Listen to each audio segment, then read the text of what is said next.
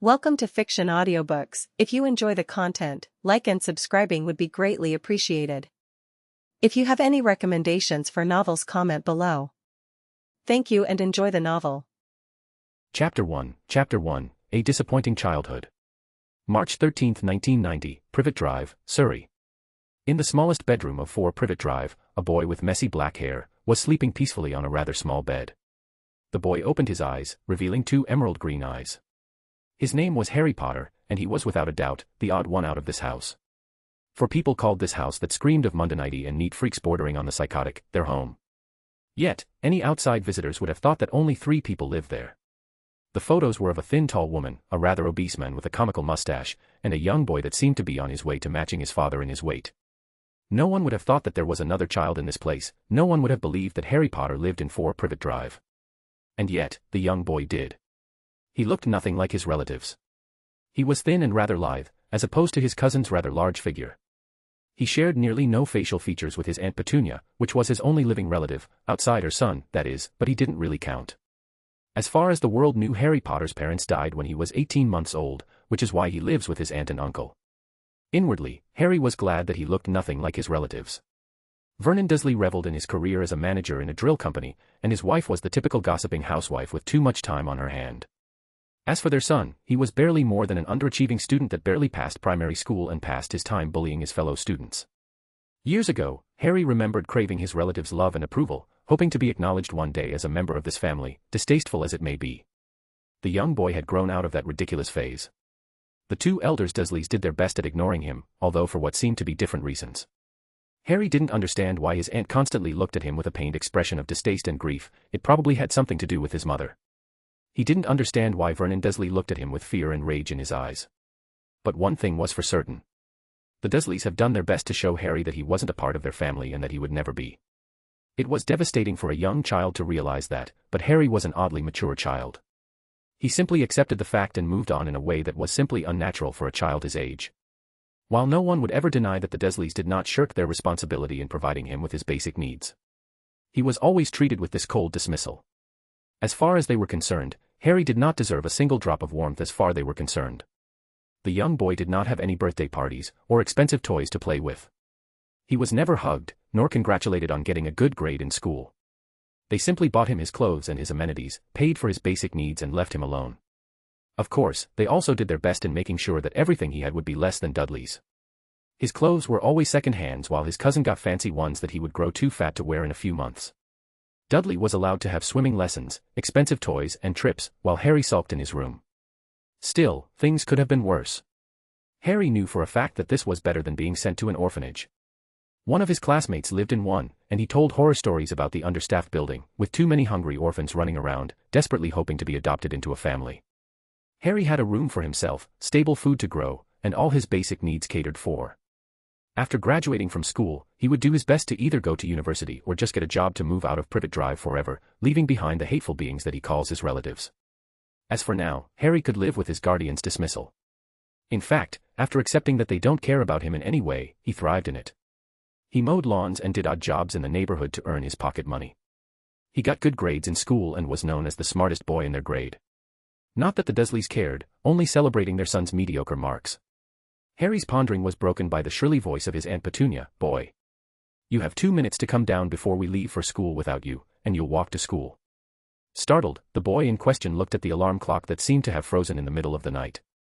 Seeing that he had almost overslept, he stiffened and immediately sat up. Aunt Petunia wasn't bluffing, he learned that the hard way. As so, the boy quickly replied, "I'm coming down, Aunt Petunia." He quickly put on whatever was around and ran down the stairs straight to the car. Uncle Vernon had already left, and as usual, there was no breakfast for him. If he wanted something, he had to make it for himself. As far as Harry was concerned, the only meal he was allowed to have was dinner. His breakfast and his school lunch were his own responsibility to prepare. He quickly ran to the garage and entered his aunt's car. She had bought it for the express reason of driving Dudley and him to school. Before Uncle Vernon's big promotion, things didn't look up financially, but that was years ago, and now the Dursleys had enough to splurge at their leisure. God, they even gave their son an obscene amount of gifts for Christmas and his birthday. Like honestly, Harry could understand spoiling your child by buying 5 or so gifts, but 30 was just too much. Harry met his aunt's derisive frown with an impassive gaze. "You were almost late." The boy shrugged. The alarm broke. I'll need to replace it. I'm not paying for it. Either fix it yourself or buy a new one with your own money. Harry nodded, not expecting anything else from the woman. Aunt Petunia sniffed and nodded to herself as if she had won something and started driving. He ignored his cousin's childish taunts and looked out the window. Dudley for some reason absolutely hated Harry. Well, that was what Harry assumes at the very least. He seemed to understand his parents' distaste for his cousin and tried to do the same in the only way anyone his age could do, with violence. Before he started primary school, the obese child was too young to put things together, but when he tried to do the same in school and Harry complained to the teachers, the Dursleys claimed that he was a compulsive liar or something, and both Dudley and Harry ended up getting a warning without any consequences. The very next time, Harry made sure that a teacher was nearby whenever Dudley tried anything.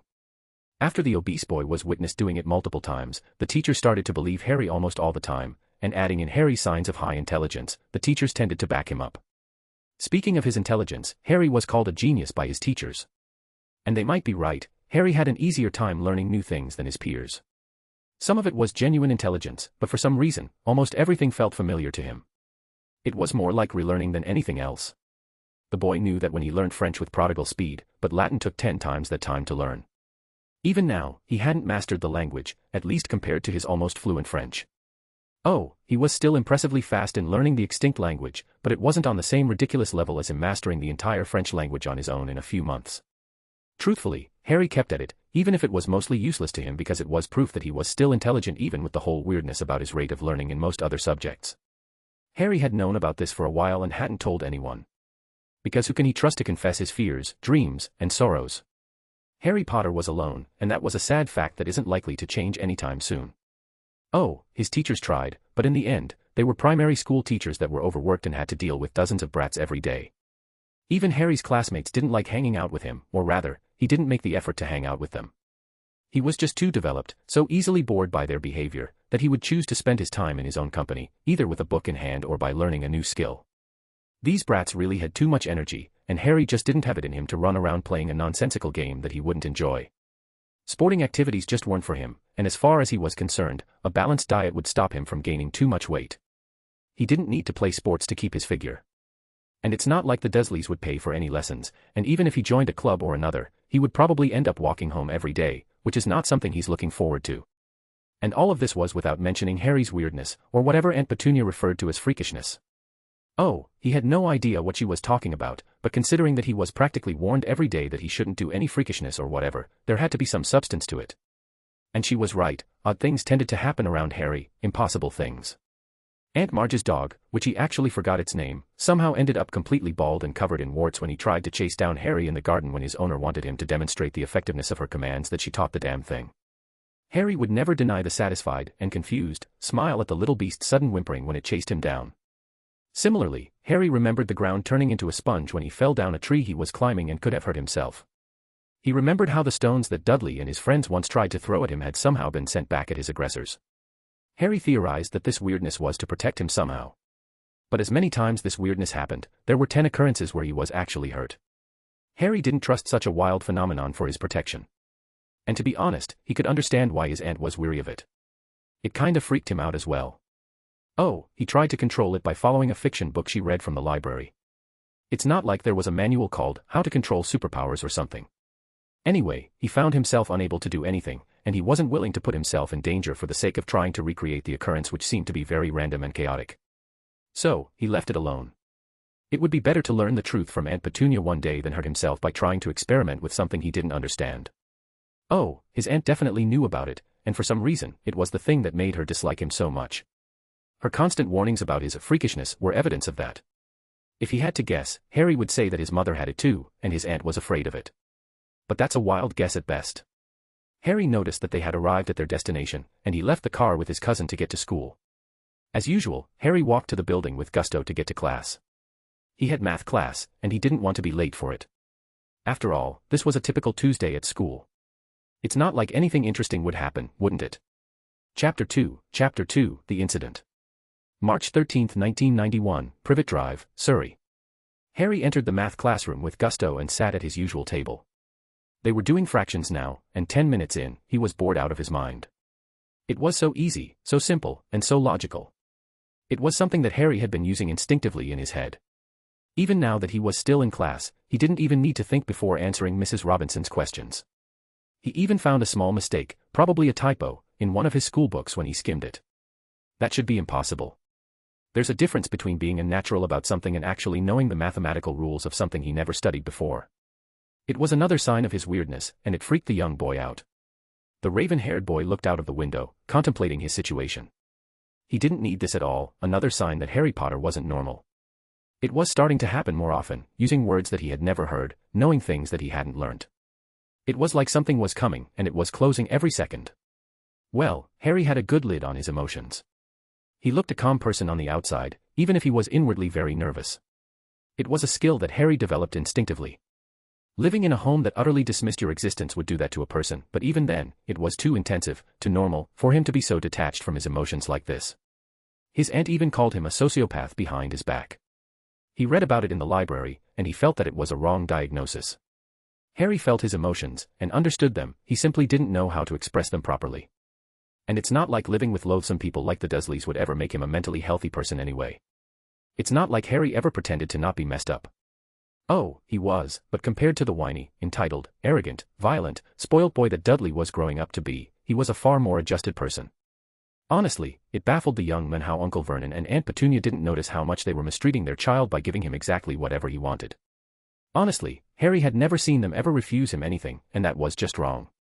It wouldn't be too surprising for the obese boy to end up caught committing a crime if he ever survives to that age, considering the probable heart condition he would most likely develop. It's not like Uncle Vernon and Aunt Petunia were any better. Vernon Dursley was a bootlicker that acts like he was in line for the throne of England. His wife had her head in the cloud and ignores everything that she doesn't like, which happens to mostly be her nephew, and pretends to be some sort of noble lady from the Middle Ages. Alright, Harry had his issues with both of them, but he still appreciates what they have done for him. He had no illusions that the Dursleys' financial situation was very fragile before Uncle Vernon's promotion. Harry's unexpected addition to the household, and the expenses that come with him, made Vernon work like a bull to stay afloat. Of course, he ended up being rewarded years later for his dedication with a big promotion, but he could have easily just sent him to the orphanage, no matter what rumors might appear in the neighborhood, and Harry appreciated this. It was why he tried his best not to make things more difficult for his relatives. Harry's contemplation was broken by Mrs. Robinson asking him a question. "Mr. Potter, are you paying attention?" "Of course, Mrs. Robinson," the boy answered back, lying through his teeth. "Then can you tell me what's the answer to this problem, young man?" Harry immediately looked at the board and saw the basic problem. The fraction can be simplified to 2/7. It was ridiculously easy, as was the most of mathematics that he had ever seen. It always came to him easier than anything else. It was a shame that the school library didn't have any schoolbooks past his year. It was a primary school, after all. And the public library was too far away to go regularly. So far, Harry spent most of the time bored out of his mind in class. So, it was easier to lose himself in his own thoughts, than pay attention to his painfully slow lessons. Speaking of the teacher, she pursed her lips in dissatisfaction and continued her lecture, ignoring Harry's answer completely. Mrs. Robinson was a friend of Aunt Petunia and thus has learned to dislike Harry on principle. The young boy didn't know what his aunt told her, but she was always trying to get him in trouble. Harry returned back to his thoughts, ignoring the rest of the lesson, until the bell rang, signaling that it was lunchtime. Since the green-eyed boy didn't have time to pack himself any lunch and didn't want to pay from his hard-earned money to eat food as horrible as the one in the cafeteria, he chose not to eat at all. He wasn't hungry anyway, distracted by what could be happening to him. The so-called freakishness alone was a problem. It was random, it was odd, and Harry could easily hurt anyone with it. Harry didn't really mind the idea of hurting someone who deserved it, but if anyone knew about it, they could end up destroying whatever potential future he might have. It would rob him of his greatest payback on the Dursleys, living well. For all their dismissal of him, grumbling over his uselessness, Harry knew that he was worth far more than they could imagine. He would make something of himself if only to spite them. He had the potential to build something great, something that would dwarf their meaningless lives, and he would ignore them as they did him. After all, the best revenge for someone who wronged you is to simply live well. The Dursleys wanted to bring him down, but they failed. What better way is it to have revenge than to watch them from afar, having made himself a great life, while they wallow in their petty lives, which will probably be short considering Vernon's health, like the idiotic garden beauty competition the housewives had. Honestly, out of the loathsome relatives Harry has, he dislikes his aunt the most. Petunia Dursley had never even tried to like him, let alone love him. The worst that ever happened was how useless she truly was to the world. She did absolutely nothing with her time outside cooking, gossiping with the neighbors and taking care of Dudley, who is 11 years old and could learn to have some independence at the very least. Now, considering that Vernon is unlikely to live past 50, it would be very likely for Petunia to find herself widowed with no career prospects or actual work experience. The Dursleys tended to blow their money on luxurious items they did not need, like the honestly uselessly expensive gifts they give Dudley or the constant renovation of their house. That's not even mentioning buying a new car almost every year. Yeah, things didn't look good for them if their income dropped suddenly. It was somewhat worrying for Harry to imagine what would happen to him if Vernon got fired or something. He wouldn't dismiss the idea of Dudley just eating him out of hunger. Instead of staying inside, Harry chose to take a walk outside to clear his head. This was his last year of primary school and Harry will have to go elsewhere to continue his education. He didn't even know where he would be going. Vernon kept bragging about Dudley being accepted in Semblance, his old private school. It was so pretentious, it stopped being funny. Who the hell gives teenagers walking canes anyway? As for Harry, for some reason, the Dursleys didn't apply him to any school. However, the young boy believes that he would probably end up going to a generic public school, which isn't all that surprising. Although when Harry asked his aunt about it, she looked oddly stricken and told him that they had already arranged something for him, which didn't really reassure the young boy too much. Harry's musing was again interrupted by the sickeningly familiar voice of his cousin. Well, if it isn't the freak. The green-eyed boy raised an eyebrow. What a clever name, Dudley, did you come up with it by yourself? As expected, the sarcasm went over the boy's head. Dear Lord, Dudley was a different kind of stupid. Honestly, Harry wouldn't be surprised if Vernon and Petunia were somehow related to causing this much stupidity to be contained in a single body. The boy in question was standing next to his little gang, Malcolm, Piers, Dennis, and Gordon. These 5 menaces barely did anything with their time other than harassing and terrorizing the children they happened to encounter. They usually did their best trying to antagonize Harry, but the young boy was always close to a teacher, who stopped them from doing anything. Speaking of the teacher, Harry looked towards the school entrance and saw them be suspiciously missing. Dudley followed his gaze and laughed. There aren't any teachers to bail you out, freak. Damn, this wouldn't have happened if Harry wasn't distracted by his weirdness. He should have noticed that there were no teachers and gone back to the cafeteria. He looked around and saw that he was surrounded. Damn, give him an intellectual debate and he would win with his eyes closed, but physical activity just wasn't his thing. Against 5 bigger boys, Harry didn't really have a chance at coming out of it unscathed. Harry didn't know how to fight with fists, but he did know how to fight with words. He observed his 5 instigators. He needed to buy some time either for a teacher to find him or to plan his escape. He gave his confused attackers a smirk. I have to say, Malcolm, I'm surprised that you're still going to school here. I heard you were moving out because your parents are getting a divorce. Something about your father sleeping with Dennis' mother. The boy blinked at him. What are you talking about? Well, it's just a rumor I heard. The word is he disliked you so much that he left his wife because of it. Maybe he just likes Dennis better. Harry wasn't exactly lying. He had heard his aunt gossip about the scandal. However, they had no idea who the woman in question was. He just wanted to fan the flames for a bit. He definitely never expected that his Aunt Petunia's nonsensical gossip would be useful for anything. Harry was proven right when Malcolm ran at his friend and started hitting him. A fight had started out between the two of them, and Gordon went to stop them. The green-eyed boy tried to run away, only to be restrained by his furious cousin and Piers. It seems that even with the 3 of them being distracted, his escape plan wasn't successful. Dudley grinned at his cousin. I'm not going to let you run, freak. At least he only needed to deal with 2, with the rest being distracted in their little spat. Harry observed his opponents and saw that Piers was slightly limping on his right leg, meaning that his left one was injured somehow. Harry looked around and saw nothing more than sand. Oh, Harry had no idea how to fight, but he had learned the most painful places to hit someone from a book. Dudley lunged towards Harry, who ducked and grabbed a fistful of sand. Harry then threw his sand in his cousin's eyes and had enough to even hurt Piers. Unfortunately, Piers was still holding him tight, even if he had been blinded by the sand. But Harry kicked his injured leg and the boy let him go while screaming. He stepped out into the blind fist of Dudley, who hit him in the stomach. Harry retaliated with a much weaker strike of his own, which didn't seem to do any damage. After another punch, Harry fell down. He couldn't breathe, everything was going black. Until finally, the familiar feeling of his freakishness came back, and Dudley was propelled away from him. Although the boy still managed to hit Harry in the head before being banished away. Harry got up after Dudley was away, only to feel like his head was exploding. Had Dudley really hit him that hard? These were the last thoughts he had before he fell unconscious. Chapter 3, Remembrance. March 13, 1991, Privet Drive, Surrey. Harry got up after Dudley was away, only to feel like his head was exploding. Had Dudley really hit him that hard? These were the last thoughts he had before he fell unconscious. As the teachers ran towards the unconscious boy, they thought that he had been knocked unconscious from a hit in the head. They quickly got the boy to the infirmary for the school nurse to take a look at him. However, while from the outside the boy was completely still, his body unmoving, his mind was whirling in exertion, choosing to keep up with his newfound knowledge. Because for the first time, Harry Potter remembered. The thing that was always on the tip of his tongue, in the corner of his eye, revealed itself, and he didn't know how to make heads and tails of it. His name was Harold Smith, and he was born in Manchester in a lower middle-class family. His father was an accountant at a small firm, and his mother was a secretary until she quit her job when his younger brother Nathan was born. Nathan was 4 years younger than him and was quite sickly ever since he was born, both physically and, as they later found out, mentally. Nathan's birth was the beginning of the misery that befallen the Smith family, and yet Harold could not hate him for it. He loved his brother and promised to protect him. When his father became distant, taking a second job to be able to provide for the household, Harold understood the need for it. After all, with Nathan's health complications came medical bills, and then the constant counseling that he would need for the rest of his life. When Harold's mother started ignoring him in favor of taking care of his brother, he understood why that happened. He had missed his smiling mother doting on him, but his brother was sick, and that was more important than anything else he could selfishly want. Because Harold was an intelligent boy, perhaps not a super genius or something that ridiculous, but enough to see the world around him. He excelled in primary school, being ahead of all his peers. He excelled in secondary school and graduated as the best student in his school. Even when Harry's father died in a car accident when he was 13, Harold did his best to work his arse off trying to save money for university.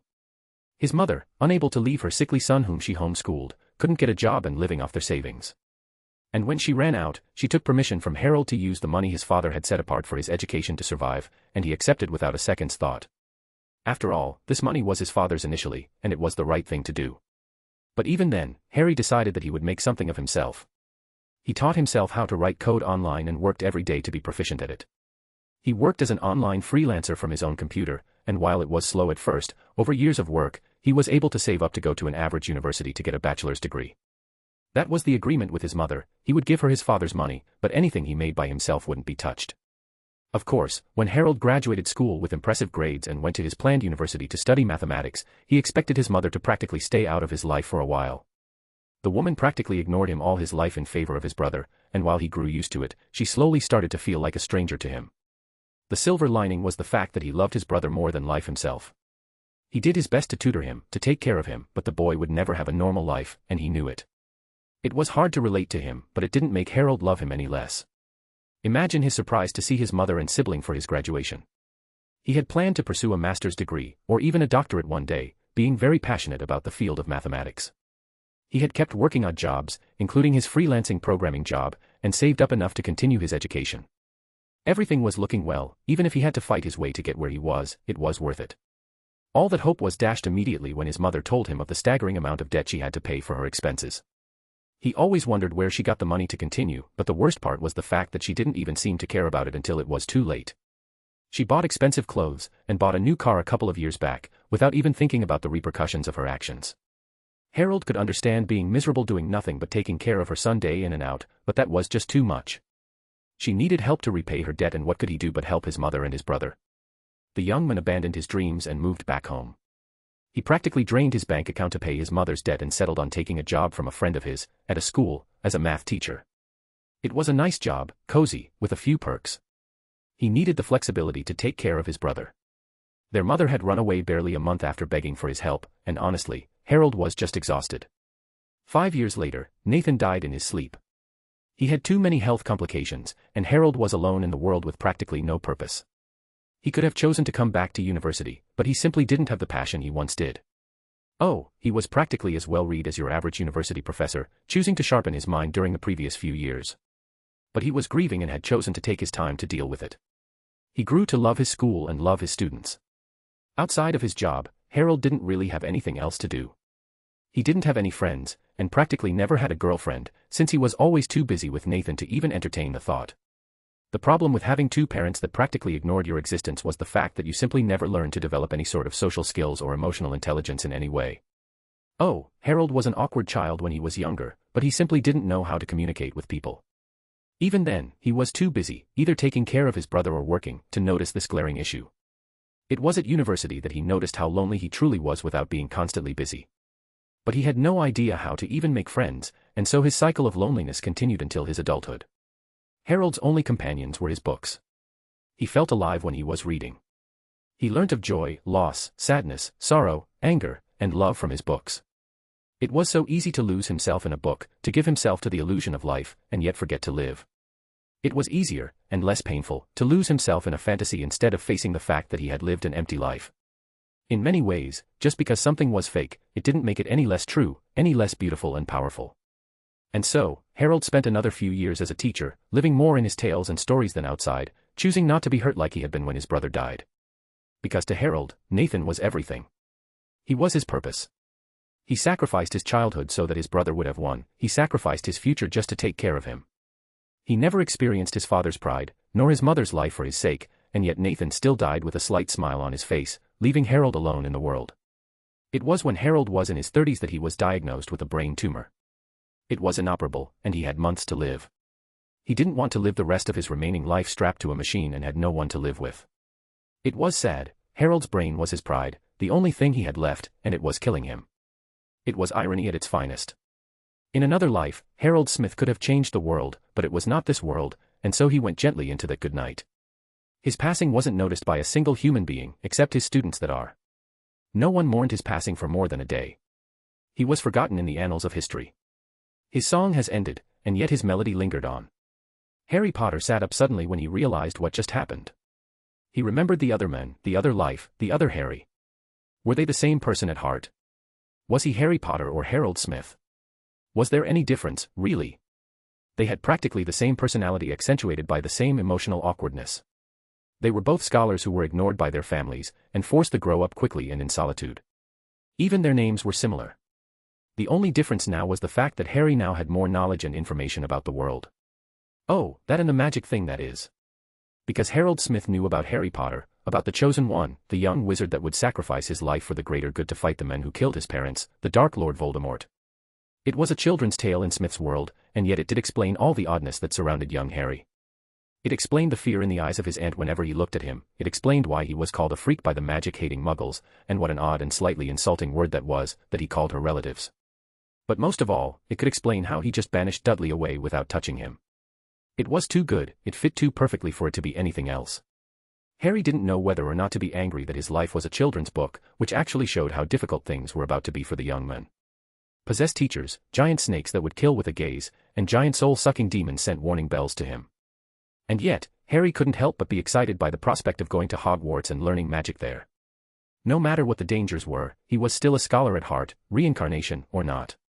As for Voldemort, he would be handled with caution, now that he understood the danger he presented. It would be daunting, playing the game between Dumbledore and Voldemort, where he was barely more than a pawn, but for the chance to learn something as exciting as magic, he would do it without complaining. Well, he might complain slightly. He might even make friends there, with another wizard or witch. And if he was to be a wizard, Harry will damn well be the wizard the world had ever seen. His life as Harold Smith was a disappointment, empty, having achieved nothing with his existence. No, Harry Potter will rise from Harold Smith's ashes to achieve greatness. For he refused to be no one again. Harry got up from the bed he was sleeping on, thoughts filled with purpose. He looked around and saw that he was in the infirmary. There was a mirror right next to him, and the young boy decided to see the extent of his injuries. There was a slight bruise on his left cheek, but it didn't look serious.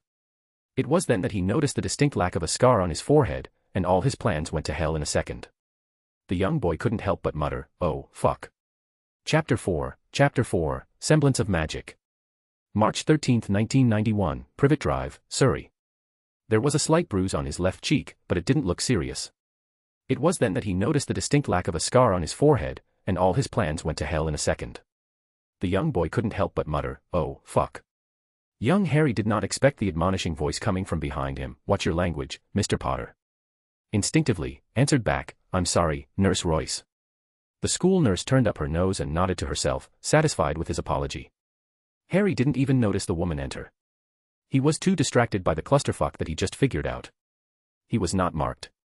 Of course, it made sense now he thought of it, but the moment he remembered Harold Smith's life, he forgot the fact that he lacked a certain lightning bolt-shaped scar that marked him as the child of the prophecy, as Voldemort's enemy. Harry tried to remember and thought back to any noticeable scar he might have had and found nothing. He didn't have a scar, that was a fact, then the question was what happened to his parents. James and Lily Potter were supposed to be the Gryffindor golden couple. The head boy and head girl, which had to be very biased since they're both in the same house, they're supposed to be members of Dumbledore's Order of the Phoenix and die protecting Harry from Tom Riddle's attack on that fateful night in their cottage in Godric's Hollows. But how much of what he remembered was true, or what else is false? Perhaps Voldemort had chosen Neville and he was the child of the prophecy, while Harry's parents were tortured to insanity by the Lestranges and Crouch Jr. Perhaps they even abandoned Harry for some reason, which wasn't likely since Petunia would have done her best to rub that in his face, and she said that her sister was dead. Perhaps the prophecy was different than the stories and Harry didn't need to be marked to be the chosen one, or even better, there wasn't any prophecy in the first place. Or maybe Voldemort never existed in the first place. This little detail, this scar, showed Harry that the books, the stories were fallible. They were just that, stories, but Harry lived in the real world. He would use what he could from the stories, but until he meets the magical world, it would be foolish to even plan. For the present moment, it would be better to assume that he wasn't the child of the prophecy and move on from there. It's the outcome he was hoping for, at least. Harry was uncomfortable at the idea of being famous in any way, especially for his parents dying for him in the first place. Even now, compared to the books, the Dursleys looked tame. Oh, they hated the young wizard for his magic and were completely fearful of his potential, but they were overly abusive. Sure, they were spiteful, but they never beat him, constantly insult him, or even lock him up in the fucking cupboard under the stairs of all places. They were not insane, just some mistrustful muggles that were fearful of magic. Honestly, the Dursleys from the stories felt more like a caricature of the evil stepmother from the Cinderella story than real people. He couldn't imagine ever people being so obsessed with being normal that they would treat their nephew as a slave. That was especially stupid when that particular nephew would one day be a wizard that could kill them in seconds with barely more than a few waves of a wand, and even hide any evidence of the encounter. It would be the height of recklessness to justify the pleasure of being cruel to a defenseless child who would turn into a wizard one day. Oh, they didn't pretend to like him, but ignorance was far better than physical abuse. The young wizard's thoughts were interrupted by the nurse's voice. "Are you listening to me, young man?" "I'm sorry, Nurse Royce, I'm just a bit distracted."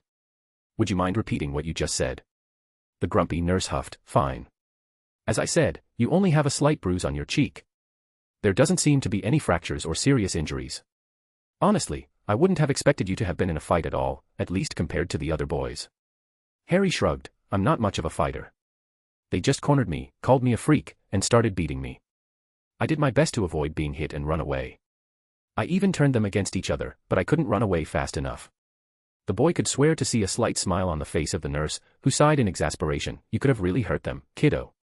Outraged, Harry responded, "You do realize that there were 5 of them. And I barely even hit any of them.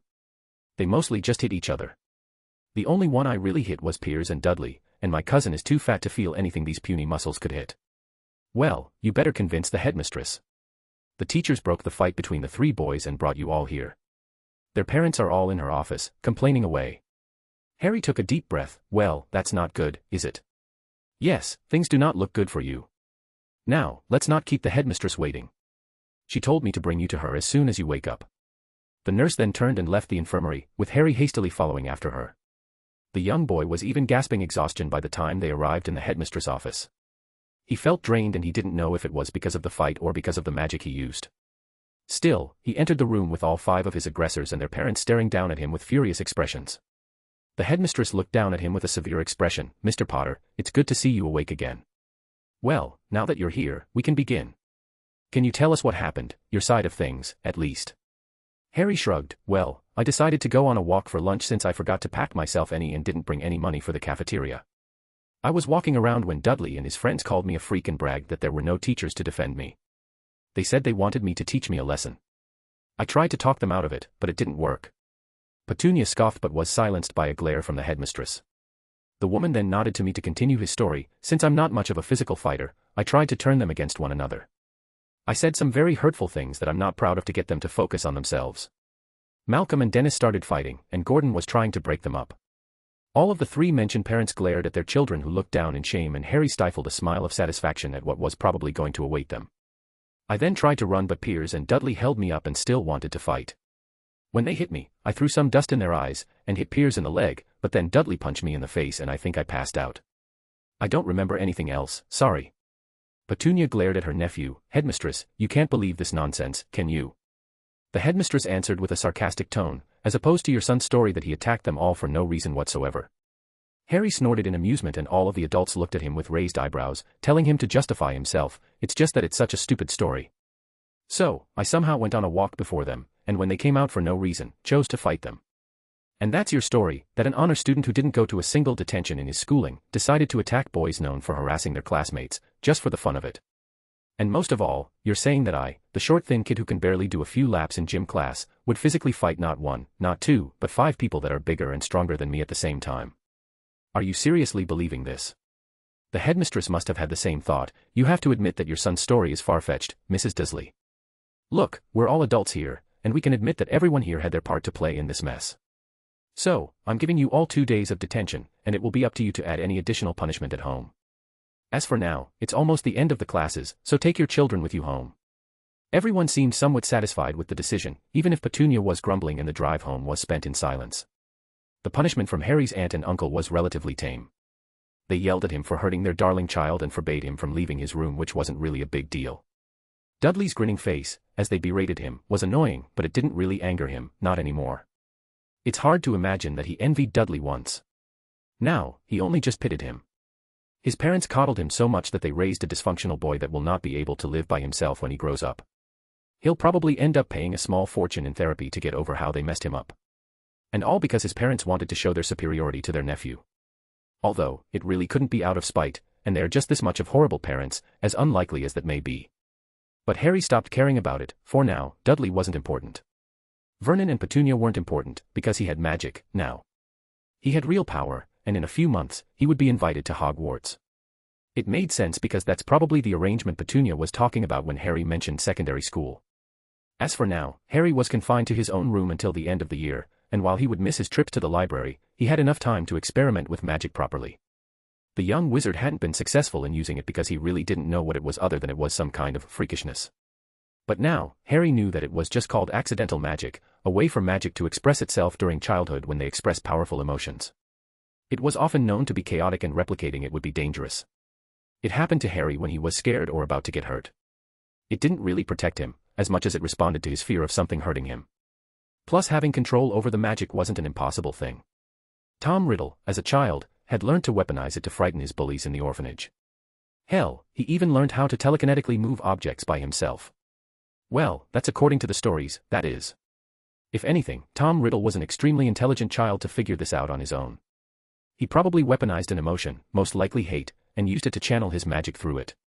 It was as disturbing as it was brilliant, not to mention slightly frightening. As for Harry, now that he understood the principle, he needed to use them slightly. He looked at the small sheet of paper on his bed and stared at it, as he had been for the last few hours. Harry did his best to put the image in his mind, of Dudley trying to strike him in the face. He looked deep down, trying to channel it as much as possible. He almost felt like he was there, scared of being hurt, and with that emotion, he felt something stir inside him. A small warmth spread all over his body, and the sheet of paper levitated a few inches in the air. Well, that was easier than he expected. Chapter 5, The Letter.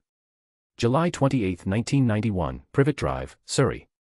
He almost felt like he was there, scared of being hurt, and with that emotion, he felt something stir inside him. A small warmth spread all over his body, and the sheet of paper levitated a few inches in the air. Well, that was easier than he expected. Well, that was a fucking lie. It didn't take long for Harry to figure out that his preconceptions about magic were completely false. For all his immediate success in moving things with his mind, his efforts stayed imprecise and relatively weak. Calling it telekinesis would be a bit of a stretch, considering that the heaviest object he could lift with his magic was his English textbook. Anything heavier than this, and the magic would simply not work. As for the activity itself, it wasn't too strenuous. He didn't feel drained when he attempted something that was above his capabilities, but he did feel slightly sore when he was done, as if he had somehow been exercising all day. Although Harry chose not to do anything drastic without the proper knowledge first, and so did not make theories about how magic truly worked. Older and more experienced wizards and witches have probably made their own research on how magic truly worked, and it wasn't like an 11-year-old orphan who barely even knows that magic exists could come up with something they haven't. As for the magic itself, Harry mostly focused on his telekinesis, deeming any additional magic to be too dangerous to try out without the proper instructions. Even a book on the subject would be better than trying out things blindly. And the worst thing was how inconsistent accidental magic was. Oh, he could move his magic, mold it to fulfill his intent, but he was rarely able to replicate the same thing again. He tried to recreate the locking and unlocking charms, which are spells that a first-year Muggle-born should be able to cast a month into the term. Hermione Granger was an intelligent young girl in the books, but she was not a remarkably powerful witch, only a knowledgeable one, at least compared to the average wizard. Harry had no intention of being average at all. When Harry tried to open or close the lock on his bedroom door, he was met with various results even when he replicates his exact actions, emotions, and intent. The results were just too chaotic every time. Sometimes the door would lock, sometimes it would open only the lock. Sometimes, it would unlock the door and open it. Sometimes, the lock just jammed, and the young wizard would keep sending more unlocking magic at it until it would unjam. The same happened when the young boy tried to replicate the Reparo charm. The spell was supposed to repair objects, and Harry had an abundance of Dudley's broken toys to experiment with. Similarly, to the unlocking charm, sometimes the toys would be fixed, and a few times it would be a partial thing, which tended to happen when the toys were complex. Magic was as wonderful as it was confusing. Honestly, if Harry could guess about Voldemort's circumstances, he would come to the conclusion that the heir of Slytherin was able to direct his intent, which tended to be malicious, and hope for the best. He probably came to the same conclusion about the weak telekinesis and chose to channel his anger to cast primitive curses on his bullies. Tom Riddle was, without a doubt, an exceptional wizard in the books, but unless his portrayal from the books was false, he was a terrible Dark Lord. Harry didn't know if it was because of the Horcruxes, or if the man was just mad, but he didn't seem to have a goal in the matter. He definitely didn't believe in pure blood supremacy, since he was living proof that it was a lie, and probably thought that it was the best cause to support in order to secure his rise to power. His actual goals and motivations are a complete mystery because a man hungry for nothing but power without a clear purpose would be a complete fool. Tom Riddle did not strike me as a complete fool. But that's assuming that Lord Voldemort existed in the first place. Even if the Dark Lord did exist, should Harry be completely out of the chessboard that represented Dumbledore's spat with Voldemort, he would not put himself on it. Harry would learn magic and nothing else, as he had been trying to experiment for the last few months. Oh, Harry had tried to discover if he had any hidden overpowered gift, or something similar and found absolutely nothing.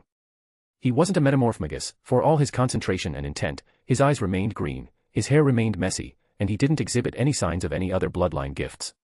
So, he dismissed the idea entirely, even if he was disappointed that he wasn't some sort of elemental that could shake the earth and create tsunamis without a wand. As far as he could tell, Harry Potter was simply an ordinary young wizard that isn't particularly special in any way. Not that it would stay for long.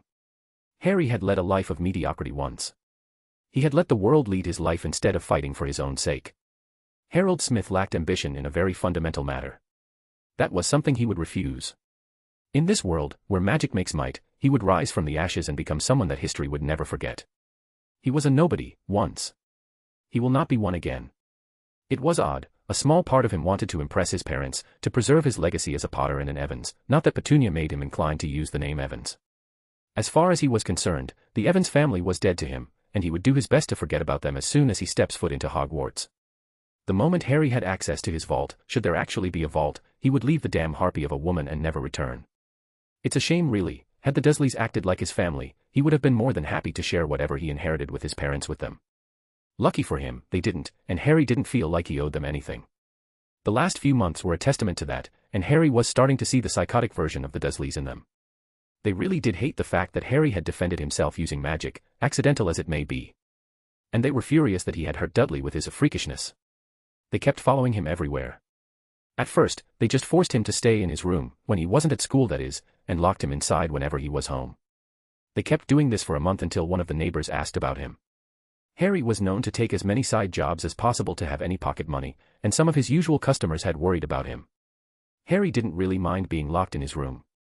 It allowed him to simply focus on his magic, and experiment as much as possible. Magic was just something new, something amazing that the young wizard wanted to figure out. It was such a curious feeling, one that reawakened the scholar in him. Harry was always a bit of an introvert, so spending some time alone wasn't really that big of a deal.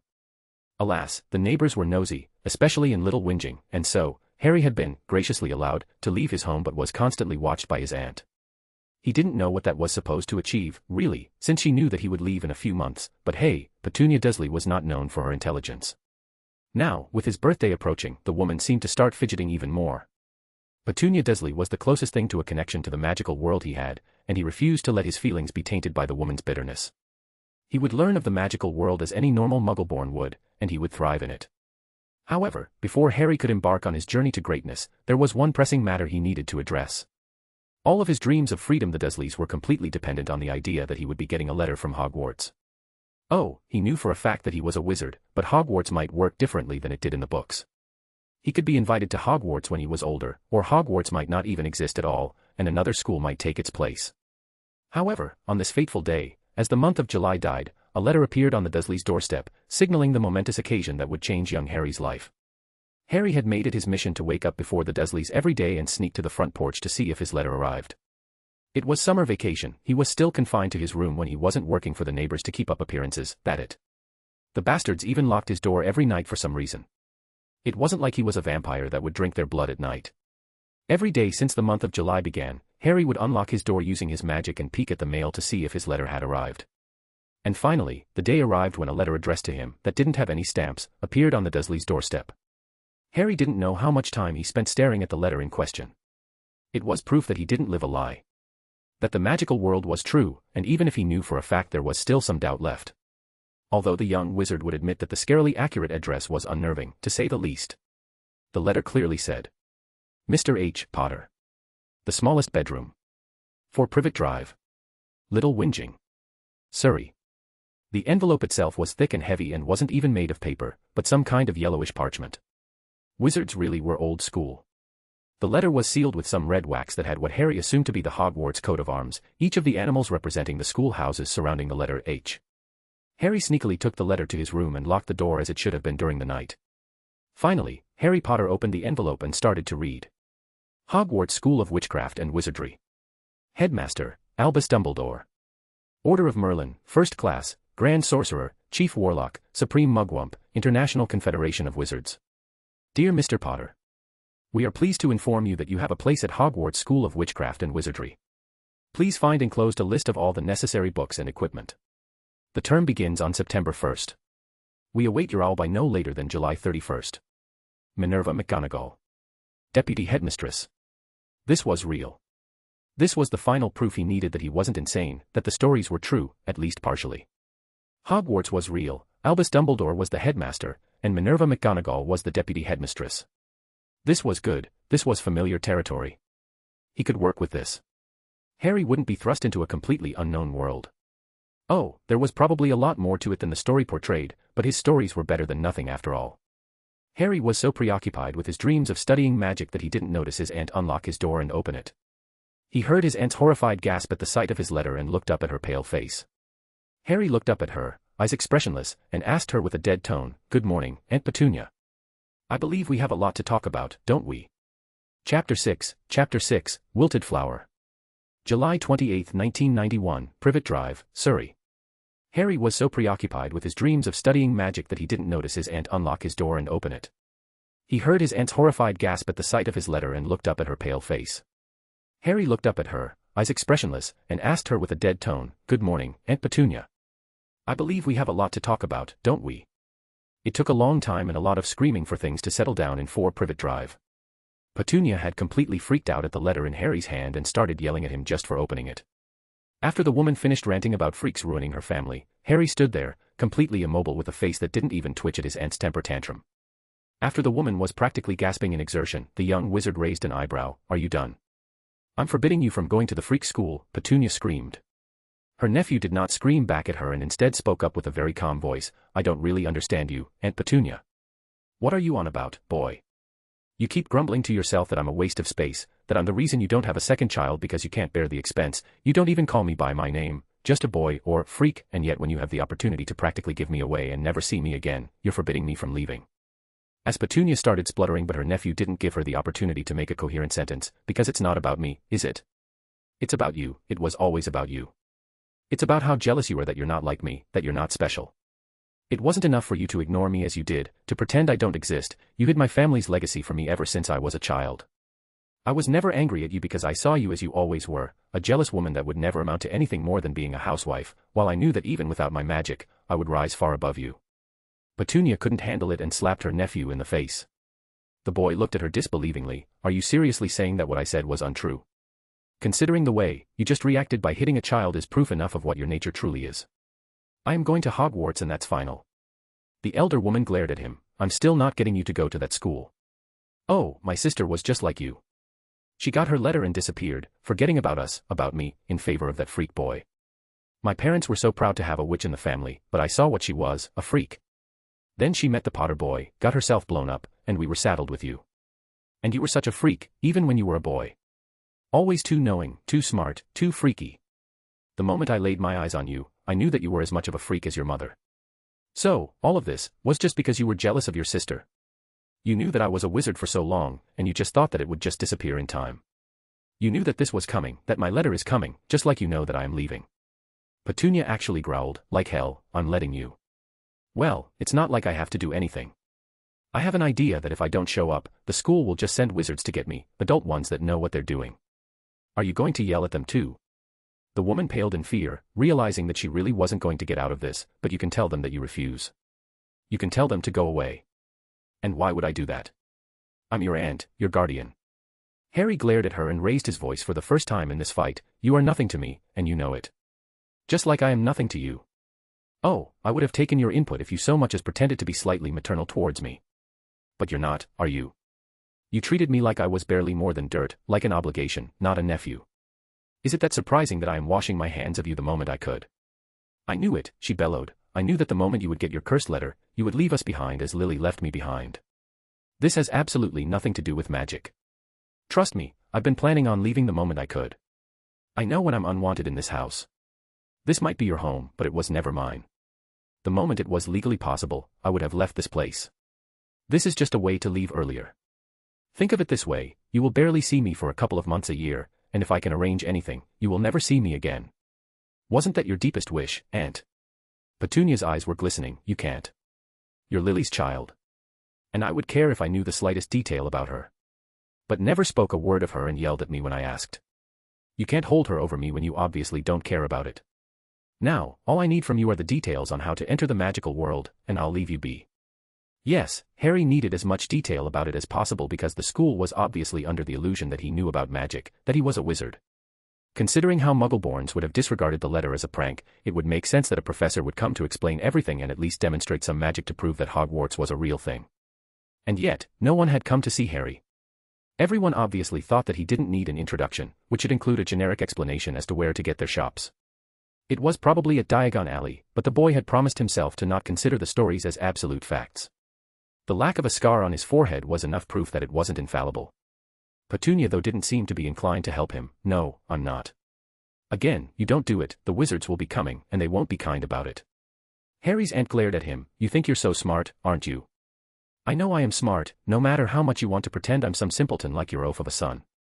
But this is the logical outcome, and you obviously know it.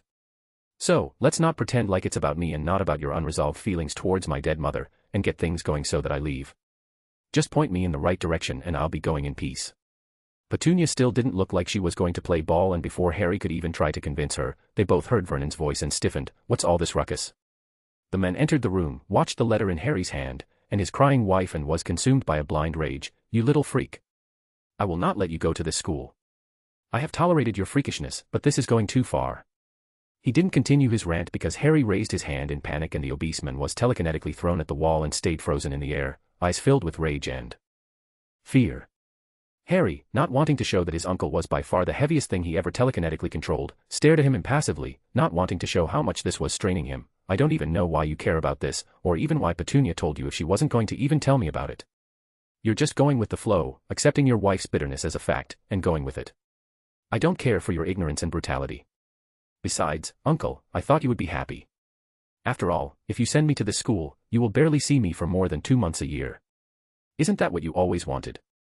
Oh, Harry had no intention of returning here, but he had no guarantee on how the wizarding world worked, so he kept it as a backup. With that said, Harry let go of Vernon and the men still glared at him but was far more subdued. He's got a point, Petunia. We always complained about him. As long as I'm not paying for anything, I don't care what happens to the freak. Well, that's one of them accepting. And Petunia was a very traditional housewife and would almost always submit to her husband's decision. It was disgusting to see while growing up, seeing her forcing herself to almost obey her husband just to conform to what she thinks is her ideal life of normality. Harry was proven correct when Petunia sniffed and nodded. Are you sure about this, Harry? The boy nodded. Yes. It's time we go our separate ways. You all don't like me, and I don't like you. I am going to where I belong since you made it very clear that I didn't belong here. Oh, Harry had an idea of why she was so conflicted. In her own narrative of her life, she made herself hate the magic that she was denied, but she still loved her sister, even after they lived different lives. Harry was proof of this paradox. She wanted nothing to do with the magic she still longed for, which Harry was born with. And yet she didn't want the only thing she had of her sister to leave her, hence why she didn't want Harry to go away. That's all speculation, of course, and a mix of Harry's experience with the woman, and what he knows from the stories, but it made sense. Petunia Dursley's motivations were transparent. She hid in her own illusion of being the perfect housewife, in the perfect house, with the perfect neighbors. It was how she dealt with her lack of magic. And Harry was the bug in the system, so to speak. Resigned, the elder woman nodded. Fine, we'll both take you there today on the condition that you'll make arrangements for yourself until next summer. Harry nodded, satisfied by their decision. Thank you, Aunt Petunia. The two adults left the room and Harry took a deep breath and relaxed. This came out of nowhere, but he got what he wanted from the Dursleys. It was now the time for his life to truly start, to join his true people, his true society, as a wizard. This was the beginning of his journey, and he was excited. He was going to learn magic, actual wand-waving magic. He was going to discover this world, unearth its secrets and rise to the top. He was going to start by finding out what happened to Voldemort and his parents. He needed to know what was different from the stories, and this was a good way to start. Although from what Petunia told him, his parents seemed to be dead in this life as well. He still didn't know for sure, and he sure as well wasn't going to ask the woman after their fight. Oh, he might have been harsh in their argument, but he wasn't really wrong about it. Petunia and Vernon had done their best to alienate and ignore him. They shouldn't be surprised that he wanted to get out of a house where even Dudley could tell Harry wasn't wanted. No matter what Petunia's relationship was with her sister, the way she treated him was wrong, and she had what she said coming. It's not like it mattered now. Because this was the start of Harry's magical journey, and he couldn't wait for it to properly begin. Chapter 7, The Alley. July 28, 1991, Privet Drive, Surrey. No matter what Petunia's relationship was with her sister, the way she treated him was wrong, and she had what she said coming. It's not like it mattered now. Because this was the start of Harry's magical journey, and he couldn't wait for it to properly begin. For the first time in a while, Harry thought that luck seemed to be on his side. Petunia was free to give him a rise to Diagon Alley. She revealed the name of the alley after he asked where he was supposed to get his school things. Vernon had to go to work, and luckily Dudley was invited to spend the day with his friend Piers, leaving Petunia able to drive him to London.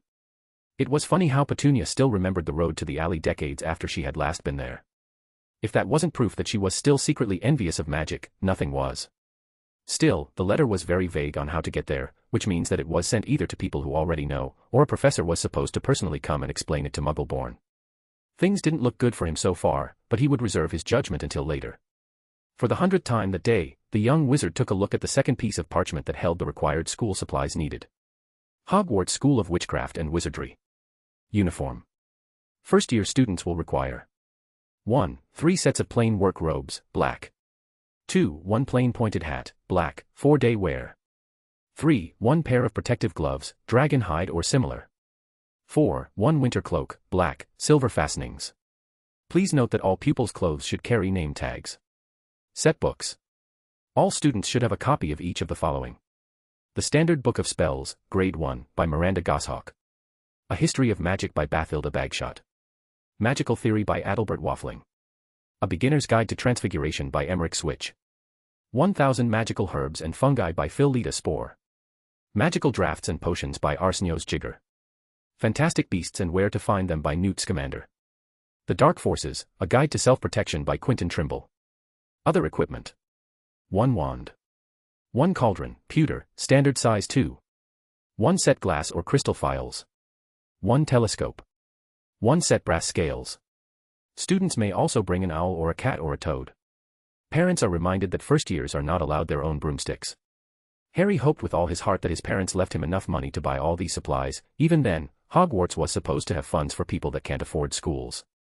From the looks of it, he was going to need to go to a bookstore, a clothes store, a wand store, a potion store, and whatever the place was where they could buy a telescope. Maybe he could go to a pet store if he has enough money. But first, he needed to get to the alley. Time flew on, and before too long, Harry found himself being driven by his aunt in London. They arrived in midday in front of some dirty pub which had the name, The Leaky Cauldron. So that's accurate from the book too. Before he could leave, he looked up at his aunt and spoke up. Thank you, Aunt Petunia. His aunt released a sob. Tell me, Harry. Have I been this horrible to you? The young man shook his head. You could have done worse, been worse, but you never tried. Are you surprised that I'm leaping at a chance in this new world? Petunia shook her head. No, I suppose I'm not. Your mother would have been proud of you, Harry. Harry responded with an awkward, thank you. He didn't know what else to say. He knew nothing about Lily Potter. Even in the stories, she was barely mentioned outside of her being a redhead and having green eyes. There's very little known about her at all. Petunia never mentioned her, and Harry had learnt that in this life, he would need to rely only on himself to survive. The Dursleys had taught him that. Petunia was practically sobbing when she spoke up. "Goodbye, Harry." "Goodbye," he answered softly. Harry left the car and entered the pub. It didn't look like much from the outside, and the inside wasn't any better. It wasn't particularly clean or lively. Although, that's probably because it was a pub, and it was noon on a weekday. Honestly, everyone looked shady. Harry was intimidated, and there was no shame in admitting it. He was lost in a world that was new to him, and so, he chose to do the simple thing and ask a question. In his last life, Harry understood the value of asking the right questions. And so, he walked to the bartender and asked, "Excuse me, sir." Immediately, the men brightened up. "I assume you're here to get your Hogwarts supply." Harry nodded. "I'm sorry, but Professor McGonagall told me that this was the entrance to the alley. Can you tell me the way?" The bartender gave him a warm smile. "Oh, don't worry about it. I get it dozens of times in the summer. It's practically a tradition now. I'm Tom, the owner of the Leaky Cauldron." Harry did his best to return the smile and followed the bartender as he motioned the back. With a practiced motion, he tapped one of the bricks 3 times with his wand. Immediately, the wall started to morph into a large archway towards what seemed like a crowded street. It was the first piece of magic Harry had ever seen that wasn't his own, and it was amazing. It was nice to have visual confirmation that none of this was in his head, that it wasn't some hopeful ideals that he made up in his head. "Welcome," said Tom, "to Diagon Alley." The man was visibly smiling at the odd look on his face, and Harry blushed in embarrassment. "Tom, can you tell me where the bank is? The professor told me to meet her there." "Oh, that's no trouble. Gringotts is at the end of the road. Just keep walking straight and you'll see it. It's a big white building made of marble." Harry thanked the bartender and started walking around the alley. From the looks of it, the currency was the same as the stories. The big gold coins were galleons, the silver ones were sickles, and the small bronze ones were nuts. Although he didn't have any money, Harry was still very curious as to what a magical shopping district looked like. It was surprisingly normal. Sure, the buildings just looked structurally wrong and were probably held up by magic, but the shops had windows demonstrating their products. There were salesmen all over the street advertising their shops and offers. There were floating advertisement pieces all over the street for one shop or another. Harry looked down the street to find the shops that had his required supplies. He already found what was probably the potion store. The sign showed cauldrons, all sizes, copper, brass, pewter, silver, self-stirring, and collapsible, in the store called the brewery. He also found the pet store called Elop's Owl Emporium. He passed by the broom store and so many others. It was fascinating to find such marvels on display. It must look so common for the people living there. Harry didn't take long until Harry found himself staring at the giant white building. Where the alley was chaotic and disorganized, the building stood imposing. It was far larger than any shop, and Tom hadn't wrong when he said that Harry wouldn't miss it. The young wizard tried to discreetly observe the goblin guards as he walked up the stairs to the entrance of the bank. It was his first time seeing a goblin, and Harry had to admit that they were very intimidating. They were shorter than wizards, with pointy ears, even pointier teeth, and long fingers. Harry did his best not to stare and instead chose to focus on the inscription engraved on the bank door. "Enter, stranger, but take heed of what awaits the sin of greed. For those who take, but do not earn, must pay most dearly in their turn. So if you seek beneath our floors a treasure that was never yours, thief, you have been warned, beware of finding more than treasure there." Well, that's ominous. Harry had no plans on breaking into this bank, although it was funny how this was practically a written threat by the goblins in the middle of a wizarding alley. Harry did his best to repress a shudder as he entered the large hall. Hundreds of goblins sat on high stools behind counters, either writing with their quills or examining gems or gold. There were no signs regarding where he should do, and none of the goblins looked free. There wasn't even a line of wizards anywhere, which was curious. And so, Harry approached the nearest one, who happened to be examining a large ruby. He stood waiting for a few minutes until the goblin finished looking at the ruby, scribbled down a few details and looked down at him. "Yes. Hello, I was told that my family had a vault here. They died when I was younger, and I was raised outside the magical world. I don't know what I'm supposed to do to access it." "Did they leave you a key?" the goblin asked. Harry shrugged. "Nothing, as far as I know. I was raised in the Muggle world and just found out about it. I'm practically a Muggle born." "What did your professor tell you?" "Nothing. No one came to tell me anything. I just got my Hogwarts letter and my aunt drove me to the alley, that's it." The goblin asked, "And do you have a magical guardian?" Harry shook his head. I don't know what that is. I've only ever lived in the Muggle world. So, you're a ward of the state. This is slightly complicated. Can you tell me your name, child? The goblin asked. Harry Potter. The goblin nodded and opened a book. Ah, the Potters. They do have an account here. This is not my department, but I'll send you to the account management offices. They should help you. The goblin then jumped down and motioned Harry to follow him. Choosing to follow the teller, they walked up to one of the stairs until they reached one of the offices. Harry couldn't read what was written on the plaque on it. And the goblin teller knocked and walked in towards an older goblin wearing much distinguished clothing. They spoke in some weird language that sounded like a mixture of snorting and spitting than an actual language. But that was their culture and Harry wouldn't condemn it. It was just weird. The young goblin then exited the room, leaving him with the older goblin in the office. Mr. Potter, I assume. Harry nodded. Yes. My name is Bragger. I'm the goblin in charge of frozen accounts. Your case is quite peculiar, Mr. Potter. How so? The goblin grinned. Well, even with the rise of orphans in the last decade because of the war with the Dark Lord, the ministry had done its best to redistribute them around across many families. It was a bid for peace, but you're the only one who had relatives only outside the magical world, while no magical family made a bid for your adoption. Since you were aware of the magical world and thus have no magical guardian, you are technically a ward of the ministry. So, I need to go to the ministry just to have access to my gold. The goblin's smile widened. No, it seems that your parents named you their heir in the traditional way. It's a rather old-fashioned way to preserve an inheritance to their line by bringing their heir to Gringotts and naming him the heir by blood. Bragger then opened one of the folders and released a piece of parchment that had his name, Harry James Potter, on the top. He grabbed a dagger and pricked Harry's blood with it before he could even react. The moment a drop of blood touched the parchment, the paper glowed gold. The goblin gave him a bloodthirsty smile. It seems like you are in fact, Harry Potter. That's good, now we can proceed. Chapter 8, Shopping. July 28, 1991, Diagon Alley. He grabbed a dagger and pricked Harry's blood with it before he could even react. The moment a drop of blood touched the parchment, the paper glowed gold. The goblin gave him a bloodthirsty smile. It seems like you are in fact, Harry Potter.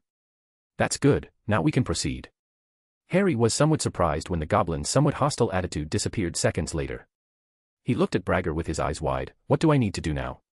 You need to sign this. He gave him a stack of parchment. It states that you have received your key. Your account will be unfrozen, and you will be able to enter your vault. Do not lose your key, its replacement will cost you 50 galleons. After the young wizard signed the documents, he was then dismissed from the manager's office and given a small gold key. He was then escorted by a goblin called Griphook to the depth of the Gringotts tunnels. The ride was informative. For all the goblin's tone was rude, he still answered Harry's question. It turns out that Gringotts did not involve themselves in wizarding affairs, so that means they don't do inheritance tests, they don't care about the Wisengamot, and they rarely even know what is inside the vaults they guard. They only have logs of the access to the vault, nothing less, nothing more. They didn't care about wizarding properties or dwellings. They only entered a vault and repossessed what's inside if it remained dormant for a century, so yeah, claiming ancient secret vaults filled with mountains of gold isn't really a thing. As far as they are concerned, there are two types of vaults. Security measures aside, there is a monetary vault, which only contains galleons, sickles, and nuts. You couldn't add anything else aside from these coins, and you could even use bank drafts, which work kinda like checks in the Muggle world, to spend money, to avoid having a large amount of gold physically with you. These accounts were monitored by the goblins in case of inconsistencies. This was the vault Harry had. However, there was another account, an artifact vault, where the users can put anything inside, be it magical artifacts or just normal gold. They were far more expensive and were usually only used by very old families that hid artifacts down there. Unfortunately for Harry, the monetary vault was the only thing he inherited. There was no family vault to be unlocked during his majority, there were no secret grimoires, no super artifacts. All he had left from his parents was a small pile of gold, around 10,000 galleons. It was a rather generous sum, but from the sound of it, it didn't even come close to what some families had. Still, it was good enough for Harry who never had any money of his own to use. Although, when Harry asked Griphook about the conversion to pounds to get an idea of how much he was worth, the goblin snarled in anger. Apparently, it was a very sensitive topic for goblins. The Ministry of Magic had controlled the price of wizarding currencies to Muggle ones. While the average galleon was worth over £100, the Ministry forced the goblins to sell it for 5. It was apparently to allow an easier integration for Muggle-born, who wouldn't be able to afford their school supplies otherwise. Thankfully, this rate was only available to students that are still attending Hogwarts and they were only allowed to exchange 100 galleons a year, to stop people from abusing the system. Still, Harry had around £10 million in the bank, and that was secure enough for him to live on. He could now technically move out of the Dursleys without worrying too much about it. Alas, all things came to an end, and Harry's journey to the depth of Gringotts was finished. The young wizard just grabbed around 50 galleons and brought them in one of the complimentary expanded pouches made by Gringotts and left the bank with a smile on his face. Now that he had money, it was time to search for his school supplies. First things first, he needed a school trunk to put all his shopping inside. Harry sure as hell wasn't going to walk around with countless bags around him. He ended up buying a nice trunk that was slightly expanded and had the standard security enchantments, which was the standard for Hogwarts students.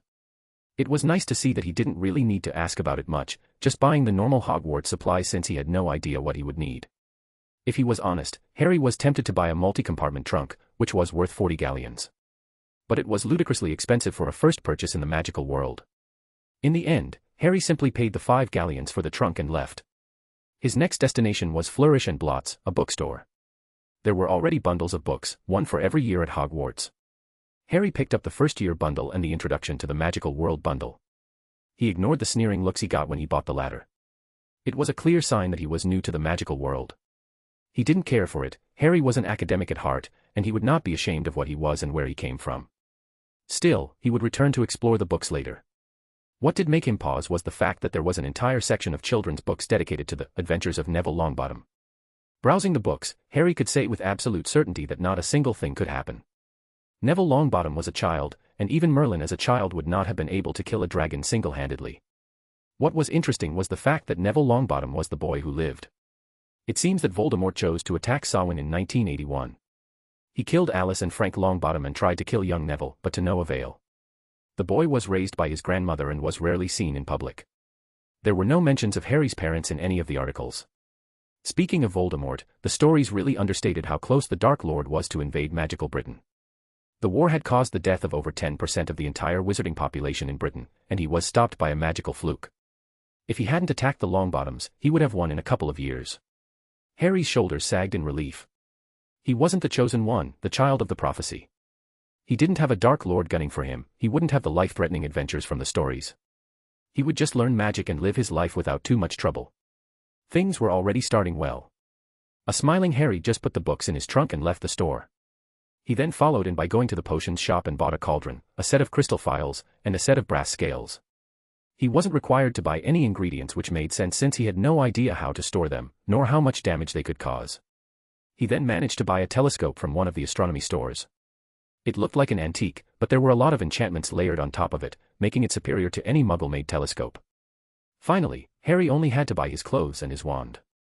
He walked around the alley until he found Madame Malkin's robes for all occasions. Harry was welcomed by an old witch who smiled at him pleasantly. "Hogwarts, dear." Harry nodded. "Yes, madam." "Good. I have the basic templates ready. Wait there until I take your measurements.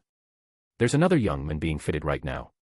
Harry nodded, showing his understanding, and walked to the back of the shop. In there, a boy with a pale, pointed face, and a ludicrous amount of hair gel, was standing on a footstool while a second witch pinned up his long black robes. If that wasn't Draco Malfoy, Harry would eat his hat. The boy brightened when he saw Harry. "Hogwarts too?" "Yes," Harry said. "My father's next door buying my books and mother's up the street looking at wands," said the boy. He had a bored, drawling voice. "Then I'm going to drag them off to look at racing brooms. I don't see why first years can't have their own. I think I'll bully father into getting me one and I'll smuggle it in somehow." Well, maybe Draco was obviously a spoilt brat that was trying to brag about his parents. Harry could see the seamstress repressing rolling her eyes at his behavior. Draco then looked at Harry questioningly. "Do you have a broom of your own?" "No, I don't," Harry replied. "Do you play Quidditch?" the boy tried to ask again. Harry could see in his eyes that he was trying to make a friend but didn't know how to. Honestly, the boy chose the wrong person to try, since he barely has the social skills of a tin man. Choosing to humor the boy, "Not really. I don't really like the sport." The boy gasped in outrage as if Harry had insulted his entire family line. "How can you not like Quidditch? It's the best thing in the whole world." Harry shrugged. "Just don't understand the appeal, I suppose. Don't get me wrong, I don't mind flying, but I just don't like the sport." Still looking outraged by my statement, the boy replied, "You're all mad, that's all I'll say about it. What about houses? Where are you hoping to get to, really?" "My parents were both Gryffindors," Harry said, "but I don't really care where I end up, to be honest." "Really? You don't care which house to go to? You'll spend 7 years of your life with your housemates. It's a big commitment. My family was always in Slytherin, so that's where I'll be going. Imagine being in Hufflepuff. I'd ask my father to transfer me to Durmstrang. He's friends with the headmaster there. Harry snorted at the boy's attitude. Hufflepuff is a perfectly good house. Loyalty and hard work are admirable qualities that are valued everywhere. Before the boy could reply, the seamstress looked at the blonde and asked, "That's you done, my dear?" The boy turned and left the store while telling Harry that he would see him at Hogwarts. Harry sighed in exasperation and murmured to himself, "And I thought Dudley was spoilt."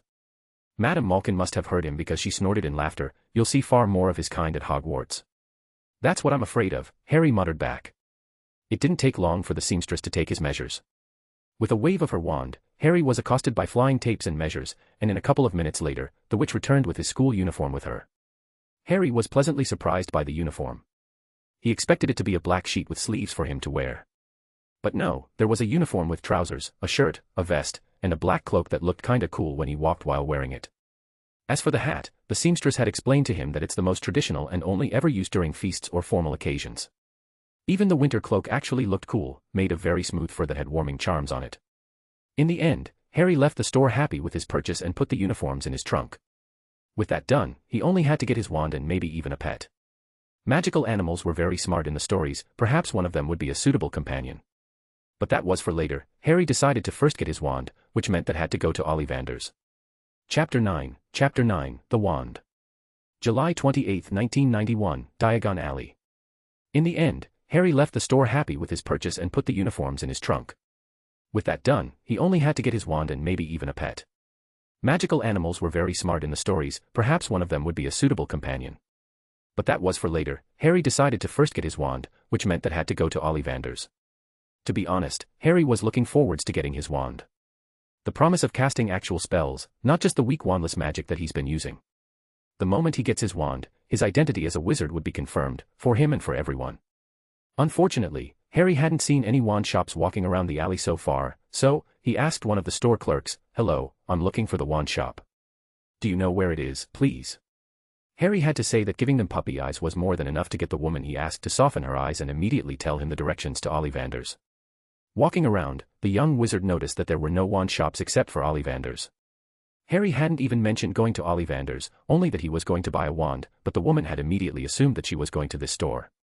This meant that either Ollivander's ran them out of business, or the store's quality of wands was so much higher that they never even tried. Because it didn't make sense in any other case. Wands were everyday objects used by every single wizard or witch in the nation, and yet there wasn't any competition for Ollivander's.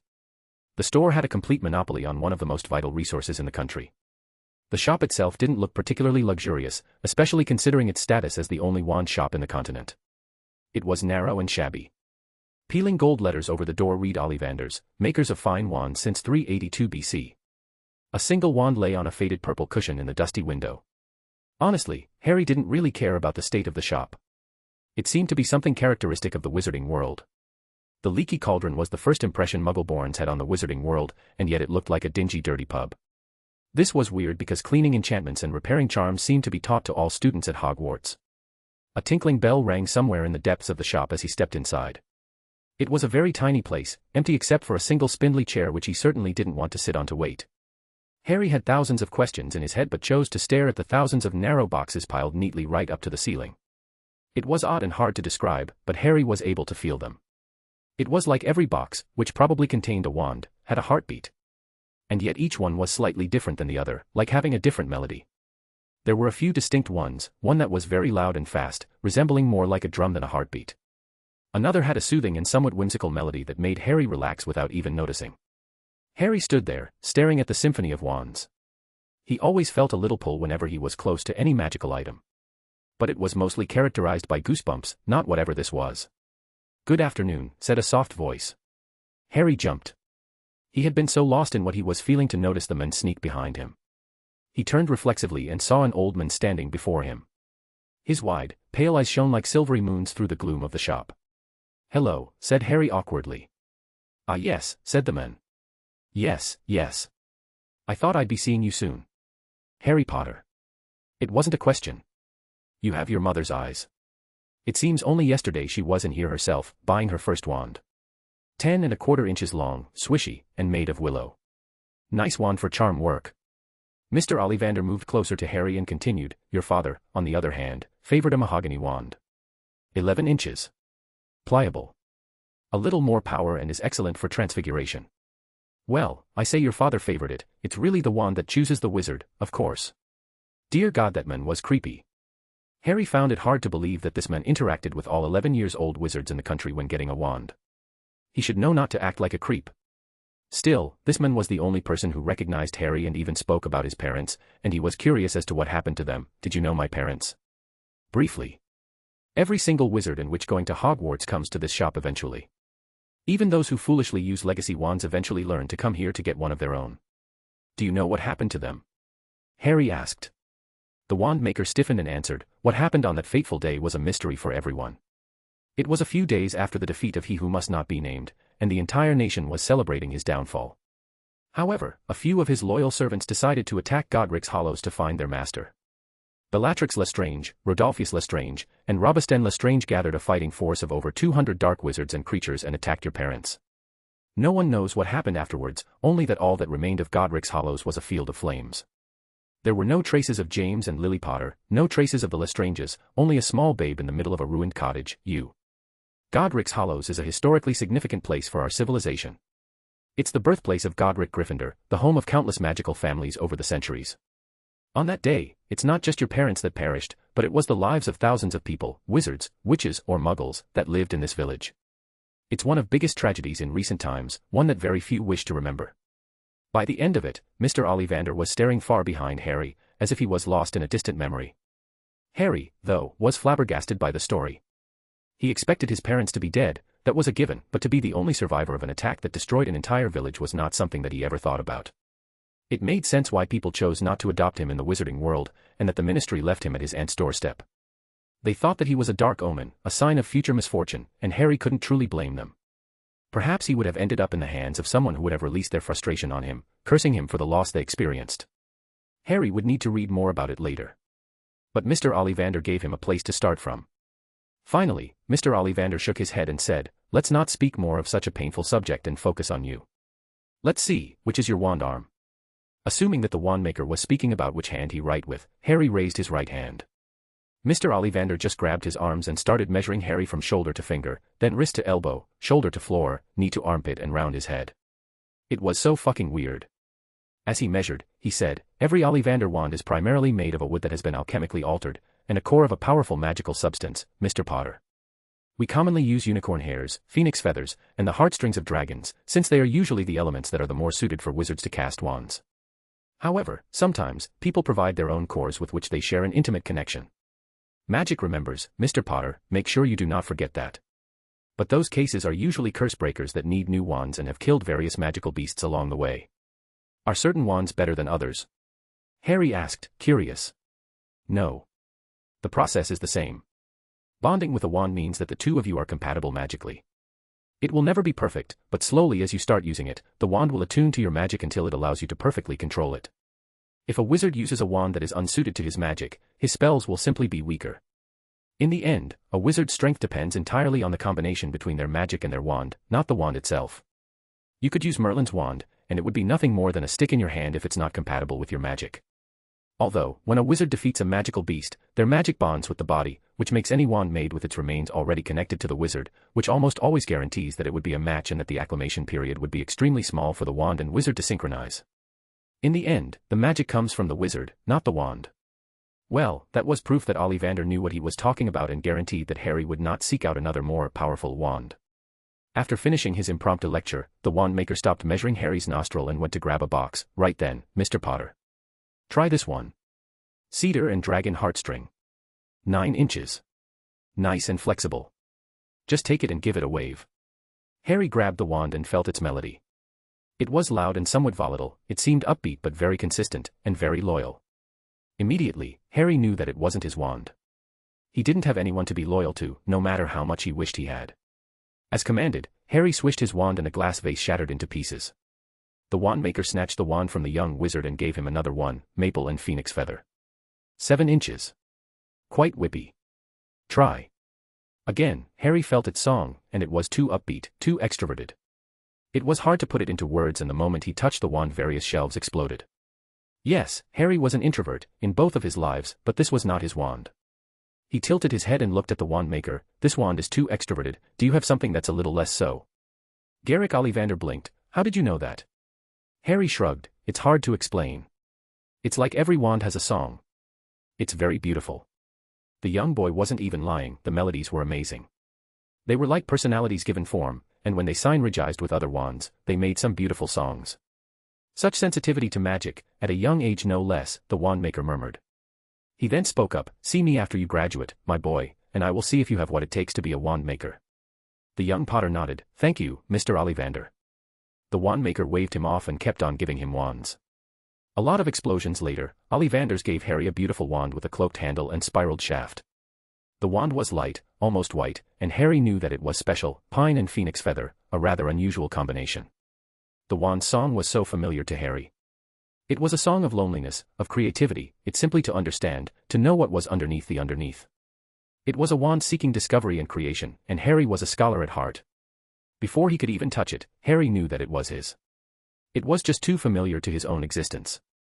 Harry never thought that there would be a song that could describe his entire personality this perfectly, and yet he was surprised by the accuracy of the song. When the young wizard touched his wand, because it was his wand, he felt a sudden warmth in his fingers. He raised the wand above his head, brought it swishing down through the dusty air, and a stream of blue and green sparks shot from the end like a firework, throwing dancing spots of light onto the walls. Ollivander cried, oh, bravo. Yes, indeed, oh, very good. Well, well, well, how curious, how very curious. This didn't sound good, sorry, said Harry, but what's curious? Mr. Ollivander fixed Harry with his pale stare. I remember every wand I've ever sold, Mr. Potter. Every single wand. And yet, this is the first time I ever sold a wand I did not make. My grandfather made that wand, centuries ago, and I remember my father saying that he was quite obsessed with finding its wielder. I just find it curious that after so long, after hundreds of thousands of tries, this stubborn wand finally found a companion. Harry let out a smile and nodded. He paid the 7 galleons for his wand and left pondering. He didn't care too much about it because he had his wand now. He could feel it thrum in his hand and couldn't be happier for it. Because Harry Potter was a wizard, and he was certain that he would surpass all who came before him. Chapter 10, Hogwarts Preparation. September 1, 1991, Diagon Alley. Harry let out a smile and nodded. He paid the 7 galleons for his wand and left pondering. He didn't care too much about it because he had his wand now. He could feel it thrum in his hand and couldn't be happier for it. Because Harry Potter was a wizard, and he was certain that he would surpass all who came before him. Harry woke up in his room in the leaky cauldron, excited for what would have been his first year at magic school. He simply had to get to the Hogwarts Express in King's Cross in a couple of hours and he would be off to Hogwarts.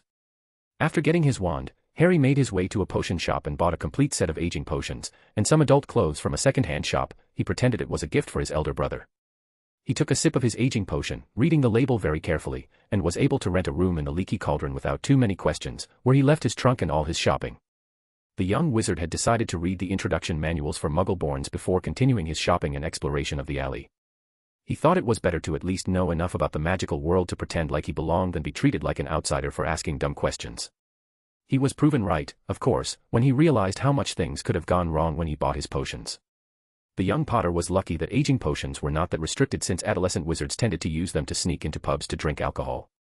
Their use was technically restricted, but no one followed them because minors would end up brewing it themselves, which can seriously hurt them. So, these potions were standardized and were often bought in bulk. They were perfected so there wouldn't be any side effects, but things could have gone wrong. Each potion master almost always has a twist on a potion. Sometimes, they can trade in their efficiency for partial use, sometimes you would need to drink the entire dose for them to work. It was very delicate, and Harry could have hurt himself if he tried to use certain types of potions, thinking them harmless. As for the government, according to the books, it was surprisingly modern. Apparently, there was no such thing as lords and ladies in modern magical Britain, and whoever does that was often mocked. Sure, a few wizards were ennobled after remarkable service and given lands, but that was before the Statute of Secrecy, where the two worlds were almost entirely separated.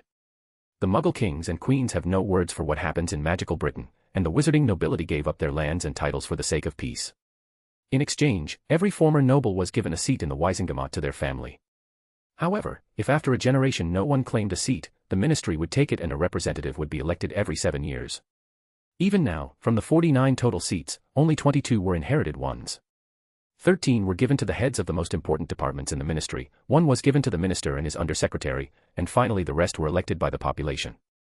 Harry didn't see any mentions of the Potter family, so he assumed that they were ennobled, to begin with. However, while there weren't any houses and so on, there was still a certain prestige in being from an old family. These families tend to have rules of their own, many secrets and magic. The books didn't specify how they worked but did mention something about family magic, which they only asked as a warning not to ask about them, as it can be considered to be very impolite and could easily be considered a slight. Harry would research on the matter in Hogwarts, which should have the biggest library in the country. Speaking of Hogwarts, it had a somewhat ambiguous title.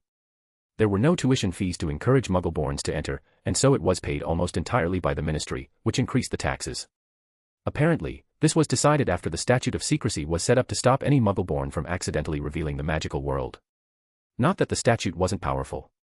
Muggles just one day decide that magic wasn't real. There was no explanation on how the statute was created, only that it worked like a notice-me-not charm towards Muggles.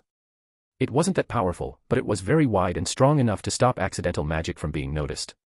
Nevertheless, the strength of the statute had some downsides, which is the severity of the punishments for breaking it. If a wizard or witch uses magic in front of a Muggle and is being noticed, they could be arrested and fined heavily, but if their intentions were malicious in nature, and they wanted to purposefully break the statute, then they could even be executed. It was a harsh law, but it was still a reality. Magic was strong, absurdly so, but revealing its existence to Muggles will only lead to war and death. With his reading done and enough understanding of the wizarding world, Harry chose to explore the castle. He had forgotten to buy his writing supplies the last time, and so he bought a lot of parchment and various binders to keep things together. It turns out that wizards like using antiquated things because they weren't as processed, which means that they could be more easily enchanted. Parchment could hold spells, like making writing neat or correcting mistakes, and quills could actually write on their own if they could be enchanted.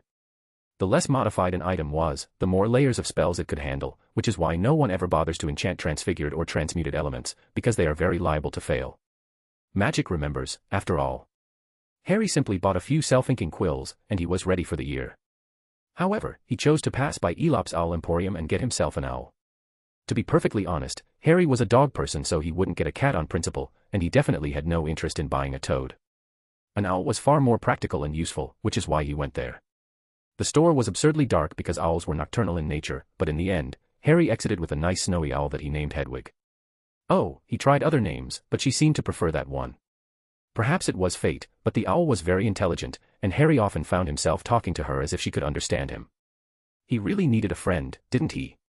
It's not that he didn't like Hedwig, it just wasn't the same as talking with someone who can, well, talk.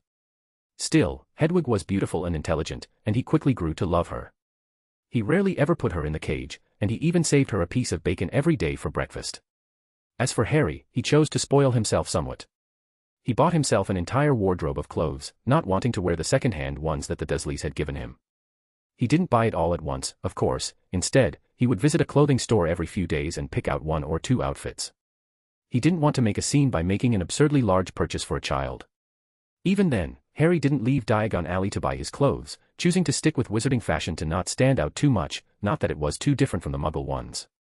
Harry spent his days exploring the alley, seeing what the wizarding world had to offer. It was surprising that Fortescue Ice Cream Parlor ended up being his most fruitful one. Well, the food was delicious, of course, but Florian Fortescue was by far a wealth of information on the current state of magical Britain. He had welcomed the young wizard with open arms, who had confessed to having been raised in the Muggle world. Well, it turned out that the shop owner was actually a history buff and knew quite a bit about magical families. Apparently, the Potter family wasn't all that old, barely 8 centuries old, and had started from a famous potions master that had invented many remedies. They mostly took to themselves and didn't involve themselves in politics, choosing to sell their potions. That was, until Charles Potter, Harry's grandfather, had chosen to join the army to fight against Grindelwald. He was quite the commander until he and his wife died from dragonpox a few years before Harry himself was born. Harry's father, James Potter, had been an auror in the ministry and had made quite the name for himself before his death. Sadly, Florian had no stories about him or his mother, but it was better than nothing. Outside of this, Harry did spend a lot of time in the library, skimming the books. As expected, there were no books on wizarding traditions. In the same way, there aren't step-by-step guides to act like an English Muggle. Since there weren't any huge red flags in the Muggle-born introduction books, they should not be very difficult to learn. The past summer was the best Harry had ever had, and the young wizard was looking forward to learning magic. Oh, he had read all of his school books but chose not to buy any more, as to not waste money considering there's a large library waiting for him at Hogwarts. Although, the young Potter did not attempt to cast any magic, in case of an accident. Yeah, Harry discovered that the trace was active the moment a wizard or witch got their wands, but the reason why they are only triggered in the Muggle world was that magical parents were expected to take care of their children at home, and so could reverse any magical accident that might occur. Muggle-borns did not have such luxury, which was why casting magic was prohibited. A magical accident in a Muggle neighborhood could be very serious, after all. Harry simply chose to not cast any magic because he was a beginner and could seriously cause an accident. Don't get him wrong, the moment he enters Hogwarts, he would cast magic like a loon, but until then, he would stay away from dangerous magic. Alas, this was not the time to wallow back. Harry had to get to the Hogwarts Express. And so, he walked out of his room after putting Hedwig in her cage, went to the leaky cauldron's fireplace, bought a pinch of flue powder for a sickle and bellowed out, "King's Cross Station," and disappeared in a green flame. The young wizard appeared in a designated flue station in King's Cross and walked towards platform number 9, and slowly walked through the hidden entrance between it and platform number 10. He was then met with a large red and gold train that had the words Hogwarts Express written on it. Realizing that he was over an hour early, Harry simply chose to enter the train and wait in a compartment, which he decided to lock with his wandless magic, his introverted nature winning out slightly. Plus, he didn't really want to make friends with people in different houses than the ones he would end up in. Considering the rumored animosity between Gryffindor and Slytherin, it was better to not be invested in a friendship that could turn sour very quickly. And so, the young wizard released his lovely owl, which stood on the seat next to him, and pulled up a fiction book that he had bought from Flourish and Blots. He was curious as to how magical literature held up against the classics, and it was funny how a fiction novel ended up teaching him more about the everyday wizarding world than all of the Muggle-born introduction books combined. Still, Harry felt he was ready to officially enter the magical world, and he immersed himself in the book about the adventures of a young curse-breaker in an old Egyptian ruin. Chapter 11, Ride on the Express. September 1, 1991, Hogwarts Express. Harry was curious as to how magical literature held up against the classics, and it was funny how a fiction novel ended up teaching him more about the everyday wizarding world than all of the Muggle-born introduction books combined. Still, Harry felt he was ready to officially enter the magical world, and he immersed himself in the book about the adventures of a young curse-breaker in an old Egyptian ruin. 15 minutes before the train's supposed departure, the station was almost full of people, mostly parents and siblings saying their goodbyes to students. Harry couldn't help but feel a twinge of sadness and envy. The idea that someone would actually miss him while he was away was one of the few things that he envied about other children. He only hoped that one day he would have someone like that, someone that would love him enough to miss him. Things had gotten a lot messier when Neville Longbottom had been seen in the station. Dozens of reporters were leaping towards the 11-year-old boy, and it was only the threatening looks of what he assumed to be the Longbottom matriarch that they backed off. Harry didn't see the boy who lived, but he didn't particularly care about it, even if he was slightly curious as to how the boy would compare to the Neville Longbottom from the stories. Still, it was only when the train departed that someone knocked on his compartment, trying to get in. Harry looked up and saw a dark-skinned boy his age. Assuming that the boy wanted to get inside, he stood up and discreetly unlocked his compartment. The boy had dismissed him with a glance. "You do know that locking the compartments is against the rules, don't you?" Harry didn't verbally answer and just shrugged. The boy bristled at his reaction and asked, "Do you mind if I sit here?" "Sure," the young Potter responded. The boy nodded politely and sat down in the seat next to him with obviously practiced grace. Harry rolled his eyes at his pretentious attitude and continued his book. While Harry really wasn't the most social of creatures, he was going to invest time and effort in a friendship when they would end up in a different house, which would make it a lot harder to maintain any friendships. It's not that it would be impossible, just that from what he had read, the competition between houses is a real one, and things could go very sour, especially considering how childish 11-year-olds tend to be. A few minutes in, another boy entered the compartment. Harry recognized him as Draco Malfoy, who had actual goons backing him up. The two other kids were standing behind him, trying their best to look intimidating. It was one of the funniest things Harry had ever seen in his life. They were 11. Kids that age just weren't intimidating. Seriously, what the hell were these kids taught at home? Honestly, they resembled children trying to pretend to be mafia bosses. Malfoy, though, didn't seem to notice the ridiculousness of the situation. "Hey, Zabini. I'm looking for Longbottom, did you see him anywhere?" The boy shook his head. "I'm afraid not." The blonde then looked at the Potter scion. "What about you?" Harry just shook his head and went back to reading. The boy though wasn't satisfied. "Are you a mute or something?" Again, Harry turned to the blonde and raised an eyebrow. "I can talk just fine." "Then why didn't you answer me properly?" The green-eyed boy looked at him in the eyes. "Did you understand my denial?" "Yes, but..." "Then, what is the problem?" Harry questioned. The boy huffed in frustration. "It's rude." "Did shaking my head offend you?" "Do I need to worry about you being near every time I move my head?" "No, it's not that." The young Potter stifled a smile. Then, how were you offended? The blonde blushed in embarrassment. I have better things to do than to bicker with an uncultured swine. He then turned and left, taking his bodyguards with him. When he left, Harry couldn't help but snort in amusement. Annoying spoiled kids was always fun. The Zabini boy just looked at him, flabbergasted. How did you do that? Do what exactly? He never goes away, and he likes to throw his father's name around. I thought he would have told Crabbe and Goyle to beat you up or something. Harry simply shrugged. He does it to get a reaction. When he realized that I wasn't going to provide him one, he left. I just annoyed him into not wanting to stay there. Well, whatever this was, it was brilliant. I'm Zabini, by the way. Blaise Zabini of the Italian Zabinis. Harry nodded. Harry Potter. He then chose to return to his book. It was far better than continuing whatever conversation the boy was trying to start. Blaise seemed to have understood that he didn't want to talk and left his devices. Everything seemed to go quietly until a smiling, portly woman opened the compartment. Anything off the trolley, dears? Realizing that he was quite hungry, Harry bought a couple of sandwiches and a chocolate frog for dessert. The Potter scion had tried out a few of the sweets the wizarding world had to offer. He had quite the sweet tooth and he was always down to try out new desserts. Only that wizards seemed to interpret the idea of sweets differently. Whoever came up with Bernie Bott's every flavor beans was insane, and so were the people who actually bought it. Why would anyone make a spoilt milk-flavored jelly bean? Baffled Harry to the extreme. Even chocolate frogs weirded him, but their chocolate was too good for it to be an issue. Harry slowly ate his sandwiches while still reading his book. He didn't really care about staining it, since it was just a fiction book that he probably wouldn't read again. Again, someone chose to enter their compartment. It was a bushy-haired girl with large front teeth. She practically barged into the compartment and asked, "Have any of you seen a toad?" A girl called Sally and lost hers. Zabini just snorted and refused to answer her. It was very rude, and the girl looked like she was about to rant at the boy, and so, Harry answered her, "I haven't. You know, you could just ask the prefects to help you instead of going through every compartment. I think they have a special room at the front of the train. They should help your friend." The girl nodded. "I hadn't thought of that, thank you." The witch then left as abruptly as she entered. Zabini though spoke up, "I hope I'm not in the same house as her." Harry shrugged. "That's not for you to decide. Who still has frogs as pets?" "It's probably for the frog choir," Harry explained. "I don't see any other reason to have one if the Salian wasn't planning on joining.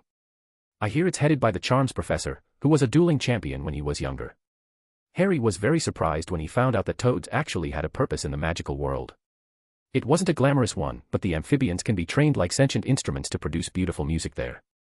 The Hogwarts Frog Choir is centuries old, and seventh-year student members of that club were often offered positions in the music industry.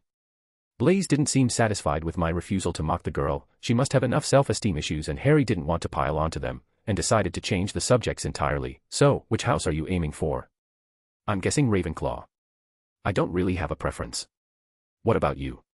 "Slytherin. It should help me make connections when I'm older." Harry couldn't help but snort in amusement, but Blaise seemed to take offense to that. "What's so funny?" "It's just that you're 11. You're not going to make political connections, and no one is going to take you seriously if you say something like that. You'll only start to benefit from it when you're older, when schoolhouses won't be that much of a deal then." The Zabini boy seemed unconcerned, "But all of the pureblood families end up in Slytherin. Then it's a tradition you're following. You're not doing it to make connections, you're doing it to fit it. Do you think that when you're older, you will just ignore 3/4 of the population just because they were in different houses?" The boy looked down and mumbled, "No. Then in the long term, your house really doesn't make a difference. If you want to fit in, just admit it to yourself and do it. There's nothing embarrassing about it, but don't lie to yourself by using words and terms that you won't appreciate. You're too young to make connections and you know it. You're better off enjoying your youth instead of wasting it on long-term plans that will never work." "You're as old as me," Zabini protested. "I am, but that doesn't mean that I'm wrong. I am not talking to you out of some weird political and financial interest. You're 11 and so am I. We'll have to worry about homework and exams, not political moves."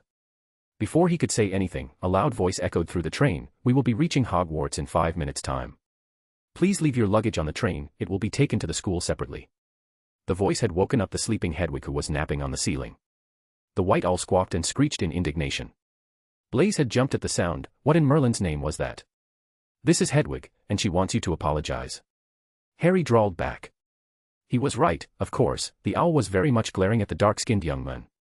"I am not apologizing to a bloody owl," the boy exclaimed. Hedwig's glare just seemed to get even more intense until the boy relented. "Fine, I'm sorry, all right. The owl's glare lessened and Hedwig just released a threatening bark and looked away, ignoring Harry's companion. "That's some intense owl," Blaze muttered. Harry smirked. "She's a special one, my Hedwig. We need to change before we get to the station." Blaze nodded and the both of them started to change into their uniforms. Harry opened his trunk and put his book inside, as well as the chocolate frog that he had forgotten to eat. After he was done changing, he even put on the ridiculous pointy hat he was forced to buy and waited for the train to stop moving. As the train stopped, Harry noticed that Blaze was somewhat pale, and he felt guilty enough to comfort the boy. "What's wrong?" "I'm just worried about the sorting." "Why would you be worried?" Harry questioned, confused. "How can you not be?" "My mother didn't tell me how we're sorted, only that it's some kind of test." Harry snorted. "Don't worry about it. You'll be fine." The young Potter had forgotten that other people didn't know about the sorting hat. Curiously, the hat was mentioned in most books regarding the school, but young students were very unlikely to read them. From the likes of it, parents choose not to inform their children as some sort of tradition, and Harry wasn't about to ruin it. "You know what it is, don't you?" Blaze asked. "I don't know what you're talking about, mate," Harry responded. Harry didn't wait for the boy to answer and exited the compartment with Hedwig standing proudly on his shoulder. He ignored his companion yelling out, "Potter, come back here," and left the train. As soon as they left, he caressed his faithful owl. "I think it's better for you to go ahead. I'll need to do this alone." Hedwig gently nipped his earlobe and flew away. Before Harry could even ask himself where he was supposed to go, he heard a loud voice, "Furziers. Furziers over here." He turned and saw a giant man holding a lantern, and Harry smiled to himself. It was time for his magical adventure to truly begin. Chapter 12, Magical Welcome. September 1st, 1991, Hogwarts. Hedwig gently nipped his earlobe and flew away.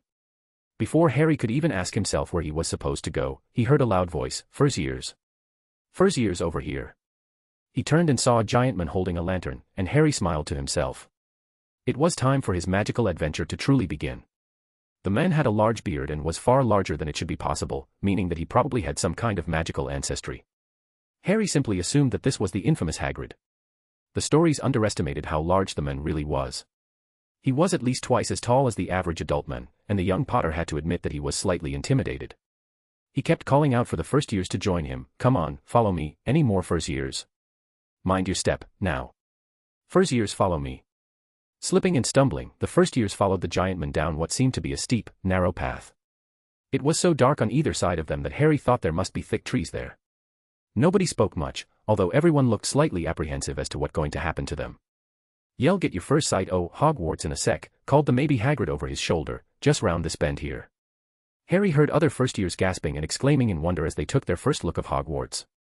It was breathtaking. By the end of the path stood a large lake that was reflecting the moonlight and the stars. On the other side of the lake stood a beautiful castle with many turrets and towers. But what was the most breathtaking was the sounds that came into the back of his mind. It was just like the wand shop, only thousands of times more intense. There seemed to be infinite heartbeats with different tempos. Some were intense and loud, others seemed kind and smooth, a few seemed strict and calculated, and finally, there were the hidden ones that were only noticeable when you actively looked for them.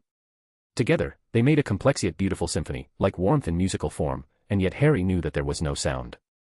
He didn't use his ears to hear, but he also knew that the songs were real. He didn't know how long he just stood there, reveling in the warmth the music gave him until he stiffened when someone tapped his shoulder. It was Blaze and he looked concerned. "Are you all right?" He shrugged, "Yes. I was just distracted by the castle." "Well, we're the last ones without a boat. I guess it'll just be the two of us," Blaze remarked. Harry nodded and tried to put the symphony to the back of his head. It was still there, in the background, but he wasn't distracted by it anymore. For the first time, Harry noticed the small boats and sat on the last one with Blaze. "Everyone in," shouted maybe Hagrid, who had a boat to himself. Right then, forward. And the fleet of little boats moved off all at once, gliding across the lake, which was as smooth as glass. Everyone was silent, staring up at the great castle overhead. It towered over them as they sailed nearer and nearer to the cliff on which it stood. "Heads down!" yelled their guide as the first boats reached the cliff. They all bent their heads and the little boats carried them through a curtain of ivy which revealed a wide opening in the cliff face.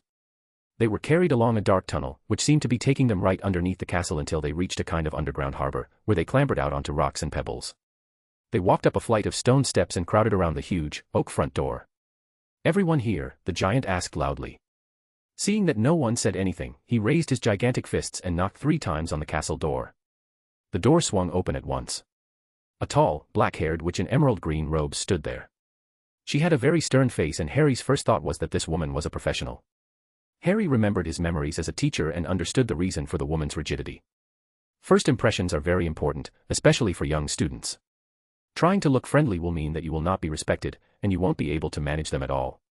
When students are older, it's alright to be friendly with them, since they understand the dynamic properly. The woman in front of him was without a doubt been a teacher for a long time. Immediately, Harry assumed that this was Professor McGonagall, and he was proven correct when their guide spoke up. "The Furziers, Professor McGonagall." "Thank you, Hagrid. I will take them from here." Harry was happy that he had guessed the identity of the giant man correctly. The woman pulled the door, revealing the enormous entrance hall. It really was unreasonable bog considering that it's only the entrance to the castle. The stone walls were lit with flaming torches like the ones at Gringotts, the ceiling was way too high to figure out its height, and a magnificent marble staircase facing them led to the upper floors. The students followed the stern woman until they arrived in an empty chamber, and they looked around nervously trying to reassure themselves. "Welcome to Hogwarts," said Professor McGonagall. "The start of term banquet will begin shortly, but before you take your seats in the Great Hall, you will be sorted into your houses. The sorting is a very important ceremony because, while you are here, your house will be something like your family within Hogwarts. You will have classes with the rest of your house, sleep in your house dormitory and spend free time in your house common room. The 4 houses are called Gryffindor, Hufflepuff, Ravenclaw, and Slytherin. Each house has its own noble history and each has produced outstanding witches and wizards. While you are at Hogwarts, your triumphs will earn your house points, while any rule-breaking will lose house points. At the end of the year, the house with the most points is awarded the House Cup, a great honor. I hope each of you will be a credit to whichever house becomes yours. The sorting ceremony will take place in a few minutes in front of the rest of the school. I suggest you all smarten yourselves up as much as you can while you are waiting.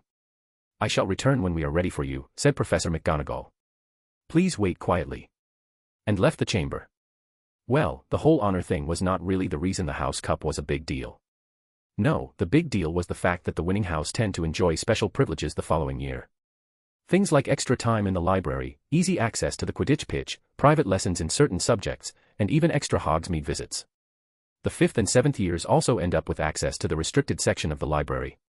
It was a big deal for those affected, and while the 7th years didn't care about the point system, the 4th and 6th years would benefit greatly from these perks, which is why they tend to pressure the younger ones to not lose too many points. It was technically peer pressure but for good behavior, enforced by the older students. Harry had to admit that the system was very effective considering the small staff-to-student ratio. The moment the Transfiguration professor left the room, the young student started to murmur nervously while looking around. Blaise gave him a nervous look and said, "Please tell me how we're getting sorted." The Weasley boy said his brothers told him something about fighting a troll. Harry snorted in amusement. "You're worrying about nothing, really.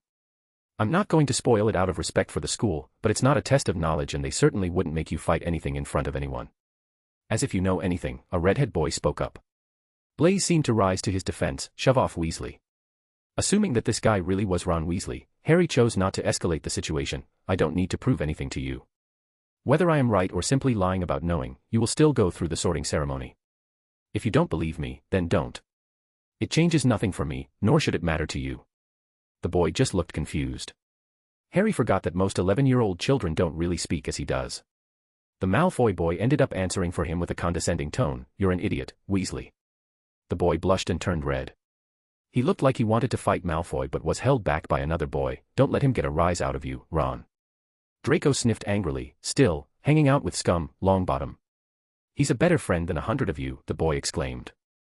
Finally, Harry could see the boy who lived for the first time, and he definitely looked different than he thought he would. Oh, he was round and had an arrogant smile on his face, but what was surprising was the scar on his face.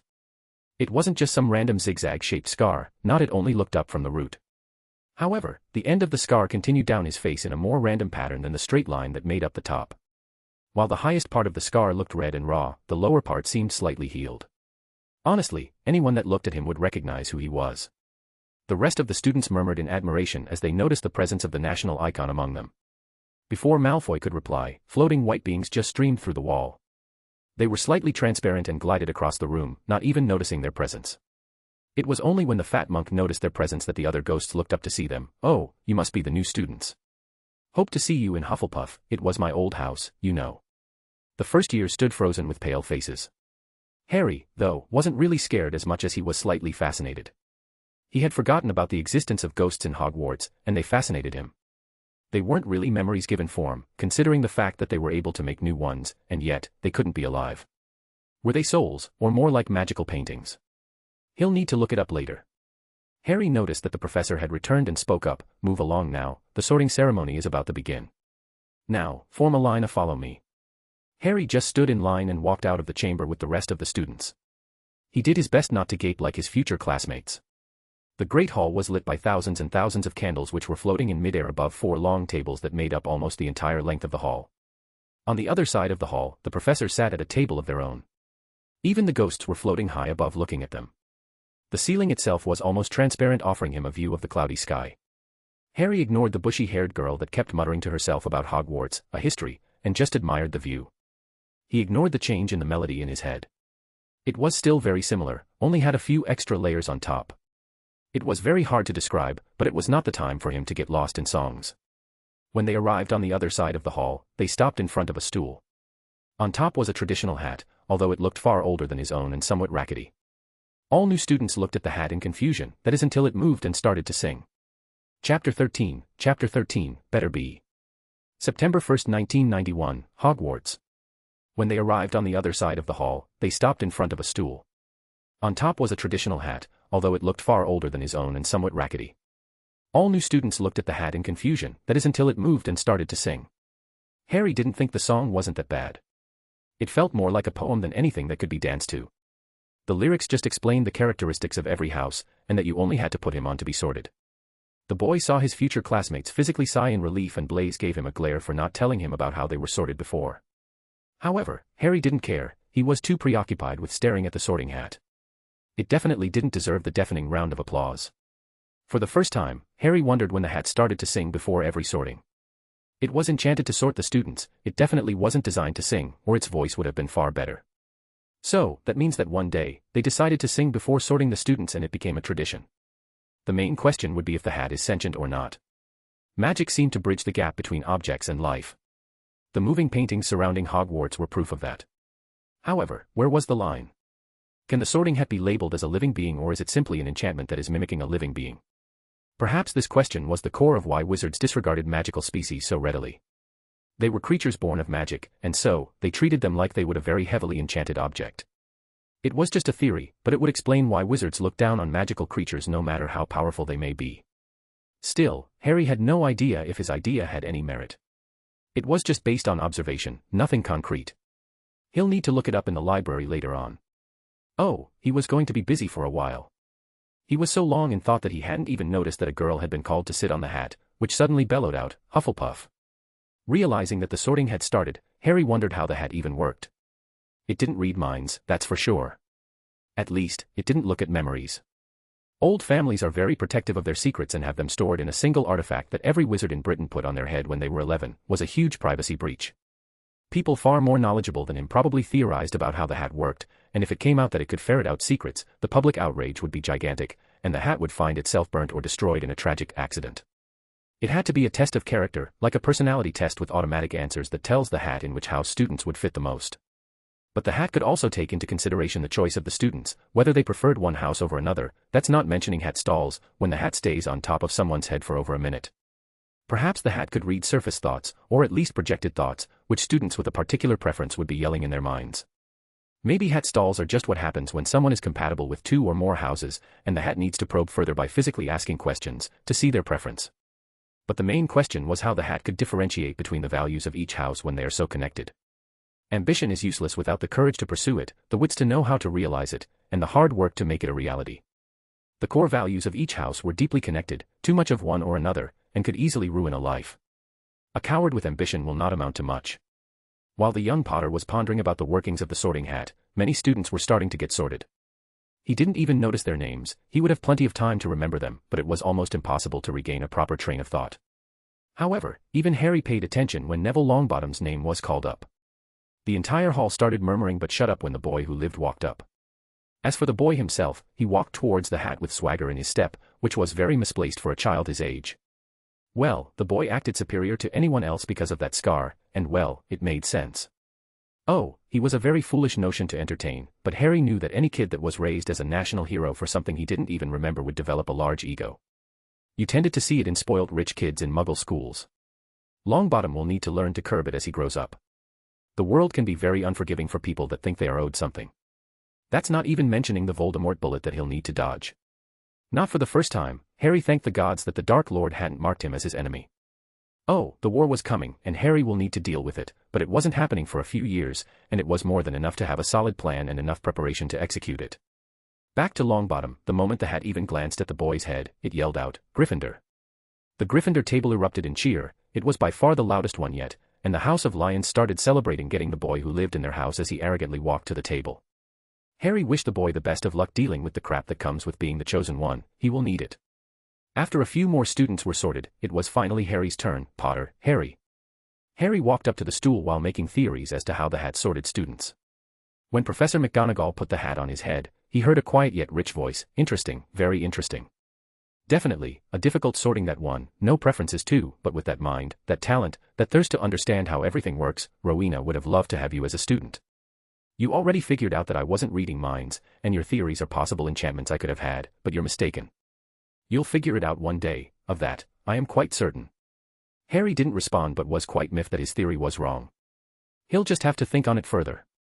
The hat, though, wasn't perturbed, but is knowledge what you truly treasure, what is inside your core? Oh, you love it, the thrill of discovering something new, of understanding. But are you suitable for Rowena's house? Or do you treasure something even more? The last Potter remembered a promise he made to himself: "I will not be nothing again. I will put my mark on the world, forge a legacy of my own, and be remembered in the annals of history." The hat released a deep chuckle. "Yes, for all your love of knowledge, this is your core. Your ambition burns brighter than the sun itself. Yes, better be, Slytherin." Harry heard the hat shout the last word to the whole hall. He took off the hat and walked towards the Slytherin table. When he sat at the table near the other first years, he took a look at the professor's table. Professor McGonagall had wide eyes and a small, disappointed frown. She probably expected him to join his parents' house or something. Albus Dumbledore didn't even clap, and Hagrid, who had sat on the far right, was grimacing slightly while clapping. What was the most interesting was the greasy-haired man who looked like he swallowed a lemon. Guessing that it was Severus Snape, Harry assumed that whatever relationship there was between him and Harry's parents wasn't an amicable one. Harry didn't even notice his tie and vest turn green, as well as the hood of his cloak, which had a Slytherin badge on the left side of his chest. Harry just stayed silent, contemplating the ramifications of his new house. Slytherin was known as the House of Death Eaters because Tom Riddle was reputed to be the heir of Slytherin. That meant that Harry was practically secluded from the rest of the houses. Honestly, he wasn't really bothered. He knew that he wasn't a bigot, and he rarely ever cared about the words of people who didn't know him. Although as the house which had won the House Cup the last year, Slytherin students were allowed special privileges, which included special spell practice rooms and a later curfew, which was a plus. The elephant in the room would be his new housemates. With blood status being a big deal in this house, it would make things difficult for him since he was a half-blood and his parents fought Voldemort, although he didn't know if that was common knowledge or not. There were rumors of house politics in Slytherin and Harry wasn't especially concerned with children and teenagers playing at being politicians. It would barely compare to the academic politics that he had to deal with at university in his previous life. The sorting ended when Blaise Zabini was sorted in Slytherin and sat next to him. The headmaster got to his feet, silence fell upon the great hall. He beamed at the students, his arms opened wide and he spoke. "Welcome," he said. "Welcome to a new year at Hogwarts. Before we begin our banquet, I would like to say a few words. And here they are: nitwit, blubber, oddment, tweak." Ignoring the nonsense the man was spewing, Harry chose to focus on the headmaster. He was an obviously old man, with a long white beard and half-moon glasses. And yet, he didn't really look like a frail old man. He looked like a muggle on the verge of retirement, just with a large beard, old-looking glasses, and ghastly-colored robes. These things were an eyesore. And yet, considering that the enhanced lifespan of the average wizard was around 150 years, Albus Dumbledore was probably around 100 years old. Not that he knew it for a fact, it was guesswork. Anyway, the elderly man sat down, and people clapped and cheered. A few first-years smiled mockingly at the headmaster, but Harry knew better. No one had that many political positions and was senile. Whatever the headmaster had said wasn't just random world. They had meaning, if only for the man himself. Still, when the food appeared on the table, he realized how hungry he was and started eating. Harry was never really starved at the Dursleys, but he rarely ate to his full, since he normally ate after Dudley, who commonly asked for third servings. Harry didn't speak to anyone while eating, too lost in his own head to care about the idle small talk the other students were spewing.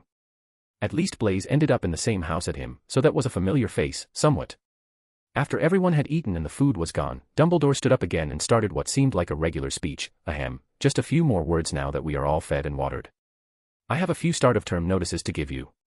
First years should note that the forest on the grounds is forbidden to all pupils.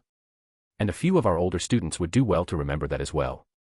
I have also been asked by Mr. Filch, the caretaker, to remind you all that no magic should be used between classes in the corridors.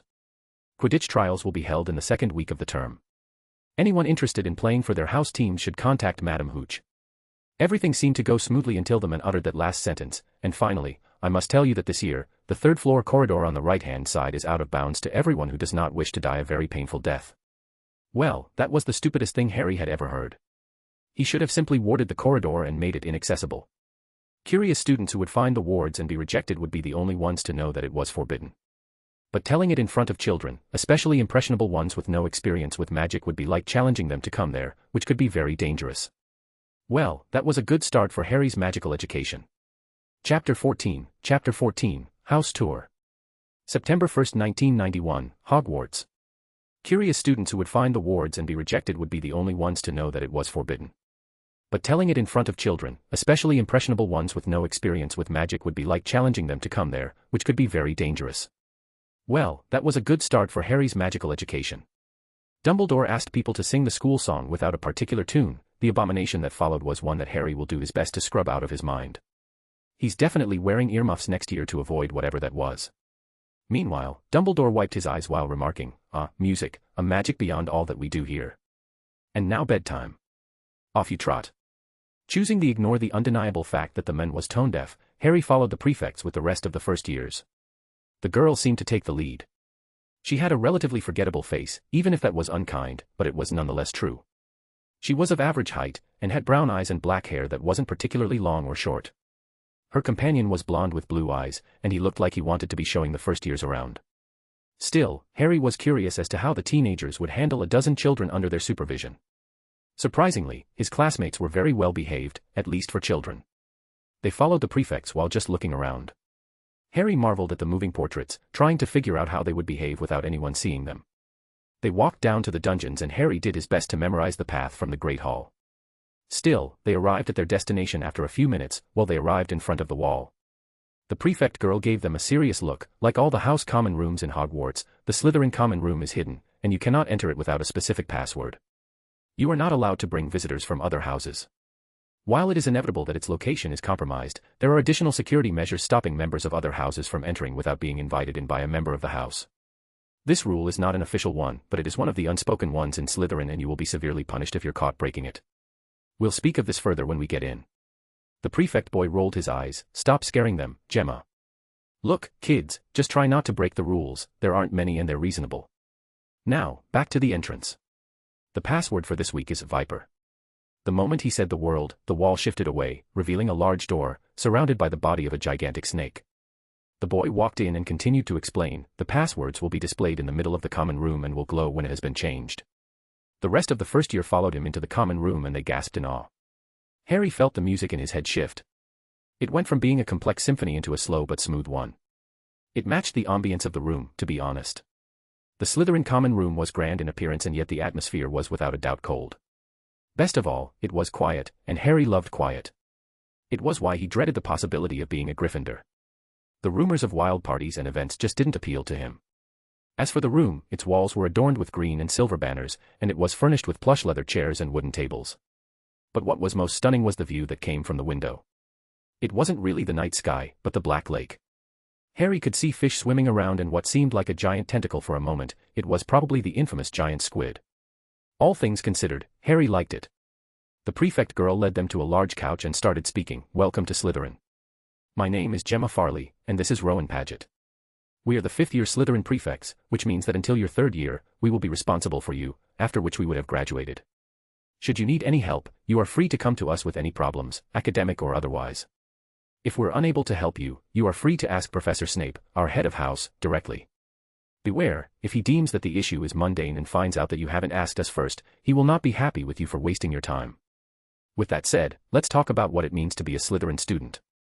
Rowan continued on her behalf. Let's be absolutely clear, we are the most distrusted and disliked house in the school, and that is a fact. You are perfectly free to pursue friendships with students from other houses, but it will not easy. We have suffered greatly because of the last war, which means that speaking publicly about discrimination will not be tolerated. I don't care what you personally believe, but if someone is caught spewing around about mudbloods and blood traitors, they will be reprimanded by Professor Snape. Harry caught the outraged look on Malfoy's face but just shrugged. He didn't care about any of that. As long as no one involved him, he would not enter a political debate with children. Gemma though continued their little speech. Slytherin stands united because if it wasn't for the threat of retaliation from the entire house, we would be constantly hexed and cursed whenever we leave the common room. That means no fighting outside the common room. I'm not saying to argue, but try not to cause large-scale fights, which means no cursing each other outside of the dueling pits. Now, onto a brighter topic. You are allowed to join a club starting the second semester to give you time to settle in. There are dozens of clubs in Hogwarts, each with an age restriction. An entire list will be provided to you next week, but as a rule, you are not allowed to join more than 2 clubs, so as to not affect the quality of your schoolwork. The 2 of us will also accompany you for 2 tours of Hogsmeade Village, one every semester, as an extra perk for Slytherin winning the House Cup last year. It will be a guided tour, not a normal trip, and you will be required to be under our supervision. Gemma then cleared her throat. Finally, Slytherin is the house of the ambitious and thus it rewards ambition. There is a hierarchy involved, but you won't have to deal with it until your 4th year, or 3rd if you're very ambitious. That doesn't mean that you can slack off right now. The more impressive your achievements are, the higher the echelon you will rise. You could even be granted a higher position when you start playing with the big leagues. Don't worry though, you have a few years to learn the ropes before things get serious. Well, that took a somber tone. Harry thought that the speech was entirely reasonable up until this nonsense about politics. At least he won't have to deal with it for a while. However, at the mention of a higher position, Malfoy preened, and more people stiffened and were interested. They might as well have had stars in their eyes. Seriously, what was wrong with these kids? They shouldn't be worried about crap like mini-school politics. Harry knew how to handle them but really hated to do it. Finally, Rowan concluded their little speech. Now, you will be staying in dormitories separated by your gender. Boys, you are not allowed to get to the girls' dormitory. You'll get a nasty surprise if you do. Your trunks have already been brought next to your assigned bed. I suggest that you get used to them. You will be staying here for a few days. Gemma and I will leave you to get to know each other. We will wait for you at 7 in the common room tomorrow to help you get to breakfast. Also, don't be afraid of exploring but try to not do it alone. Hogwarts is full of mysteries, but you tend to get lost a lot until your 3rd year. I believe it's time for us to leave. Good night. Don't forget, tomorrow, at 7. If you're late, we'll leave without you. The 2 prefects exited the common room for their dormitories and left the first years just awkwardly looking at each other. Harry ignored their pointless conversation and chose to finally listen to the melody of the common room. It was so odd. Harry knew that it was a magical talent of some sort, but he didn't understand what it was. Because it wasn't really a song, it was mostly a mixture of heartbeats with different frequencies, amplitudes, and for the lack of a better term, flavors, that mixed together into an amazing harmony. It was strangely beautiful and yet Harry couldn't hope to replicate it with any instrument. He understood music theory, having learnt the piano in his youth, but there would be something critically missing if he tried to interpret it using sound. It was like there would be like trying to play an emotion or a memory. For example, the common room was slow and deep and yet caring. It was protective but also mischievous. It was like the soothing cold on hot summer days, a nice shower after a run. It was hard to put it into words, and yet everything seemed so much plainer without it. And I have a Krupp called Rupert, but I couldn't bring him with me because of the school rules. What about you? A girl was talking and looking at him expectantly. He assumed that they were introducing themselves and he tried to do the same. My name is Harry Potter. I like books and quietness. It's nice to meet you. Everyone looked at him awkwardly and Blaise hit him in the side and murmured, seriously, you have nothing else to share. I wasn't even paying attention, Harry replied. You're supposed to say a few things about yourself. Isn't that what I just did? Blaise looked like he wanted to punch him, but you had nothing to say other than you like books and quiet. Harry shrugged and spoke up. I also play the piano, know how to speak 5 languages, have an owl called Hedwig, and I have never lost a chess game yet. Well, Harry was slightly lying about the chess thing. Oh, in this life, Harry hadn't lost a game, but he had lost many in his previous one. Oh, he wasn't some kind of master or anything, but it had become a hobby of his to play online after his brother died. It was a good way to pass the time, and he did crack a few theory books to entertain his curiosity. When he was younger, when he hadn't gained his memories yet, Harry played a few games against the teachers, and well, since complex chess engines hadn't been invented yet, the theory wasn't as developed as it was in his old life. He played mostly by instinct, and he never lost a game so far. He was kind of proud of that achievement, to be honest. As for the rest of the kids gave him approving looks, as if they were impressed by his achievements and the others continued boasting about their families and whatnot. It got boring very quickly, but by the end, he had gotten most of his housemates' names and a hint of their characters. A few minutes later, he excused himself for being too tired and decided to go to sleep.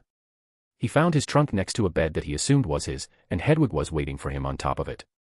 He opened his trunk to grab a change of clothes and went to bed.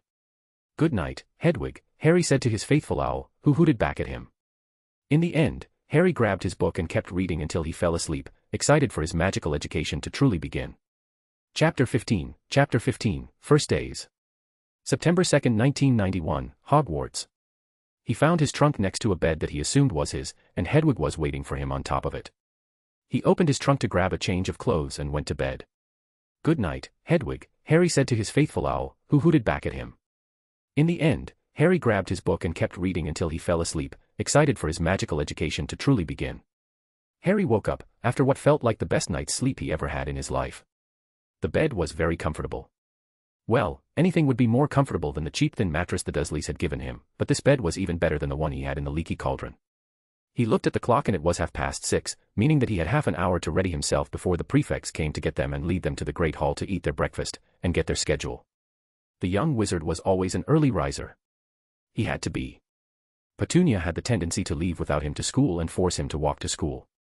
Needless to say, his body was practically conditioned to wake up early. Harry chose to use this extra time to clean himself, put his clothes in the small closet awarded to him, and take a small shower. As he readied himself, he thought back to what happened the previous day. He was now officially a Hogwarts student. He will start his classes later in the day. He was also sorted in Slytherin, to the obvious shock and disappointment of McGonagall, Snape, and Dumbledore. Considering that he was technically a candidate for the prophecy, according to the stories, at least. Neville Longbottom, the only other candidate, was attacked by Voldemort, and the Potters were attacked by the Lestranges later. That meant that it was very likely that Harry could be the second candidate for the prophecy, Dumbledore's backup plan if Longbottom fails, and wasn't that a disturbing notion? In a way, Harry's sorting in Slytherin was a boon. Because like it or not, it was very unlikely that he would develop with Longbottom since Harry was in the House of Death Eater. In a way, he should be far away from Dumbledore's and Voldemort's machinations. At least he shouldn't be more than an afterthought, a lost opportunity, for the headmaster. With his preparations done, Harry grabbed the expanded backpacks he bought in Diagon Alley, put enough parchment for a day, a few self-inking quills, and his school books. He didn't know what classes he had that day, and it didn't hurt to be prepared. Still, he had enough time and chose to simply get down to the common room, sit on one of the absurdly comfortable chairs and continue reading his book. He was so lost in his reading that he sprang up when the familiar voice of Gemma Farley spoke up. "You're up early." "It's a habit," he simply replied. The older girl looked at the book in his hands and smirked. "Devouring your school books already?" Harry simply shrugged. "It's a fiction book, about the adventures of a curse breaker, not a school book. I don't know about you, but I wouldn't read it just for the fun of it. I'll wait until I know the basics before reading ahead at my leisure." Harry must have surprised the girl because she froze for a few seconds or so before taking a closer look at the cover of the book Harry was holding. "I think one of my friends told me about it." "Is it an interesting read?" Harry simply shrugged. "It depends. The plot is average, to be honest. The love interest is obviously forced, but I guess it can be called interesting. I would have stopped reading it if it was horrible." Their conversation was interrupted by the rest of the first years going down the stairs. Blaise walked towards him with a small frown on his face. "Where were you?" the dark-skinned boy demanded. "Here, I woke up early," Harry said while shrugging. Gemma then clapped her hand and started speaking. "Well, welcome to your first day as Hogwarts students, and your main challenge in the first few weeks will be to navigate the castle. Now, actually mapping down the castle is impossible. There are too many spatial manipulating charms, secret rooms, and random changes at any time. By the time you map down the castle, it would end up being different. What can be done, however, is to map down certain locations in Hogwarts that are known for not changing. Professor Snape has graciously given you the start of a map that only includes the location of your common room, the Great Hall, the hospital wing, and the location of each of your classes. The roads outlined between these locations are also unchangeable, but they are not the faster routes to your destination. You will need to discover these on your own. Hogwarts is full of secret passages, hidden rooms, and trick staircases. Remember, if you ever get lost, asking for portrait should be your first reflex. You are expected to get lost, so take that into account to not be late for any of your classes. Is anyone confused with what I just said? The first year shook their heads and the older witch nodded to them. "All right, everyone, take a map and we'll start navigating the castle towards the Great Hall. Remember, do not lose the maps, there will not be any replacements. If you destroy someone else's map, I will be severely displeased." Each of Harry's new classmates walked towards the pile of parchment, and Harry took one of his own. It was a map of the castle that was divided into each of the 7 floors and the dungeons. It was mostly just the staircases and corridors, except for the few rooms that were colored. There was nothing magical about the piece of parchment. It was just a simple map. Even the library wasn't on the damn map. After scrambling about, the Slytherin first years followed Gemma, with their maps in their hands, and walked towards the Great Hall. Meanwhile, Gemma started telling them about the basics of Hogwarts, common mistakes, and interesting locations. Apparently, Peeves, the poltergeist, tended to avoid messing with Slytherin students because of the Bloody Baron. Although, the house ghost himself rarely ever spoke to living students. She also warned them from entering the Forbidden Forest, saying that it was full of dangerous creatures, and many older students were permanently injured because of it. Another thing she warned them about was Argus Filch, the caretaker. Apparently, he was a loathsome sadistic squib that hated children and can be very unreasonable if a school rule was broken. His familiar, a cat called Mrs. Norris, tended to patrol the castle as well and was smart enough to bring any rule breaking to her master's attention if she saw them. By the end of what seemed like a small lecture about the general workings of Hogwarts, they arrived in the Great Hall and walked to the Slytherin table. The breakfast wasn't as extravagant as the feast, but it held everything a growing boy needed in the morning. Harry sat down next to Blaise and started eating some eggs and bacon, before complaining slightly, "Oh, what I would do for a cup of coffee." As soon as he finished speaking, a cup of glorious coffee appeared next to him. Harry blinked in amazement, took a small sip and sighed, "Oh, this is delightful. Thank you." Blaise gave him a weird look, the house elves. Food can't be conjured, it's one of the fundamental laws of transfiguration. House elves just make things down in the kitchen and move them to the hall, not the other way around. How do you know that? Malfoy asked. It's not a secret that Hogwarts has the largest concentration of house elves in Britain, Harry drawled back. The boy flushed slightly before looking away. Harry didn't care if the blonde boy was accidentally offended, he was perfectly happy just sipping his morning coffee. Although he wondered if it was possible for him to ask an elf to constantly give him cups of coffee over the course of the day. When Gemma finally gave them their schedules, they realized that they had Transfiguration as their first lesson. Honestly, Harry was eager to learn it. The theory was fascinating if a little simplistic. Well, it was natural, they were written for the average 11-year-old child to understand. Harry was many things, but a normal child, he is not. It was easy to get bored with the instructions when in a past life, he had learned to understand published academic papers. Still, it was where the basics of the theory were explained, and while slightly tedious in their repetition, the recommended books were informative.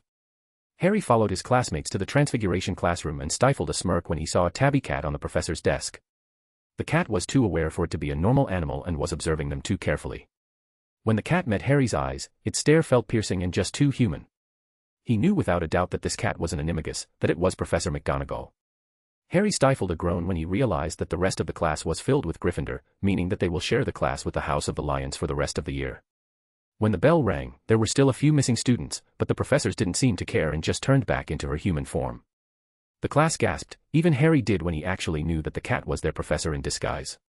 The magic was that impressive. The transfiguration seemed nonsensical. The brain of a cat was less complex than that of a human. So, how was McGonagall able to think normally while in her animal form? Well, that was probably an extra trip to the library. He seemed to need the library even more. Still, the severe-looking woman started her lesson with a severe warning. Transfiguration is some of the most complex and dangerous magic you will learn at Hogwarts, she said. Anyone messing around in my class will leave and not come back. You have been warned. She then changed her desk into a pig and back, and everyone was suitably interested in the field. That was until she continued explaining, you will not start by doing something this complex in your first year, let alone your first day of attending Hogwarts. Instead, you will focus on the basics. Transfiguration is a school of magical change. In this first year, we will focus on inanimate to inanimate transfiguration. This type of transfiguration has countless applications and methods, where a physically inert object is turned into another. This field of magic is mostly based on 2 spells that you will need to master possible before you can even cast a single spell. The alteration spell, and the material transformation spell. It's this combination of those 2 spells that every single transfiguration spell is crafted. You will learn to master the 2 spells during this simple assignment. The alteration spell has the incantation Verto and a triangle as wand movement. Start from the top and do it clockwise. This allows you to transform the shape of an object.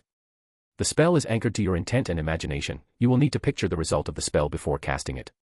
Professor McGonagall then waved her arms and the name of the spell, and its incantation was written on the board. Even the wand movements were drawn. The deputy headmistress then continued, the mutation spell has the incantation Muto which transforms the physical matter into another. Like turning wood into metal without changing its shape. the wand movement is a counterclockwise circle with a swish to the right. She swished her wand and the information on the mutation spell was displayed. The witch then gave them a severe frown. I will provide each of you with a match. Using the information I just gave you, you have until the rest of the class to transform them into needles. The first to accomplish such a task will gain a personal lesson from me on any transfiguration topic you want that is valid until the end of your schooling. If you don't realize it, it is not an opportunity one grant easily. Now, get on with it. Let's see what you can do. Chapter 16, Order and Chaos. September 2, 1991, Hogwarts. The witch then gave them a severe frown. I will provide each of you with a match. Using the information I just gave you, you have until the rest of the class to transform them into needles. The first to accomplish such a task will gain a personal lesson from me on any transfiguration topic you want that is valid until the end of your schooling. If you don't realize it, it is not an opportunity one grant easily. Now, get on with it. Let's see what you can do. With a wave of her wand, dozens of matchsticks levitated from her desk and were divided between the students, each with a small pile to use. The entire class stared at the matchsticks in front of them waiting for more instruction, but the professor gave them a glare. Are you waiting for the matchsticks to turn by themselves? Hurriedly, everyone started to try casting the two spells, while Harry was simply flabbergasted by the fact that no instruction beyond the name of the spells and the wand movements. He had read a few magical theory books during the previous month, and there hadn't been a single explanation why waving your wand in a certain pattern and muttering a few words in Latin could result in a spell. The only guide was a reference to arithmancy, which he still hadn't started studying. Curious about the effects, he picked up his wand, waved it at one of the matchsticks with the correct wand movement and muttered the spell, Verto. Suddenly, he could feel the magic travel throughout his body to the wand, then be expelled by its tip. The magic was different than any of his bastardized wandless spells. Its melody was a paradox of order and chaos that seemed to work, and yet the match stayed unchanged. Seeing that something was different, he retraced the steps to casting the spell while making sure to picture the change of the matchstick to become pointier. The melody changed again with the same frequency and organized chaos, and the magic traveled through his body to his wand and the matchstick slowly became pointier. He redid this process until it looked more like a wooden needle than a matchstick. It was baffling. There was no reason why the magic worked. When he tried using his wandless spells, he needed to convince his magic towards his arms and shape it, imbue it with intent, to get the result he wished for, and even then, it was chaotic. And yet with a few movements of his wand, everything was so automatic. The magic was absorbed by his wand, the movements did the control for him, and the intent was put in the incantation. It was just wrong that weeks of effort could be completed with a wand in seconds. No wonder wands were so commonly used in the magical world. Well, back to the assignment at hand. Harry decided to try his hand at changing the material of the spell, Muto. As expected, the spell worked immediately, and the matchstick started to turn silver. Harry, though, listened to the spell's melody. It was very similar to the alteration spell, but it was more robust, more fundamental, in a way. For lack of a better explanation, the chaos was more influential than the order. It was very hard to put into words, but McGonagall wasn't lying when she said that transfiguration was the magic of change. In a way, its melodies felt more like transitions between order, chaos, and then order, battling each other yet fitting perfectly. It didn't take Harry long to master the two spells. He could turn the matchstick pointy with a single spell, and then change its constitution with another. He even decided to add decorations a few times to make things more challenging. Although Harry couldn't make it so the needle could have multiple materials. Harry looked around to see how his classmates were doing, and they seemed to be absolutely stuck.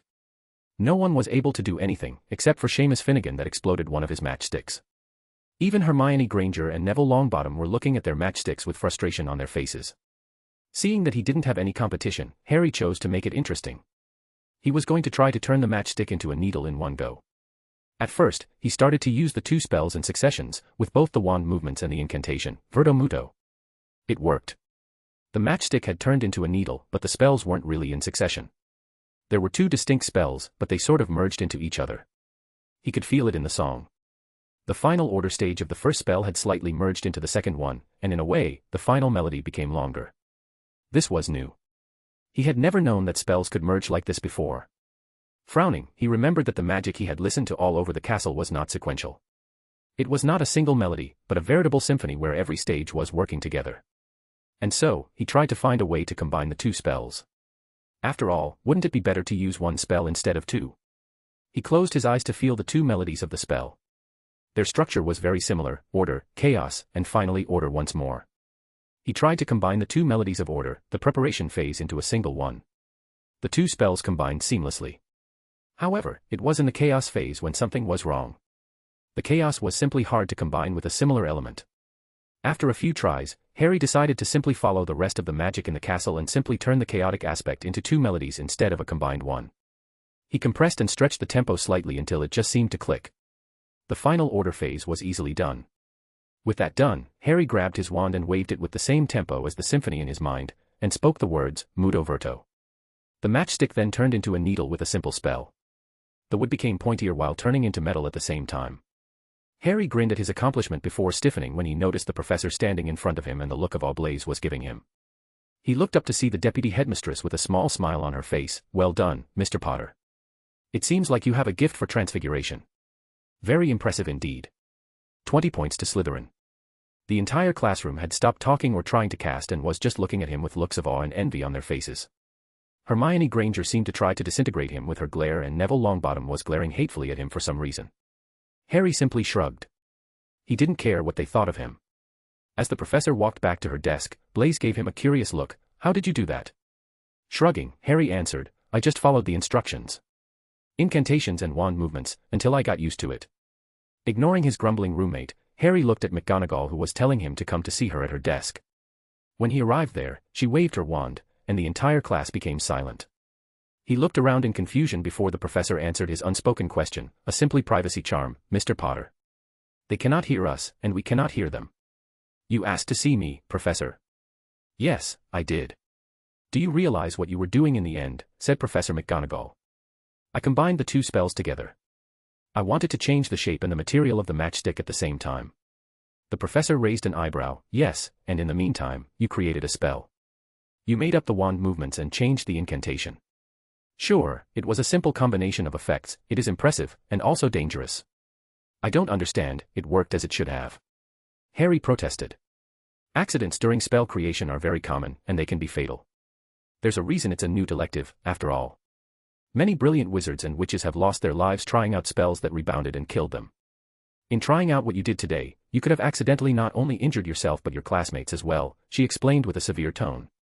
Harry looked down, embarrassed. I didn't know that. I'm sorry. The woman huffed in amusement. I'm not admonishing you, Mr. Potter, but try to be more careful next time. Speaking of this, how did you even do it without using any arithmancy? I guess it just came to me naturally, Professor, Harry replied. The professor grumbled something about prodigies and released a chuckle. Well, I know that you will try to do that again. Although, I insist that you do it in the company of a professor or at the very least a prefect, in case you hurt yourself. Do not be afraid to experiment, Mr. Potter, but remember that your safety is more important than whatever spell you're trying to create. The young Potter gave her a bright smile but then asked, Professor, I had a question. What is it? I read our textbooks and I never saw any of the spells we did today. The professor gave him a slight smile. You probably won't find them in any recent textbook. They were standard when I was a student, but the ministry tends to regulate which books are allowed to be on the recommended reading list.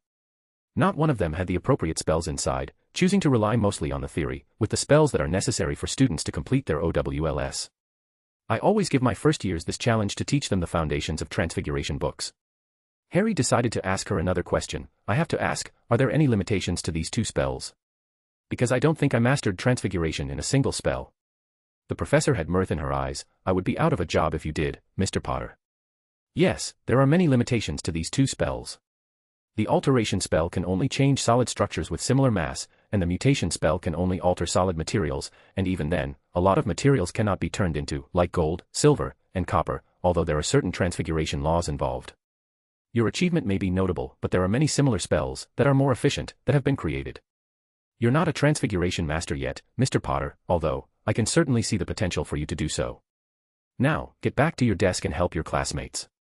Harry gave the professor a smile and walked back to his desk. Blaise gave him a curious look. What did she want? She just congratulated me and answered a few questions I had regarding the spells she gave us. Like what? Malfoy asked with a sneer on his face. Harry shrugged, like why they were not in the required books for the class.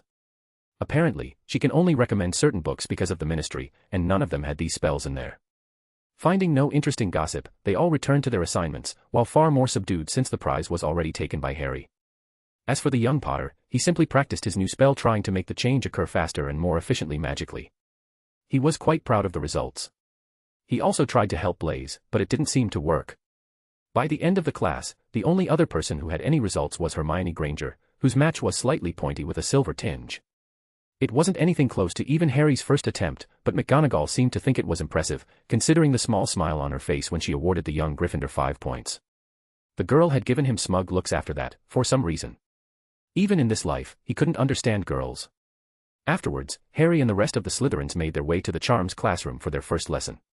Considering Professor Flitwick's reputation as a charms master and a former dueling champion, Harry was especially excited about this lesson. Chapter 17, Charming Housemates. September 2, 1991, Hogwarts. Afterwards, Harry and the rest of the Slytherins made their way to the Charms classroom for their first lesson. Considering Professor Flitwick's reputation as a charms master and a former dueling champion, Harry was especially excited about this lesson. Finding the Charms classroom was a lot more difficult than the Transfiguration one. Harry encountered his very first moving staircase on the way and ended up getting on the wrong one. Well, it wasn't the wrong one, it was the right staircase, but the wrong exit, somehow. Harry was still very confused about it. Whoever designed this castle had to be high, or something. Because no sane mind would think that this mess was a good way for children to move around. He had almost gotten lost, despite the map, but simply asked one of the portraits for directions, and they were happy to help. By the end, Harry was able to get to class a couple of minutes early and sat down at the front of his class. He was later joined by Blaise, who seemed oddly attached to him for some reason. Oddly enough, Neville Longbottom and Ron Weasley arrived far later than even the other Gryffindor. Still, Professor Flitwick simply gave them a verbal warning and didn't really chastise them. Well, it was the first day of school, accidents are expected, really. With everyone having calmed down, the professor jumped on a stack of books with a very impressive sense of balance and introduced himself. Welcome to your first year of charms.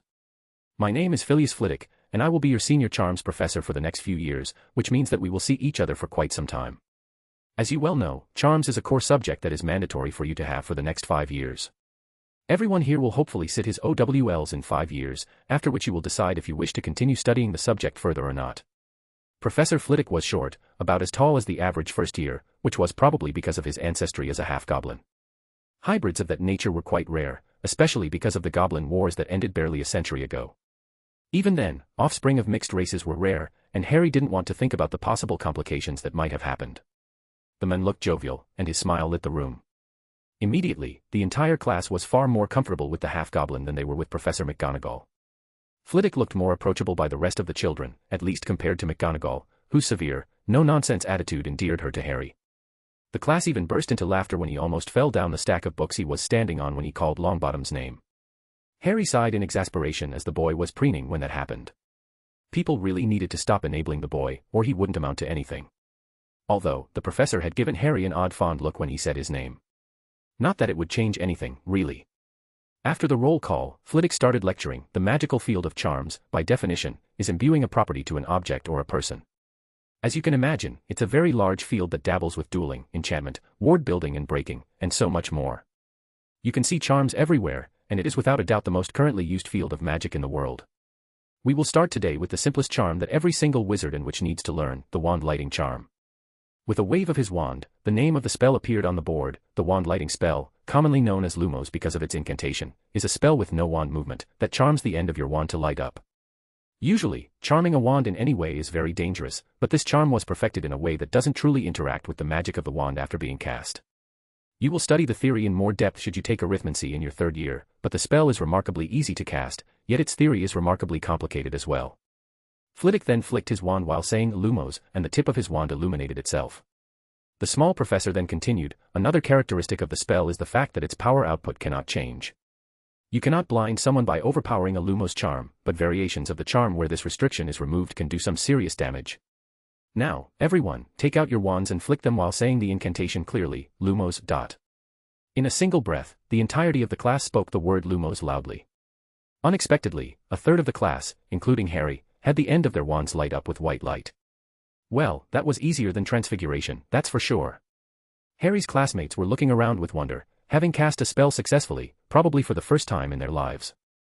Although Harry didn't pay attention to their looks, and simply decided to listen for the spell's melody. It was surprisingly beautiful for such a simple spell. It felt more like classical music, in its restriction. But what was more remarkable was the fact that it didn't behave at all like Transfiguration. There wasn't any of the chaos and order, just a melody, but it wasn't the wand that played it. It sent a command with the energy and the object that played it. In a way, it was a fundamental difference between it and Transfiguration. It was like the wand sent the energy and sheet music, but it was the charmed object itself that played the music. The main question was how charms react if the object itself was playing another melody, if it was already charmed. Harry absent-mindedly muttered, "Knox," to dispel the light and raised his hand. The professor immediately called on him, "Professor, how does a charmed object behave if someone adds an additional charm to it?" The half-goblin let out a proud grin at the question. "What a wonderful question, Mr. Potter. It depends on the charm, really. Sometimes the strongest charm wins out, sometimes both cams cancel each other out, and sometimes they can even damage the object. However, there are techniques that can combine charms into layers, which is aptly named charm layering. Alas, this is a far more advanced subject than this here. Take 10 points to Slytherin for a very good question." Harry nodded, satisfied with the professor's answer. It must depend on the song, really. If the songs harmonize, it would be theoretically possible for the two melodies to be played at once as a single symphony. However, if they don't synchronize, they can either cancel each other out, or just the one with the stronger power source take over. The professor then continued to explain the properties of the extinguishing charm, Knox, which can actually cancel out most sources of light, at least if they have been charmed to glow. It doesn't really work on enchanted objects, since they usually have an independent power source powering the enchantment, nor would it work on something like sunlight since it's reapplied. But it is technically possible to extinguish the candle using the charm. When the professor started teaching variations of the charms to make the light have different colors, Harry started to hear the difference in each spell and slowly understand it. Discreetly, by the end of the lesson, Harry had started to slowly modify the Lumos charm to have its colors change on a cycle and was prodding to see which part of its melody handled the power limiter, although to no avail. Spells just felt unstable whenever he changed things willy-nilly, and he chose not to cast any of them, remembering McGonagall's warnings. Still, it was a fun class that ended too quickly in Harry's opinion, but they were finally done with the classes. It was looking like Monday was going to be Harry's favorite class. Charms and transfiguration were fascinating. Harry looked down at his schedule and groaned in exasperation. He had most of the classes with the Gryffindors. Why the school tried to encourage this needless rivalry, Harry didn't know. It was like whoever made that schedule wanted to make the professor's life miserable. Harry didn't miss the obvious glares Longbottom and Malfoy were sending at each other, that's not mentioning Ron Weasley even calling Harry a slimy snake when they hadn't even talked to each other yet. Still, the Weasley had latched onto Longbottom like some kind of lackey, which wasn't really uncommon, since Malfoy had two of his own. Harry was oddly reminded of stories of gang wars, not schoolyard fights. The sight was so ridiculous it was almost funny. Also, for some reason, Hermione Granger and Neville Longbottom wouldn't stop glaring at him. He never even talked to them ever before. Well, he did talk to Granger on the plane, but he was perfectly polite and helpful. Sure, the girl might be slightly jealous of Harry's skill with his magic, but the way she looked at him made him really uncomfortable. Longbottom, on the other hand, was a mystery. They never interacted with one another, not that Harry particularly cared about a spoilt boy that was probably going to be hunted down by the not-so-dead Dark Lord that killed his parents. Harry really wished that he won't be constantly glared at for most of his lessons. At least the theoretical lessons were with the junior professors. It turned out that it was impractical to have a single professor be responsible for the classes of every single student in every single house. There are over 200 pre-OWL students in the castle, which means that each teacher will have to give out and correct assignments for every single one of them. That's not mentioning the Newt students and practical classes. So, each core class professor can have up to 3 junior professors that help them mark grades and give out non-critical lessons. Although OWL and Newt students were handled entirely by the senior professors to prepare for their exams. That meant that half of Harry's classes were taught by these junior professors, not that Harry have ever met them. Curiously enough, the defense against the dark arts teachers was not given to junior professors. Harry heard a rumor from Blaise that the curse actually impacted the junior professors as well, which ended up with 2 dead teachers and a severely injured one. So, Dumbledore elected to only have a single defense professor, because it was traditional. It's not like Dumbledore could publicly say that he was worried that each year would end with a small massacre of defense professors. Still, Harry removed all thoughts of defense curses. He had a date with the most wonderful place in Hogwarts.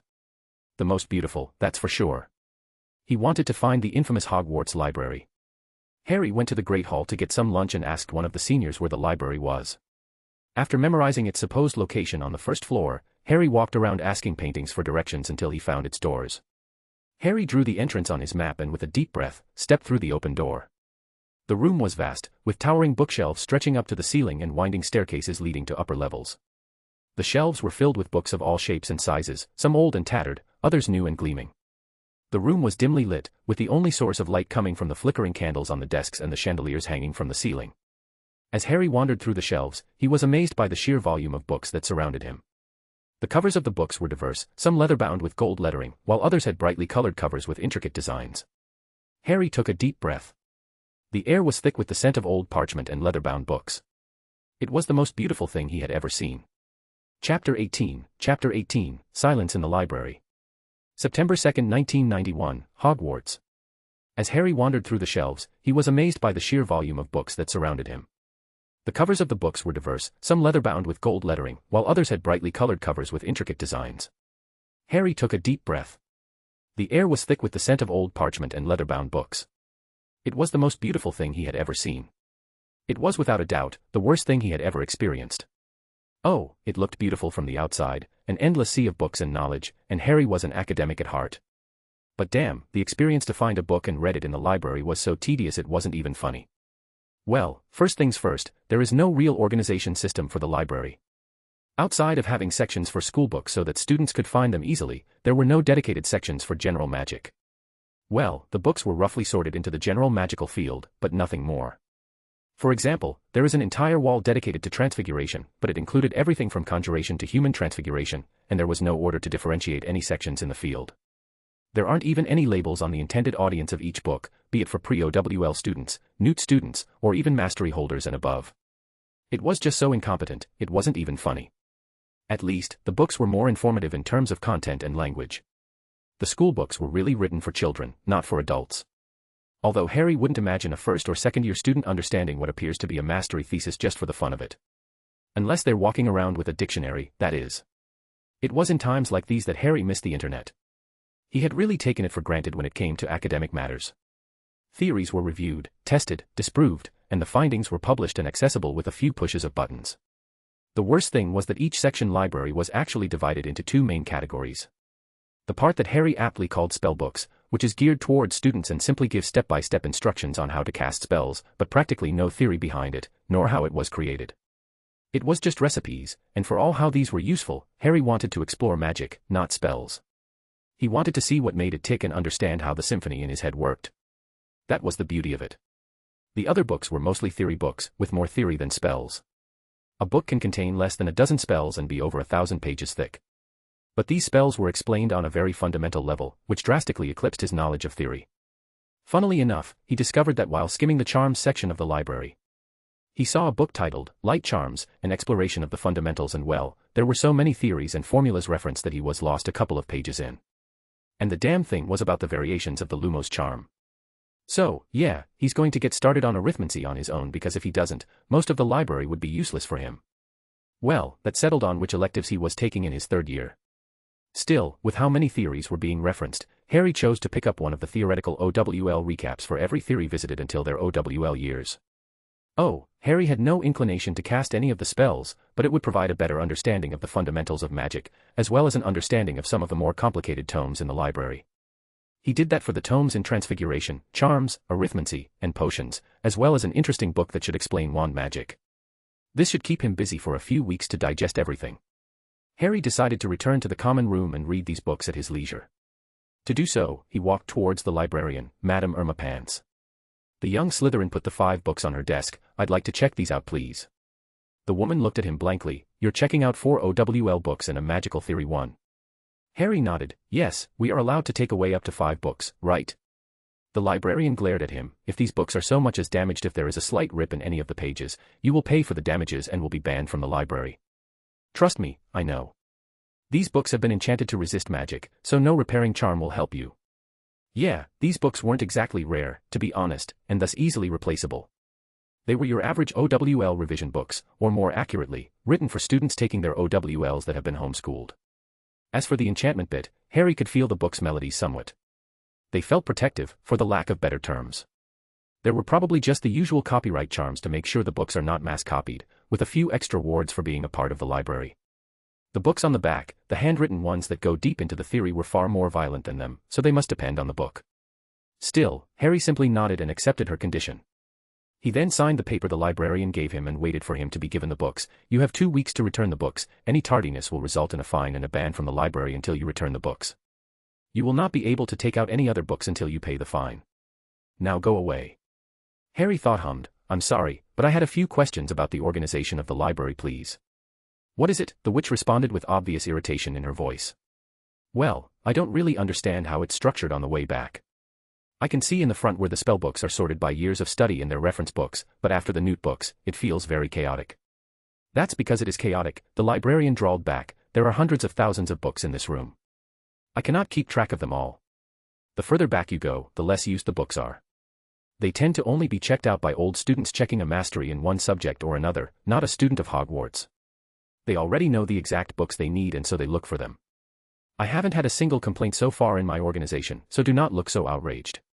Now, go away.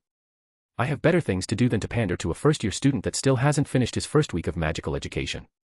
Well, that woman was rather unpleasant, that's for sure. All he asked was for her to explain how she organized the books, nothing more.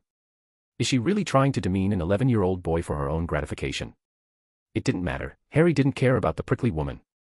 He had gotten his books and so he turned, put the books in his bag and left the room, seeing the library rules printed on the golden plaque. The library rules were reasonable. You are not allowed to eat or drink in the library. You are not allowed to cast any magic inside the library. You are not allowed to take out a book without checking it first, there are alarm charms to enforce that, and you are not allowed to damage any of the books in any way. Of course, there is the whole late fee and paying for damages thing, but overall, they were very understandable. A miscast spell could burn down the library, and the library housed a lot of rare books that were worth thousands of galleons. Still, the way to the common room was a lot quicker. He might start to get used to the chaotic ways of Hogwarts any day now. Harry passed by the hall for a quick snack for dinner and went to the common room, starting to read his magical theory book. It was very informative. It turned out that magical cores weren't really a thing. A wizard's body acted more like a buffer to magic, where it would absorb magic from the environment and channel it through the body to be unleashed as spells. The magic was absorbed by the heart, or at least near the heart on a metaphysical plane, and spread out through the body using metaphysical channels for each spell. The better the channels, the more powerful the wizard. The channels start to stabilize around a child's 11th birthday, which is why students are invited to Hogwarts at that stage. The thing is that a wizard never runs out of magic as long as there is magic around them. Instead, their bodies are taxed with every spell, which is why spells are designed to be fired at once in bursts, and not in a continuous way, which would quickly tire the castor. It was also the reason why Azkaban was a prison, since the island was almost devoid of magic, meaning that wizards can't cast anything. In a way, magic was like a muscle. You could train your channels to grow as you grow up. Before the 11th birthday, it could be dangerous and accidents were prone to happen to overzealous wizards that have tried to train their heirs before Hogwarts. The results were not good ones. Still, a student can slowly use these channels to widen them, allowing them to hold and pass through more magic, making them more powerful. However, on the 17th birthday, the magic stabilizes, and the channels stop growing or shrinking. Of course, there are probably a lot of dark rituals to circumvent these limitations, which is what Harry imagined Voldemort had done, considering how inhumane he was rumored to look. Harry was distracted from the book by Blaise, who was looking down on him with a frown on his face. "Where were you?" "I just went to the library," Harry replied. Malfoy, who was standing behind Blaise, snickered. "You should have been a Ravenclaw if you like reading so much." Harry shrugged. "There's nothing wrong with reading a book." "Well, you have to make up for your mudblood mother somehow." The blonde boy replied with a smug grin on his face. This last sentence had gotten Harry's attention and the common room seemed to quiet suddenly. He slowly put a placeholder in the book, put it in his bag, and then turned to face Malfoy. "What did you just say?" His voice was barely above a whisper, but the blonde boy shivered slightly. "I said." Harry interrupted the boy. "I didn't think you were stupid enough to repeat it. Now, let's get something straight, Draco dear. I don't give a damn about you. I don't care if you're a bigot or secretly a troll. You can go around terrorizing Hufflepuffs with threats of your father all you want, but you will not insult my parents. Are we clear?" Draco stiffened. "How dare you?" The boy tried to raise his wand at Harry, probably to cast some kind of spell, until the green-eyed boy simply grabbed the wand out of his hands. The baffled look on the boy's face was priceless. Harry though didn't even look at the wand and instead was staring Draco straight in the eyes. "I said, are we clear?" With each syllable, Harry was projecting his anger at the boy with his magic. It wasn't even a spell. It was barely more than a party trick, where Harry just changed the symphony. He was releasing to be a violent and angry one but without any intent, but the Malfoy scion seemed to be close to pissing himself. His nod was shaky, and Harry stopped releasing the magic, while suddenly smiling gently. "Well, that's very good, Draco dear. It's good that we have an understanding, right?" Harry handed him his wand and patted him on the shoulders. "Try not to hurt yourself, dear." Draco had stopped trembling and started to glare once more. "My father will hear about this." "And you'll tell him what?" That you called someone's mother a mudblood in the middle of the common room and that he asked you not to do it again after taking your wand from you and giving it back without using any magic. Good luck with that. Harry didn't even wait for an answer and just grabbed a bag and went to the bedroom. After all, that book wasn't going to read itself. Chapter 19, Trouble Brewing. September 3, 1991, Hogwarts. Draco had stopped trembling and started to glare once more. My father will hear about this. And you'll tell him what? That you called someone's mother a mudblood in the middle of the common room and that he asked you not to do it again after taking your wand from you and giving it back without using any magic. Good luck with that. Harry didn't even wait for an answer and just grabbed a bag and went to the bedroom. After all, that book wasn't going to read itself. When Harry woke up, having recollected what happened the day before, he really shouldn't have terrified the Malfoy boy this much. The blonde was nothing more than a spoilt brat that had never been denied or reprimanded in his life. For some reason, the boy just didn't understand that insulting people in public was just a bad idea. Although, the boy did reveal his status as a half-blood, not that it mattered, really, most of Slytherin was made up of half-bloods. Purebloods really were a dying breed, if they ever were a breed in the first place. The Ministry's definition of a pureblood was also very weird. While normally, a pureblood is a wizard or witch whose great-great-grandparents are all wizards and witches. And yet, for some reason, old families like the Malfoys seemed insistent on not introducing a drop of Muggle blood in their families and only considered a wizard or witch as a pureblood if they didn't have a drop of Muggle blood in at least 10 generations, which was frankly absurd. With that in mind, marriage to half-bloods and the odd Muggle-born are somewhat common. Honestly, normal people do not care about that, since the number of purebloods was so slim. Less than a tenth of the population could be considered to be purebloods. Similarly, Muggle-borns were also quite rare. No one knew where they came from, or why they developed their magic, but barely 3 or 4 students are Muggle-born every year. Everything in between was considered a half-blood, which was a very large pool of the population. While Slytherin boasted that it didn't have any Muggle-born students, half-bloods were so common that they couldn't be discriminated against, and the fact that they are raised in the magical world seemed to calm them. Even the child of a Muggle-born and a Muggle was technically a half-blood and was considered part of the magical world from birth. Now, if Malfoy knew that Harry grew up in the Muggle world, things could have ended differently. But all the boy did was loudly insult his mother in the middle of the common room. Oh, Harry was angry, that's for sure, and wanted to punch the boy in the face. Even if he wasn't enraged by the boy insulting his mother, he would have done something similar because it was a bad idea to roll over and let Malfoy walk over him. The boy would have tried to stretch the line, as all spoilt children did, slowly getting more daring each time. And Harry needed to nip that in the bud to have a peaceful year, even if he had gained the blonde's enmity for it. Which really didn't matter to him. Harry had no intention of befriending the boy, and Malfoy probably had no intention of being civil to him. Still, when Harry went to the common room and started reading one of his OWL books. OWLs included all of the critical elements in all the previous years of magical education, which practically made the books into some kind of student notes for every magical discipline. And they weren't even written with children in mind, which was Harry's biggest issue with his school books. Considering that he had potions and herbology as his classes for the day, Harry chose to read the potions book. The first-year schoolbook was nothing more than recipes of potions, which wasn't what he was looking for. Luckily, summaries of the common ingredients in potions and interactions between them were in the OWL book. Harry was so absorbed in his book that he didn't notice Blaise sitting next to him. We're going to get our breakfast, do you want to join us? Harry looked up and saw him standing next to 2 girls, a blonde girl with blue eyes that he recognized as Daphne Greengrass and a black-haired girl with round glasses and hazel eyes that he recognized as Tracy Davis. The 2 girls were looking slightly nervous. Harry nodded. Sure, let me just pack up my stuff. Harry put a bookmark in his book and put it in his bag. He then grabbed it and joined the other Slytherins to make their way to the Great Hall. While they were walking, Greengrass asked, Say, Harry, where did you get your school bag? Just a small shop in Diagon Alley. It was recommended to me by the trunk shop when I asked if they had any expanded school bags with featherweight enchantments. They just pointed me to a store that sold them. They're very practical and I leave all my books inside if I need them. Davis glared at him. Lucky you. I think I'll ask my mom to get me one. Walking up and down so many steps with heavy bags is so tedious.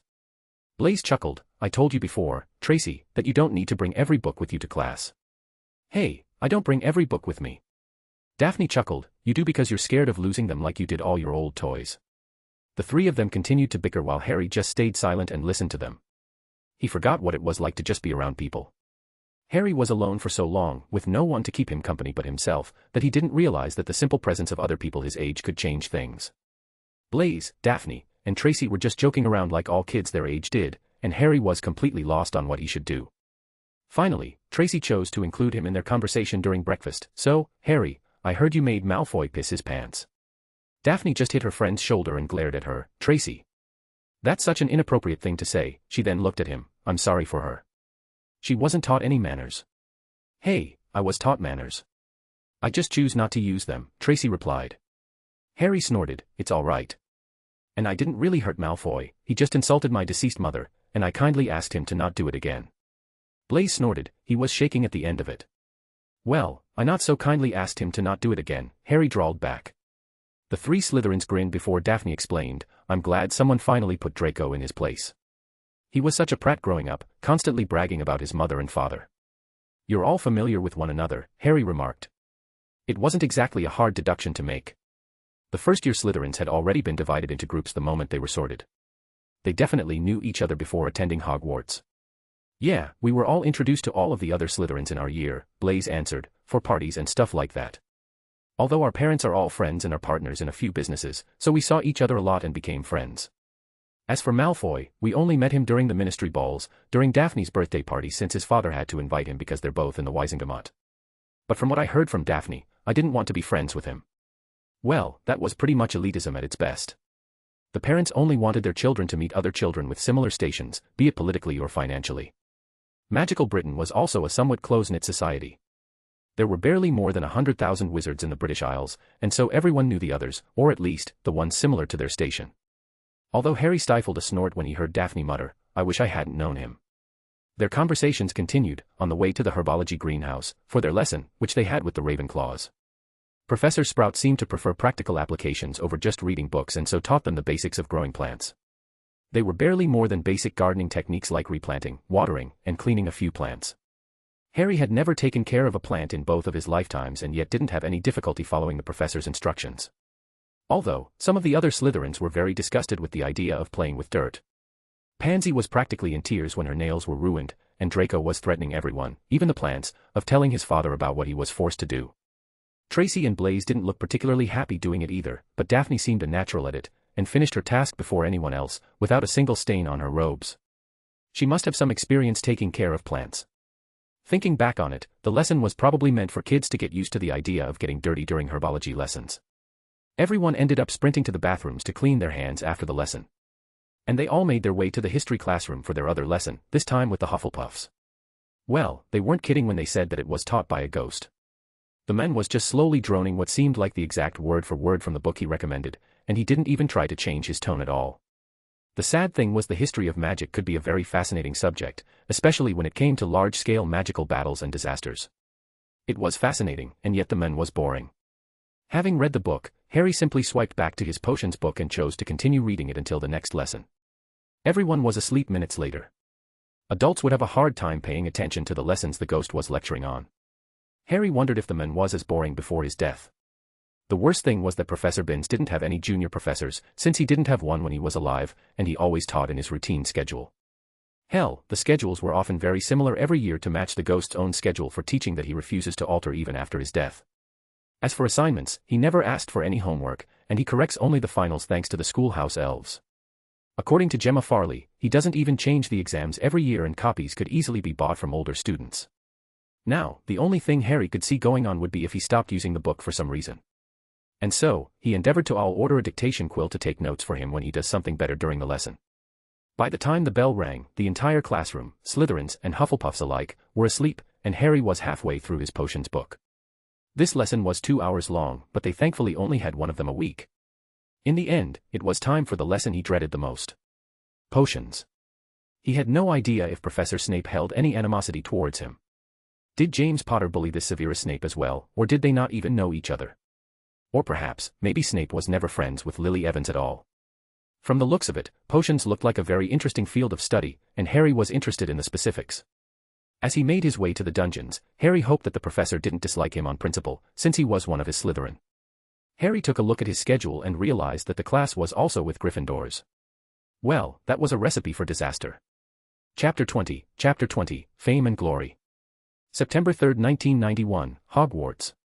From the looks of it, potions looked like a very interesting field of study, and Harry was interested in the specifics. As he made his way to the dungeons, Harry hoped that the professor didn't dislike him on principle, since he was one of his Slytherin. Harry took a look at his schedule and realized that the class was also with Gryffindors. Well, that was a recipe for disaster. Well, by the end of the potions lesson, Harry was pretty sure that Snape hated him. What the hell had James Potter done to him that he would be this petty to students? That man was without a doubt a menace that shouldn't be around children. Harry had always thought that the stories were romanticized from the point of view of a child. He wasn't abused like the Harry from the stories, he wasn't starved, nor was he bullied by his cousin. As such, Harry somewhat expected Snape to be frosty, not some unhinged man picking on children. Well, first of all, when Harry entered the classroom, he made sure to sit in the back, to avoid being called on by Snape. Blaise followed after him and they sat together, waiting for the professor to show up. Everyone had shown up before the professor. He had a fearsome reputation, especially when it came to reprimanding Gryffindors. Even Weasley arrived early and sat down obediently waiting for the professor to arrive. The door opened suddenly, and the professor entered the classroom dressed in black with his cape billowing behind him. It was cool, but it was also the highlight of the lesson. The man instinctively seemed to search for Harry and glared at him. After a few seconds, he started his speech. For those of you who do not know, I am Severus Snape, the current senior potions professor in this school. I will have the misfortune to teach you the subtle arts of potions that most of you will fail to truly grasp. Potion brewing is without a doubt one of the most dangerous fields of magic you will learn in this school. A single mistake could cause an explosion that would not only endanger you but also the others around you. Most of the accidental deaths that occur in magical Britain have been attributed to potions, be it an accident by a subpar brewer, or getting poisoned drinking a faulty potion. This is your first and final warning. If you do not take this field of magic seriously, you will answer to me. And believe me, you will wish that you would be dead. The professor looked around the classroom making sure that he had the students' attention before continuing. As there is little foolish wand waving here, many of you will hardly believe this is magic. I don't expect you will really understand the beauty of the softly simmering cauldron with its shimmering fumes, the delicate power of liquids that creep through human veins, bewitching the mind, and snaring the senses. I can teach you how to bottle fame, brew glory, even stop or death, if you aren't as big a bunch of dunderheads as I usually have to teach. Like most of your wand subjects, this class will be divided into theory and practice. I will be responsible for the practical aspects of your lesson, while you will have your theoretical ones with a junior professor. In this room, there are ground rules that you will follow. First of all, you are not allowed to brew any potion outside this room, since you will only risk killing yourselves. Secondly, you will follow my instructions to the letter. If you purposely choose to mess around with potions, you will answer to me. Finally, you will not be allowed to take any of the ingredients and potions outside this room. Am I making myself clear? The entire classroom nodded at once. Now, let's begin our lesson. What are potions? Some of you might foolishly believe that it's simply a combination of magical ingredients, but they would be wrong. A potion necessitates magic to be brewed. A squib or muggle cannot brew a potion, although, I will leave the intricacies for your theory lessons. Longbottom, said Snape suddenly, since you like not paying attention, why don't you explain to me what you would get if I added powdered root of asphodel to an infusion of woodworm? The scarred boy, who was snickering with Weasley, stiffened and blushed in embarrassment. I don't know, sir. The question wasn't really that hard, but it was mentioned in the potion book in the description of both ingredients. The draught of living death was a very well-known potion that were used on unconscious prisoners after large battles. Prisons tended to be full in times of war, and so, wizards used this potion to make sure they wouldn't escape or cause mayhem. The potion was so popular in the past that there are many Muggle fairy tales inspired by this potion. Perhaps this question was just too complicated for you, Snape drawled. Maybe this one would be more your speed. What exactly is a bezoar? The boy was clenching his fist. I don't know, sir. The rest of the Slytherins were snickering and Harry could understand why, even if he didn't like it. Bezoars are relatively common ingredients that every child knows about because they can neutralize most poisons. It was also on the first page of the potions book Snape recommended. The fact that Longbottom didn't know that was honestly disturbing. But still, this had gone past a simple punishment. Snape was actively embarrassing Longbottom in front of their peers. The professor was smirking now. One last time, tell me 3 ingredients used in the cure for boils. This was a point-blank question about the first potions they were going to brew.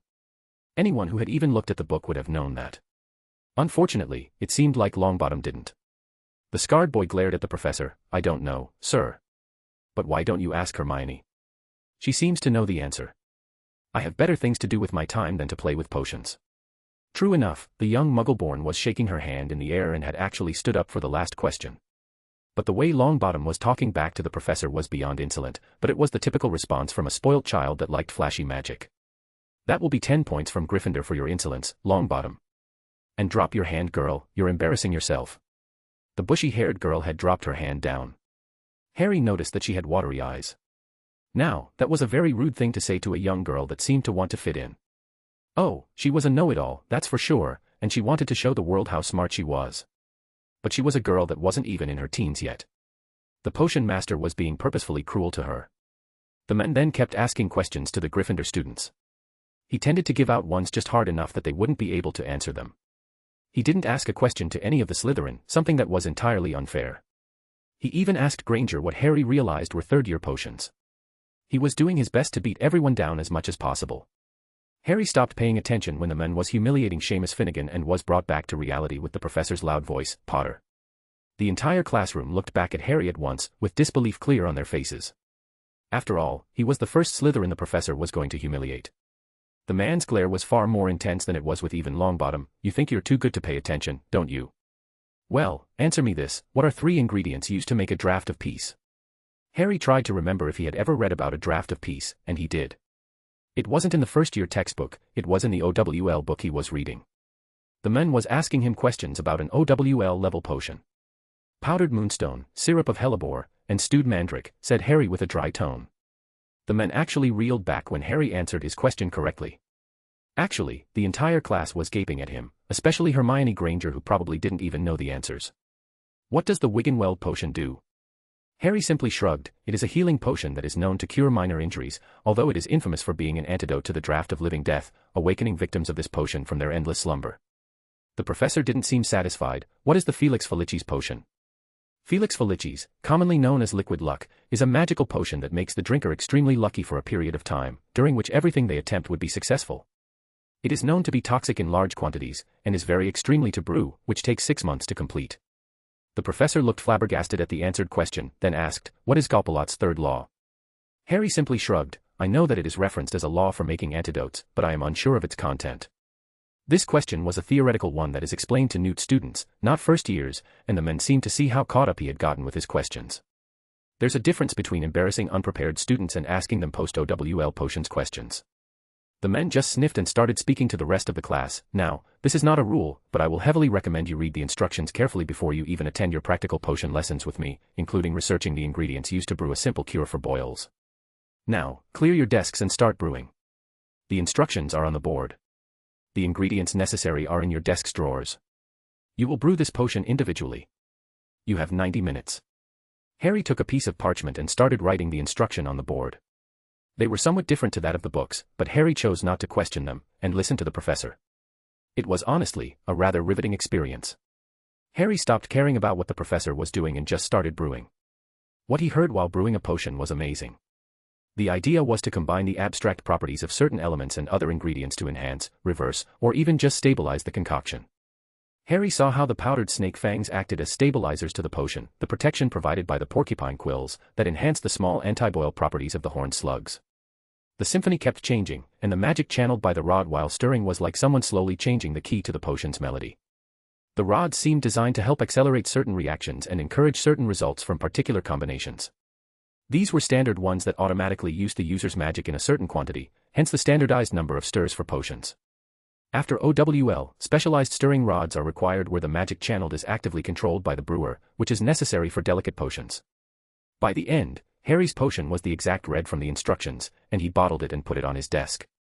While the professor was busy with Seamus, whose potion had blown up and caused him and Weasley to grow giant painful boils on his face.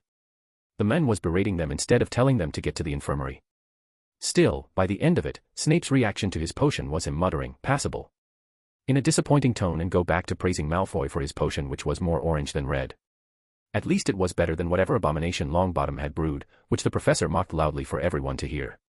By the end of the lesson, Harry just grabbed his bag and started to leave, ready to leave, only to see Longbottom waiting for him by the door. "I bet you like that, huh, traitor?" Harry was confused by what the boy was talking about. "Do you mind clarifying?" "Just go away with your Slytherin friends," the scarred boy responded. Harry just rolled his eyes, muttered, "I'm too tired for this," and turned to leave for his common room. He had his fill of childish petty professors and weird scarred boys that glared at him for no reason. Chapter 21, Valancourt. September 6, 1991, Hogwarts. Harry just rolled his eyes, muttered, "I'm too tired for this," and turned to leave for his common room. He had his fill of childish petty professors and weird scarred boys that glared at him for no reason. The rest of the week ended unremarkably. Most of the week was with minor professors, who were obviously inexperienced and slightly boring. They definitely didn't have a mastery over the fields as the senior professors do, which was proven by the fact that they didn't teach any OWL students or above. They were boring, wooden in their teaching, and didn't even attempt to engage the students during their classes. Honestly, they were disappointing, so much so that Harry didn't even remember their names after lessons were done. All they did was practically read the books without really explaining anything. They probably seemed self-explanatory to them since they were adults, but their students were children, and Harry mourned the drop of competent wizards and witches because of them. Although Harry was introduced to two other senior professors. Professor Sinistra was the senior astronomy professor, and was quite good at teaching, although Harry would have liked her classes more if they weren't in the middle of the night and had to climb all the way up to the astronomy tower to get there. Although, the telescopes were very impressive. They were enchanted to just ignore the light pollution and were good enough that Harry was able to see one of the moons of Jupiter as if it was as close as Earth's moon. Still, as interesting as all of this was, the entire field was based on memorization, and was only useful for picking herbs and brewing certain potions that could depend on certain celestial bodies. Harry still had no idea why these magics depended on planets and moons that far away, but he wanted to find out. Now, that would be an interesting astronomy lesson. As for defense against the dark arts, well, it was a sham of a lesson. Well, not really. Quirrell was surprisingly competent as a professor, even if he was jittery and his room stank of garlic. The men taught them basic cast as a first lesson. It was basically a lesson on how to channel magic into a wand to create small blasts of energy. It wasn't even that hurtful, just a small projectile of magic. It didn't even have a melody. It had no intent, no complexity. From the looks of it, defense was not really about fighting, but more about general theory and applications of magic. Oh, there will probably be lessons on jinxes and hexes, but it seems like it's mostly used to bridge whatever is missing in the other core classes. Funnily enough, the class wasn't even named Defense Against the Dark Arts at the beginning, just Battle Magic. A dark-inclined headmaster changed it to Dark Arts. He didn't last long at his post, and his successor, a light-aligned headmaster, changed it to Defense Against the Dark Arts as an act of opposition to his predecessor. That aside, Harry's week was thankfully uneventful outside of Malfoy and Longbottom becoming eternal rivals or whatever because Malfoy insulted Weasley's mother by calling her a cow. The redhead was defended by Longbottom calling his father a filthy Death Eater, which ended up in a small brawl of first years that barely knew how to use the simple cast, thus cementing the Gryffindor-Slytherin rivalry for their year. Honestly, Harry didn't care as long as they kept him out of it.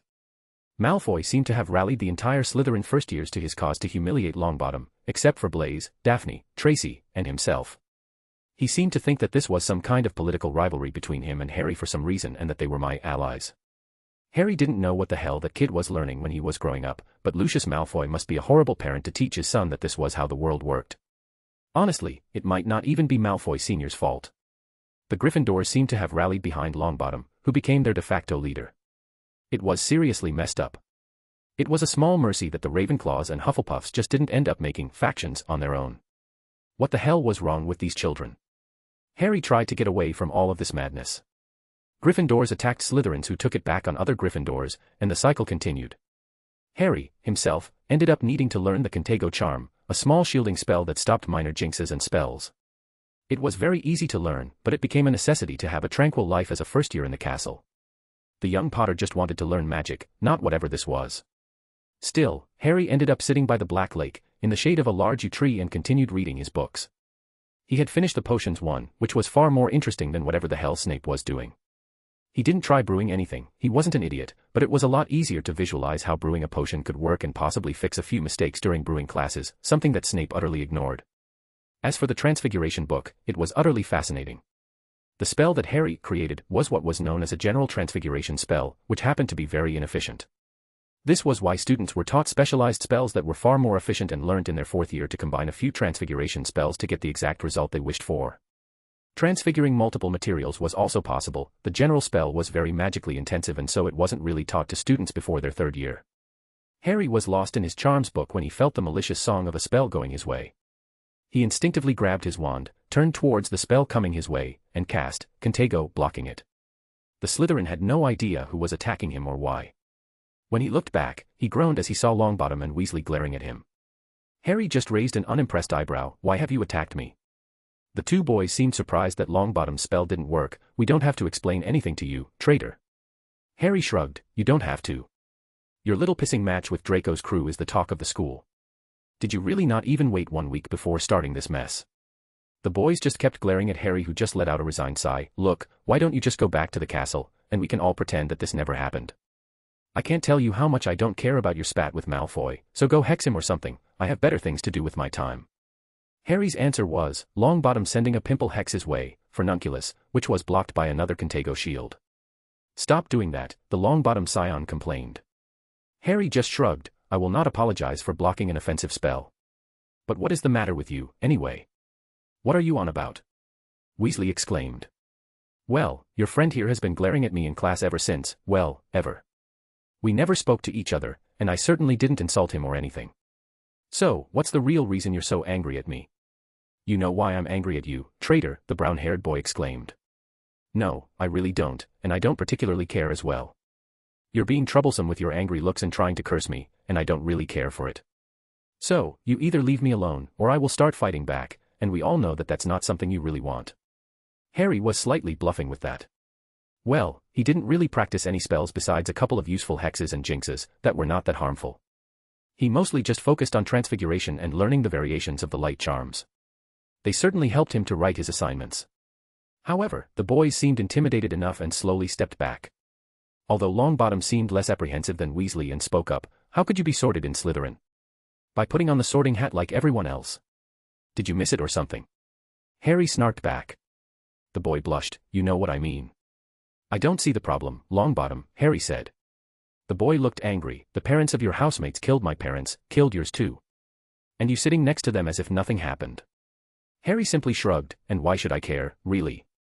Why should you care? Neville responded as if he was trying to process Harry's response, these are the people that our parents fought against, together. They died to fight them, and you are mingling with them. You're spitting on our family's sacrifice. Our parents fought for their own reasons. They were ready to die for them, as a matter of fact, they did. They would not want their children to endanger themselves needlessly, and if my parents disagreed then they didn't love me. Stop living in the past that will never exist. Your parents are dead, as are mine, and curing anyone that is related to their deaths will not bring them back.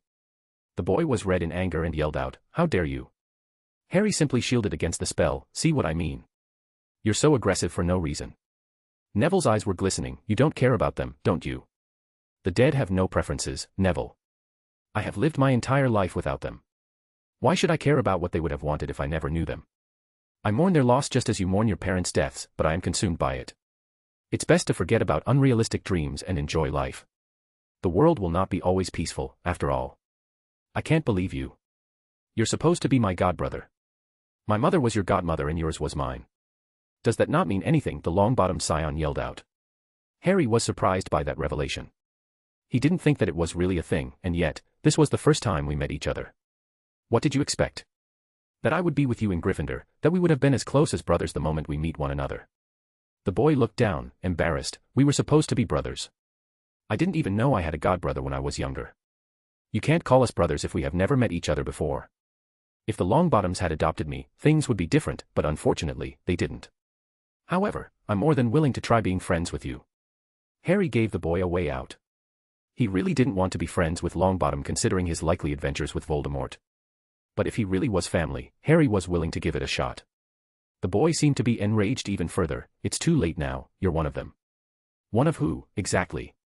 The Weasley boy seemed to have gathered his courage, slimy snakes. Harry raised an unimpressed eyebrow, so all this hostility isn't because I ignored you, but because I'm in Slytherin. Yes, both boys yelled. Harry really had no response to that. The issue wasn't even about Harry but what he represented. He was technically a part of Longbottom's backstory, and the boy didn't want it to be tainted with the whole Slytherin thing. Harry just shrugged, I can't really do anything about that, and I'm done with the conversation.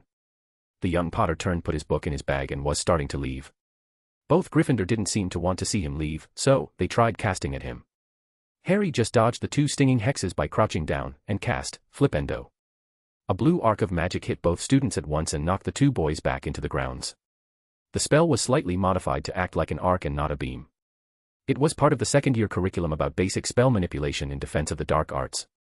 Harry heard the two boys groaning in pain to make sure they were all right. Well, apparently Longbottom was now an enemy. The last Potter simply shrugged and walked back to the castle. He was getting hungry anyway. Chapter 22, Legacy. Chapter 22, Legacy. September 6, 1991, Hogwarts. A blue arc of magic hit both students at once and knocked the two boys back into the grounds. The spell was slightly modified to act like an arc and not a beam. It was part of the second-year curriculum about basic spell manipulation in defense of the dark arts. Harry heard the two boys groaning in pain to make sure they were all right. Well, apparently Longbottom was now an enemy. The last Potter simply shrugged and walked back to the castle. He was getting hungry anyway. Harry's return to the Slytherin common room was met with cheers from his classmates. Malfoy and Parkinson had come to congratulate him for his victory for some reason, and Draco even exclaimed that he had known that there was a Slytherin hidden underneath all along.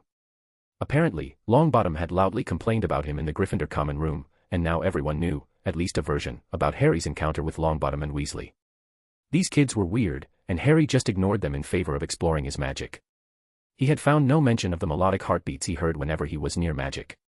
It was extremely useful when perfecting a spell or even modifying it slightly. It had even helped him sense and dodge the spells from the two Gryffindor boys that attacked him. He did try to look at magical gifts that wizards often had, but magical families tended to be very secretive, unless it was an extremely noticeable one, like Parseltongue, for example. Still, Harry was surprised when he was cornered by Blaise, Tracy, and Daphne, in the common room. Daphne had given him a severe look, so, we are formally against Longbottom and his lackeys. The green-eyed boy tilted his head. What are you talking about? The duel with Longbottom and Weasley, Harry, Tracy explained. What about it? They attacked me when I was reading outside the castle. I tried to talk to them, but they wouldn't listen, so I retaliated. It barely qualified as a duel. Hell, I didn't swear vengeance or anything. I just knocked him around so that he would stop trying to attack me. Well, Longbottom does, and now Malfoy thinks you're supporting his group, Blaise replied. Harry was aghast by the implication. I'm not supporting anyone. I can barely stand being in the same room as Malfoy. And I sure as hell am not going to follow his lead and attack Gryffindors for no reason. As far as I'm concerned, the entire thing is entirely illogical and frankly moronic. Look, after an attack or two from Malfoy, Longbottom will forget all about me, and he'll focus on him. As far as I'm concerned, as long as none of us gets attacked for no reason, then I'm not going to involve myself in any of this. The three of them visibly relaxed when he told them that. Had they really thought that Harry wanted to get into childish fights with Gryffindor all the time? This house rivalry was getting too far. Harry could understand that it might help motivate students to do better and to behave, but this was getting out of hand. He only hoped that they would calm down. A week had passed and it didn't look like they would. In fact, the conflict seemed to have escalated to include the second and third years as well. Harry didn't expect the Gryffindor-Slytherin spat to turn into an all-out war, and yet it did. It was becoming common to walk around the school and see a duel happening between two students. Malicious pranks from the Gryffindors were met by curses from the Slytherin. And the worst thing was that no one seemed to care. The professors broke fights and took off points when they ran across one, but for every fight they stopped, there were 10 that they didn't. It was during his class with Professor Flitwick that Harry decided to ask a question. The professor was obviously impartial given that he was the head of Ravenclaw. Harry could see that McGonagall was slightly partial to the Gryffindors, and Harry was sure as hell that he wasn't going to ask Snape about it. The man's behavior was visibly colder compared to his classmates, something that everyone had noticed. It was after Charms class about the color-changing charm that Harry stayed back and asked the half-goblin, "Professor, may I have a moment of your time?" The jovial professor immediately jumped down and looked Harry in the eye. "Of course, Mr. Potter, ask away. I'm a little concerned about the whole Gryffindor-Slytherin rivalry that's going on. Does it always go this far?" The professor's jovial expression fell slightly. "I'm afraid so. It wasn't always like this. Before the war, Slytherin were just students like everyone else. During the war, everyone was afraid and kept their heads down. It was after the war that things started to get this far. We indulged them at first, to get it out of their systems. You see, in the war, everyone lost a family member or a close friend, either to death or to Azkaban. I'm not sure which is worse, to be entirely honest. However, when the war was over, when people stopped being afraid, they started to get angrier and angrier. Until every year, first years end up fighting. We let them get through with it because stopping them now will mean that they will get it out of their systems when they're older and have been taught dangerous spells. You see that older students just don't seem to care all that much, and that's what we want. Although, this year, Neville Longbottom and Draco Malfoy, who are considered the heirs to the light and dark factions, have caused tensions to rise up, which is why the second and third years started to get involved. Don't worry, there is a teachers' meeting at the end of the week where we'll discuss how to deal with this situation. Thank you, Professor, Harry said after releasing a sigh of release. At least the staff weren't insane enough to let their magic-wielding children run around sending nearly lethal spells at each other. You remind me of your mother, you know, the professor asked with a fond tone. You knew her? Harry questioned with a hopeful tint in his voice. The young Potter knew deep down that Lily Potter was dead, that he had never met her. But past life or not, he wished he had met her. Even if he had memories of his past life, Harry was still a child, and a mother's love is a very strong force. Oh, yeah. Lily Evans was one of my most brilliant students. A veritable charms prodigy that could have gone far. Horrible in transfiguration though. I even recommended her in the Charms Guild to pursue her mastery. She was a kind woman but her anger was something to be feared. I miss her dearly. No one said anything about her, to be honest. Thank you, Professor. Harry replied. The professor huffed, You're very welcome, Mr. Potter. My door is open to you if you wish for any questions about your mother. And I hope to see you at the dueling club in your next semester. I think you'll do well, there. Harry nodded in understanding and left the room. He chose to trust the professors to do their jobs. Instead, he chose to focus on the scholarly side of things. He had finished the books he had taken from the library, and it was showing. Harry's practical magic was starting to get absurd by all standards. He had tried out a few transfiguration spells from his schoolbook and they all worked perfectly. Harry was honestly taking his time with them, trying to perfect them and their modifications. He wanted to figure out how they worked and map out the frequencies needed for the transfiguration in his mental symphonies, to be able to craft transfiguration spells of his own one day. For all his achievements in practical magics, Harry discovered that arithmancy was his favorite subject. Oh, not the crap that is taught in 3rd and 4th years, but from OWL level and above. The first 2 years of the elective are just a study about magical numbers and their properties, as well as their uses in primitive divination. Afterwards, it is practically a small introduction to calculus while taking into account the properties of the numbers. It was starting from the 5th year that things started to get interesting with the inclusion of arithmancy in magical theory. It was advanced arithmancy that Harry wanted to truly study. Honestly, it didn't take long for him to get used to the oddity of arithmancy, which was basically maths with the inclusion of traits of certain numbers which were considered as an additional dimension of sorts. Adding in the fact that until the statute of secrecy, most mathematicians and philosophers were wizards, the arithmancy system is very close to the one from Harry's previous life. Harry quickly returned the books and chose one on advanced arithmancy, which was actually taught by a different professor. He thought about starting with runes as well but changed his mind. Advanced arithmancy looked to be quite complicated, and Harry didn't want to overwhelm himself with it. The truth was that the young Potter wanted to discover everything he could about magic. He wanted to study it as no one had ever before. He was going to try out every single magical field and see how it ticked. To create a unified theory of magic and arithmancy seemed to be the best way to get about it. It combined the theory of practically every wand-based subject, but Harry had no idea how. Magic is chaotic by nature. It was unpredictable. Harry had learnt that when he tried to use wandless magic. It was trying to grip water without scooping anything, and complex effects just weren't replicable. And yet, with a wand, a few words in Latin and moving your wrist a certain way made it very possible to replicate a spell 1,000 times. It all came back to wands, didn't it? Arithmancy couldn't be wrong, it was based entirely on fundamental magical laws. But it was also more than useless whenever rituals were involved. At least, according to the books about rituals that were allowed in the public side of the Hogwarts library. Rituals seemed more art than science and Harry wanted nothing to do with them until he was more experienced with magic at the very least. But the point stands. Someone, probably during the rise of Rome, invented the wand and created a giant system of magic based on Latin.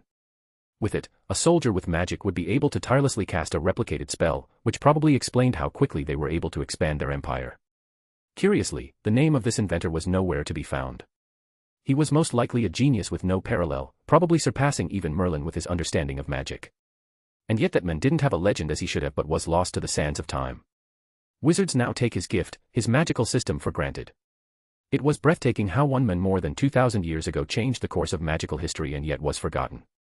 That's what Harry wanted, really, to make his mark on the magical world in a very significant manner, but not be forgotten as well. He wanted to forge a legacy that would remember his existence. He wanted young wizards and witches to swear by his name long after his body withers and becomes nothing more than dust. This was Harry's deepest wish, the reason he was sorted to Slytherin. In his previous life, he had died forgotten, alone. In this life, Harry grew up being told that he was no one, and that he would never amount to anything. He would prove them wrong. He would prove them all wrong, that he swore. Chapter 23, Clouds. September 17, 1991, Hogwarts. This was Harry's deepest wish, the reason he was sorted to Slytherin. In his previous life, he had died forgotten, alone. In this life, Harry grew up being told that he was no one and that he would never amount to anything. He would prove them wrong. He would prove them all wrong, that he swore. It was after the second week of school that something new finally happened.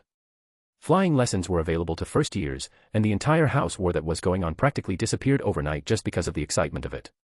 Longbottom kept telling everyone about how good he was on a broom, so much so that a Quidditch team apparently wanted him to join. Malfoy wasn't that far behind him in terms of fake stories, saying that he almost escaped a Muggle helicopter while flying on a broom. Discounting the fact that it was illegal for Quidditch teams to hire anyone under the age of 15, and the fact that helicopters were very loud that narrowly escaping them meant that Draco was either deaf or an idiot, the Malfoy Scion story was a clear breach of the statute of secrecy, which can be very heavily enforced, even to minors. Surprisingly enough, Tracy was also very invested in flying lessons. She was apparently very fond of Quidditch and hoped to be a chaser on the Slytherin team in her next year. Harry stayed quiet, of course, during the bragging sessions, rolling his eyes at his classmates' ludicrous stories. His precious peace and quiet were interrupted in the middle of the common room when Malfoy proudly proclaimed, "Potter, you must be disappointed to be away from your books for so long during flying lessons. Didn't you say that you didn't like Quidditch?" The entire common room froze when the smug-looking blonde said that. Tracy looked at Harry with betrayal in her eyes. "Is it true?" Harry simply shrugged, unconcerned. "I quite like flying, actually, but I just don't see the appeal in Quidditch. I suppose I could watch it, but I don't really fancy myself playing, to be honest." That was a lie, of course. Harry had no idea about flying a broom. He's just banking on his Potter flying genes being a thing as they do in the stories. Still, the entire common room kept shouting obscenities at him until Harry raised his wand and flicked it. A loud cannon sound was emitted from the wand and silenced everyone. "Look, I don't care if you think that Quidditch is the best sport in the world. I am allowed to have my preferences, and if I don't like it, and I don't keep shoving this fact down your throats, then I expect you to extend the same courtesy to me. Or have all of you forgotten your manners?" Everyone looked down sheepishly and Harry nodded to them and left, his friends following him. When they were outside the common room, Daphne glared at the hidden entrance. What did Malfoy want to achieve by saying something like that? Harry simply shrugged. "I don't know, and I don't care. Although, I never expected the fact that I don't like Quidditch to cause this big of a scene. I swear there were 7th years yelling at me. It's the biggest sport in the world, of course, they're going to be mad at you. Hell, I'm mad at you. How could you not like Quidditch?" Tracy answered while glaring. "I just don't. I also don't like eating fish. Do I have to explain myself?" "But it's Quidditch," Tracy protested. "Look, all I'm seeing is 7 people on brooms trying to put a ball in hoops while the beaters try to push them off the brooms and the seekers keep trying to find a smaller golden ball with wings to stop the match. There's just too much chaos happening at the same time that I find the game ridiculous. Honestly, I would rather be reading a book than watching a game. Unless of course Tracy is playing. That would change everything, of course." The girl looked down and blushed while the other two snickered. Harry just continued, "Look, I just don't like the game. It's not a big deal, and even if you want me to go to watch them, I will. But I don't think I'll ever play it. But I love flying. I'm actually excited to get my flying license." Yeah, flying lessons were technically outside the Hogwarts curriculum. They weren't graded, and you can actually fail the class. The reason is to have enough proficiency in flying broom to be allowed to do it by the ministry. You could do it at any time, during any year, but the professors recommend doing it during first years to both act as a scout for the house Quidditch teams, and because the classwork is relatively light in the first year. In a way, a flying license was like an apparition license. Only people with them can buy a broom from anywhere. Technically, you were not even allowed to own a broom without having a license, and anyone selling or giving a broom to someone who doesn't is illegal and punishable with a large fine. Oh, parents ignored it, of course, and bought their children brooms. But they were technically the parents' property, not their children's. It was also the reason why first years weren't allowed to have brooms, since it was technically illegal, but once they get their broom license, they would be allowed to use them to move around, outside the castle, of course. Alas, the time came for the flying lessons to begin. Of course, it was with the Gryffindors, which was a recipe for disaster.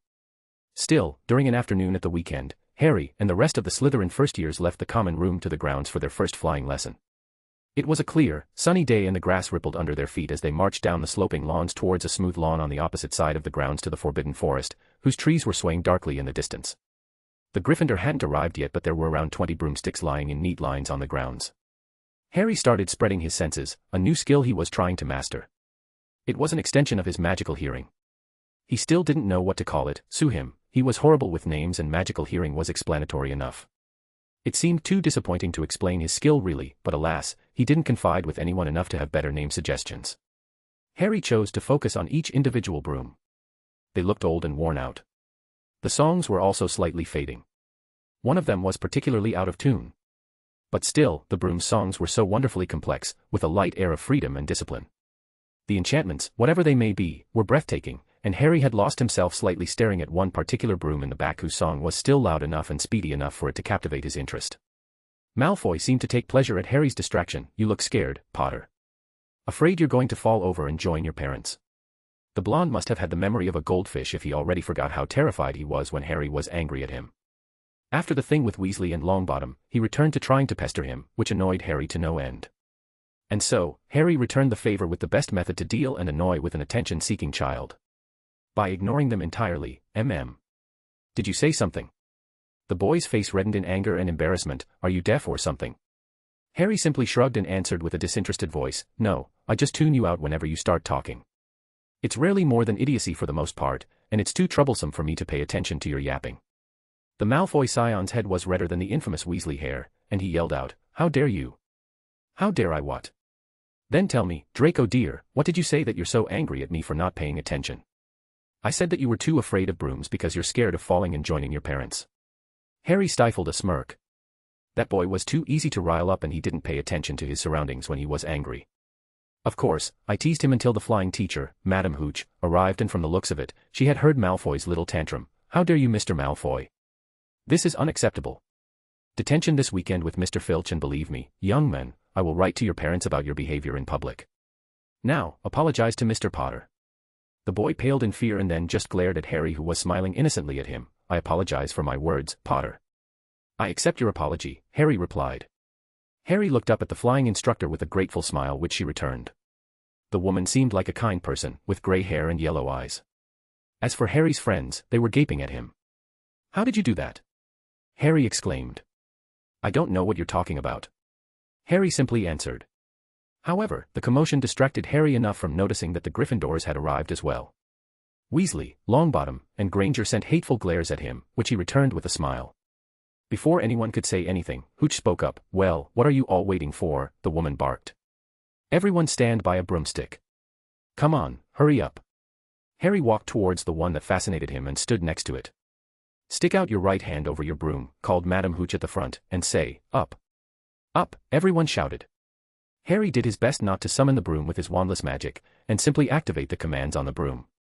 Unsurprisingly, Harry's broom jumped into his hand at once. He was actually one of the few that did it. It was a verbal command that was powered by an artifact, not a spell, which meant that either the brooms were defective, or the others just couldn't activate the artifact properly. They were probably slightly afraid that their subconscious chose not to activate the artifacts. The moment his hand touched the broom, he felt its song intensify, and change to suit his own. It was a happy song, fast and exciting. Harry immediately grew to like it. By the time he looked around, he noticed that everyone had their brooms in their hands. Madame Hooch then showed them how to mount their brooms without sliding off the end, and walked up and down the rows correcting their grips. Although Harry snorted when the witch ended up correcting Malfoy as well. Now, when I blow my whistle, you kick off from the ground, hard, said the flying teacher, more irritated in her tone and manners. Keep your broom steady, rise a few feet and then come straight back down by leaning forward slightly. On my whistle, 3, 2, 1 go. Harry kicked the ground as hard as possible and channeled some of his magic to the broom. It immediately responded and accelerated away. He had to adjust the output a bit, but the young Potter would admit that he never felt at home as much as he did at this moment, flying through the air, free of all burden and worries. Madame Hooch made them do some basic drills, and Harry grew quickly used to controlling his broom with perfect precision. It seemed like the Potter genes were a thing. Flying was in fact in his blood. Alas, all good things come to an end, and the relatively peaceful flying lesson ended when Malfoy purposefully pretended like he had lost control of his broom and slammed into Ron Weasley, who lost control as well and was falling towards the ground. Chapter 24, The Brawl. September 17, 1991, Hogwarts. Alas, all good things come to an end, and the relatively peaceful flying lesson ended when Malfoy purposefully pretended like he had lost control of his broom and slammed into Ron Weasley, who lost control as well and was falling towards the ground. Harry was sure that the redhead was going to die. The boy was gripping the broom as if it was his lifeline and practically accelerating towards the ground. Longbottom seemed to fly behind him trying to stop him, to no avail. Everyone had thought that the boy was done for until the professor quickly shouted, Maliare. Instead of crashing, the redhead simply bounced on the ground and then a few times until he fell outside the spell. Harry had read about the incantation that the professor had used. It was for the cushioning charm, which is usually used on brooms to make them more comfortable, but Professor Hooch had somehow manipulated the spell to make sure the Gryffindor wouldn't hurt himself while falling. Still, the redhead was whimpering and was holding his arm, which looked very bruised. The professor immediately ran at the injured student and spoke up, Let me take a look at your arm. It looks like a broken wrist. Why don't I take you to the infirmary? Don't worry, Madame Pomfrey will fix that right up. She then turned and looked at Malfoy. As for you, Mr. Malfoy, I'm taking 50 points from Slytherin and another week of detention. But the boy protested. But nothing, the flying instructor interrupted while glaring back at him. You injured your classmate, and you could have gotten him killed. If I wasn't paying attention, your classmate could have severely gotten hurt. You need to think about the consequences of your actions, Mr. Malfoy. Hooch then turned to the rest of the class. None of you is to move while I take this boy to the hospital wing. You leave those brooms where they are or you'll be out of Hogwarts before you can say Quidditch. Come on, dear. As expected, the moment the woman left with the whimpering student, Longbottom walked towards Malfoy with his wand pointed and snarled, "You'll pay for that." The blonde immediately raised his own and smirked back, "I don't think so." He was immediately backed up by Crabbe, Goyle, Parkinson, and not while the rest of the Gryffindor boys backed up the boy who lived. For some reason, Draco gave Harry an expecting look, which Harry simply ignored and took out his fiction book. The entire little conflict just stood there, frozen, giving the last Potter incredulous looks. Daphne hit Harry on the side, and he looked up with a fakery annoyed voice. "What is it?" She just pointed at their frozen classmates that were giving him expectant looks, which Harry ignored. Very interesting. Seamus Finnegan shrieked, "What's so interesting?" "Oh, Dresden the Cursebreaker just entered the Temple of Doom after getting past a sphinx by solving its riddle. I just find it interesting how writers often reuse common riddles in their books for some reason. Like come on, it's not that hard to be creative for once. Like seriously, the Ravenclaw knocker would probably help them. It's kinda put me off the whole series, to be honest." Harry shot back. Longbottom looked frustrated. "What are you on about?" Harry just pretended to be confused and tilted his head. "Well, I was reading the book, and Seamus here just asked me what was interesting, so I told him. You need to pay attention to conversations, Neville. It's very rude to just ignore your classmates' questions." Malfoy burst into laughter. "See, even Potter thinks you're an idiot." The rest of his sycophants joined in. "Shut up, Malfoy," snapped Parvati Patil. "Ooh, sticking up for Longbottom," said Pansy Parkinson. "Do you have a crush on him or something? Or is he too scared to talk for himself?" Longbottom was blushing from embarrassment and looked at Harry. "Are you seriously taking their side?" "Their side for what?" Harry answered while doing his best to look oblivious. "Did you seriously not see Malfoy push Ron off his broom?" Neville questioned. "Oh, yeah, I wasn't paying attention. I was too busy reading, you see." "You were flying," the Longbottom scion protested. "So, I was." Harry didn't elaborate on his words and Longbottom let out a frustrated groan. "Don't be an idiot, Potter. Are you with me or against me?" "With you or against you for what?" "For the fight with Malfoy." Neville yelled back. "Why are you fighting with Malfoy?" Harry asked. "Because he hurt Ron for no reason." Harry shrugged and looked pensive. "What an unfortunate situation we find ourselves in." Honestly, Harry had no idea what he was saying. He was just buying some time by confusing his classmates until Hooch comes here. Because they start firing spells without any adult nearby to stop them, people could easily get hurt. Malfoy grinned at him. "It's good that you know where you belong, Potter." "I'm afraid I don't understand, Draco dear." The boy gritted his teeth at the familiarity Harry was addressing him with. The blonde, though, controlled himself. "I mean that you're a Slytherin. That you're with us." "Well, of course, I'm in Slytherin. Draco, we've been having classes together for 2 weeks, hell, we're in the same dormitory. Were you not paying attention?" The Gryffindors were now chuckling, and Malfoy turned in a nice shade of red, that reminded Harry of Ron Weasley's hair. "Enough, Potter," Draco yelled at him. "Stop playing stupid, we're fighting Longbottom right now. So, you're either with us or against us. How is that hard to understand?" Harry though had stopped listening to the blonde and continued reading his book. Daphne elbowed him to the side again. The young Slytherin noted that she had an amused gleam in her blue eyes. He pretended to be surprised and looked up at Draco. "Oh, did you say something? This chapter is just very good," and stopped listening to you. The blonde then walked towards Harry in a threatening manner. Harry just discreetly pulled up a weed with his wandless magic over the boy's shoes and watched as he fell over, planting his face on the mud. Harry's classmates just stood silent, not believing what had just happened, before bursting into laughter. Even the Slytherins were laughing. Falling over for no reason is just funny to preteens. Longbottom was loudly laughing at his rival's defeat or whatever. He arrogantly took a step towards Malfoy, and Harry did the same for Longbottom. The boy's foot was caught by another weed and he fell face first to the mud, right next to Malfoy. Harry telekinetically moved the two boys' wands away from them without anyone noticing. As expected, Malfoy and Longbottom just kept fighting each other in the mud. Their clothes would have probably been ruined if it wasn't for magic. The rest of the first years just kept laughing at the two rivals.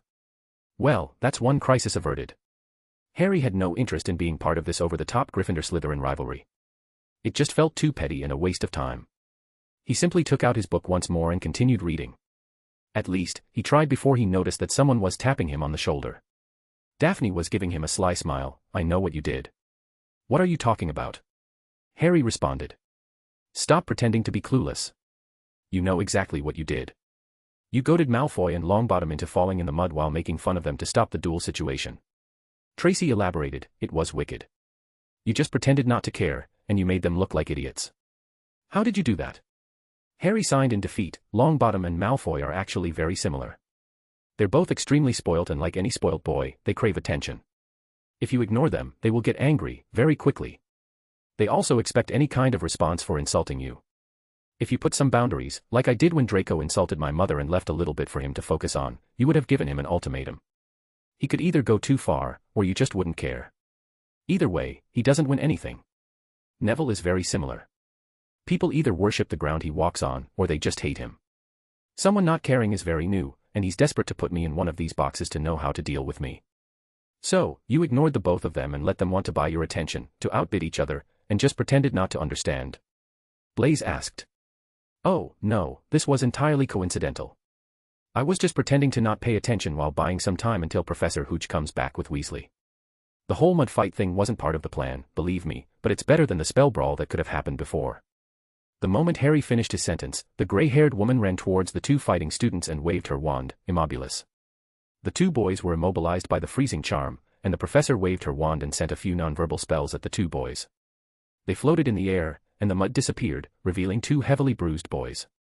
The Elder Witch glared at the two of them. "In all my years of Hogwarts, I have never seen such horrid behavior during any of my classes.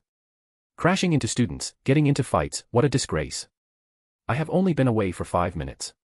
You couldn't behave for just 5 minutes. I am disappointed in both of you, and I will speak to both your heads of house, and believe me, you will be punished appropriately.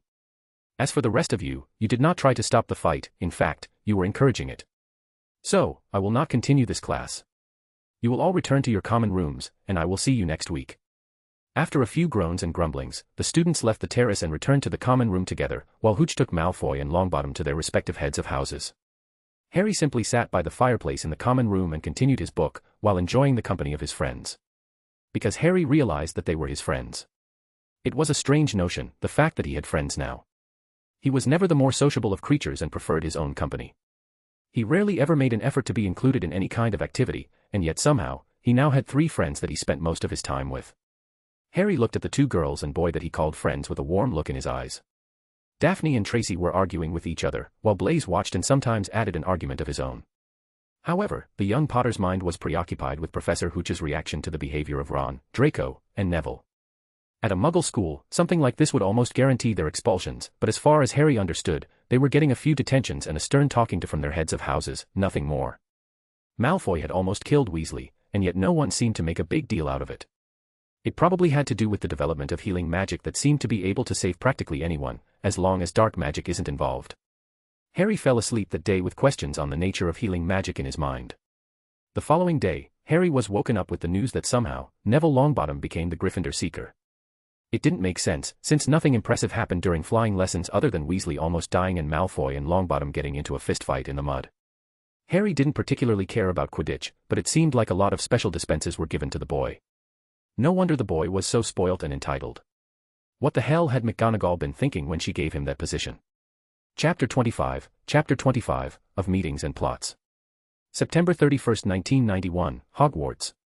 It was a chilly October morning at Hogwarts School of Witchcraft and Wizardry, and the senior staff had gathered for their monthly meeting.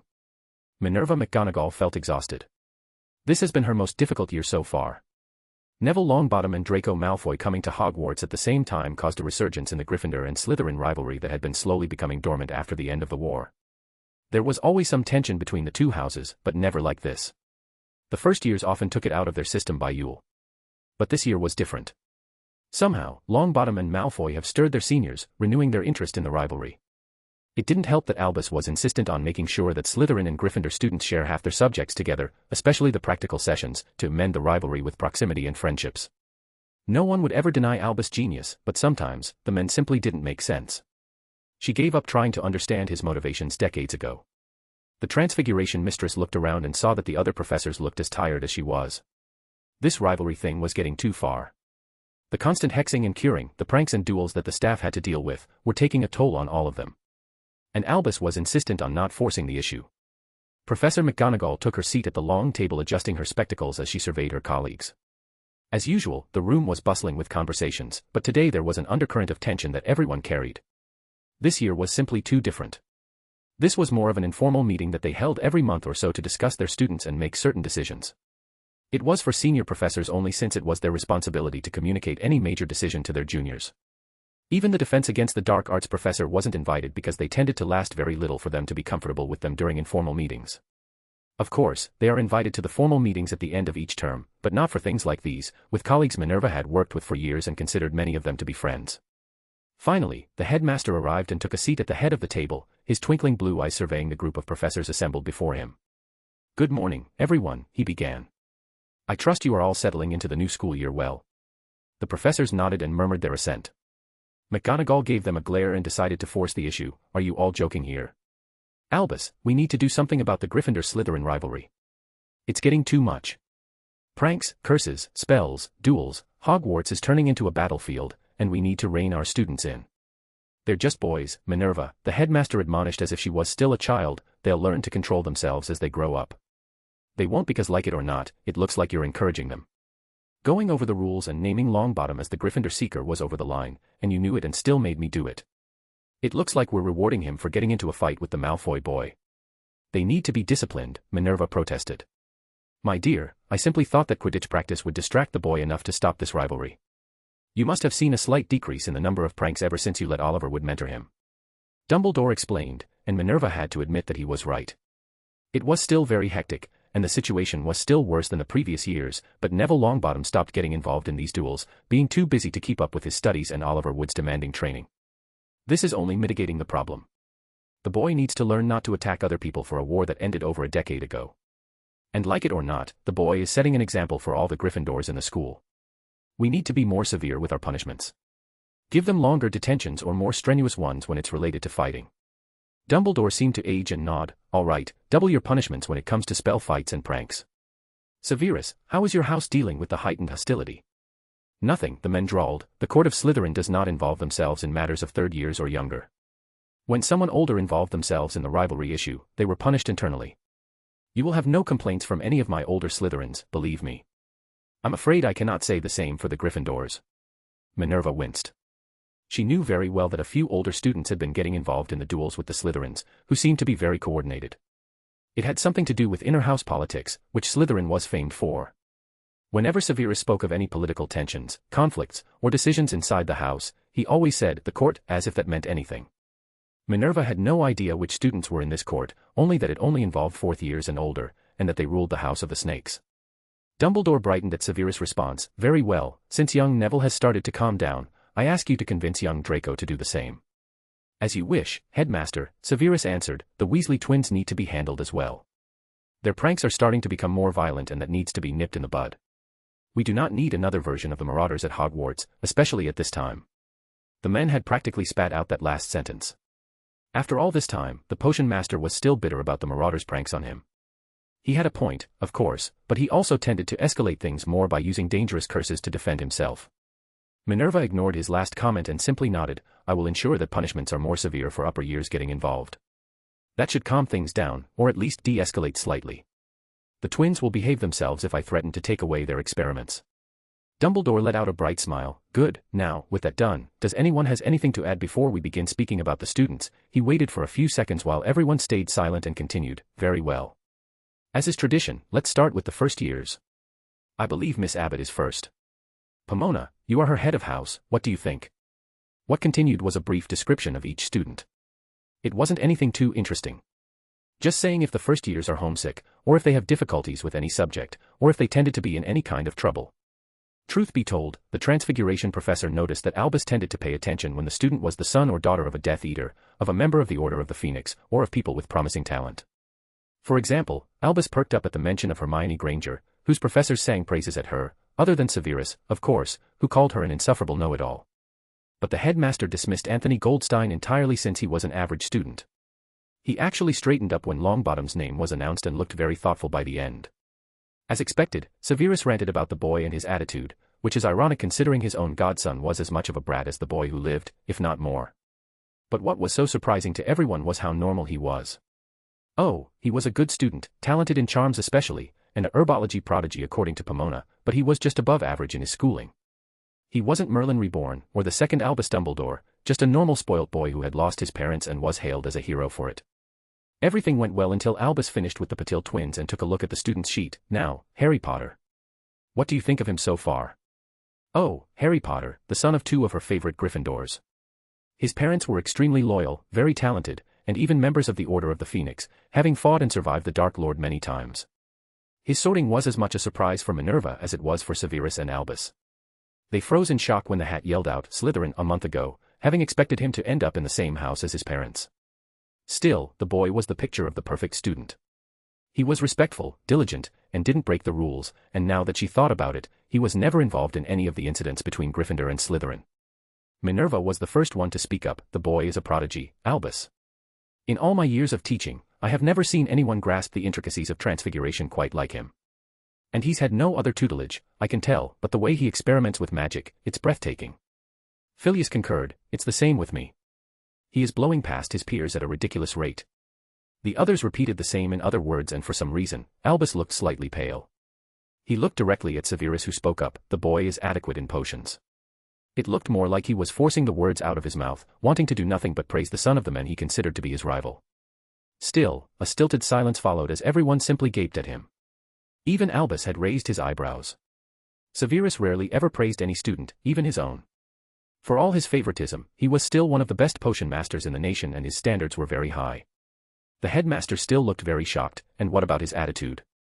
He likes being alone but is often seen in the company of Blaise Zabini, Daphne Greengrass, and Tracy Davis. He rarely interacts with any other, except for Draco Malfoy when the latter tries to intimidate him or recruit him. Longbottom seems to try the same, but the boy seems uninterested in the rivalry altogether. His friends tend to be following his lead. Severus elaborated. This is very concerning. It's not good to have such a promising young man isolate himself and forget to live. For all that Hogwarts is a school of magic, it's also a place to nurture interactions between peers. Try to partner him with Hermione Granger during the practical sessions. If a friendship blossomed, it could be the first step of inter-house communication. Young Harry's friends will follow his lead, after all. Albus proposed. It wasn't really an opinion, more of an order. Severus sneered by nodding his acceptance. Minerva knew what Albus was doing, obviously trying to stop any pureblood propaganda from affecting the boy. He wasn't exactly wrong to do so. Slytherin students can be very persuasive, and pureblood supremacy still reigns supreme in this house. In the end, Minerva didn't protest. She owed it to James and Lily to make sure that their son would grow up to be a good man. And Miss Granger did seem very lonely in Gryffindor, since she was the only one that refused to join in on the fighting, disapproving of such behavior. Well, that's enough about Mr. Potter. Do keep an eye on him though. A gifted student mustn't be left to his own devices if he gets too bored. A few professors chuckled and they continued to the next student. Still, Minerva was still unnerved by the odd gleam in Albus' eyes as he was thinking about young Harry. Still, a couple of students later, she forgot entirely about it, dismissing it to be a trick of the light. After all, Albus Dumbledore couldn't possibly be scheming about students as young Harry, could he?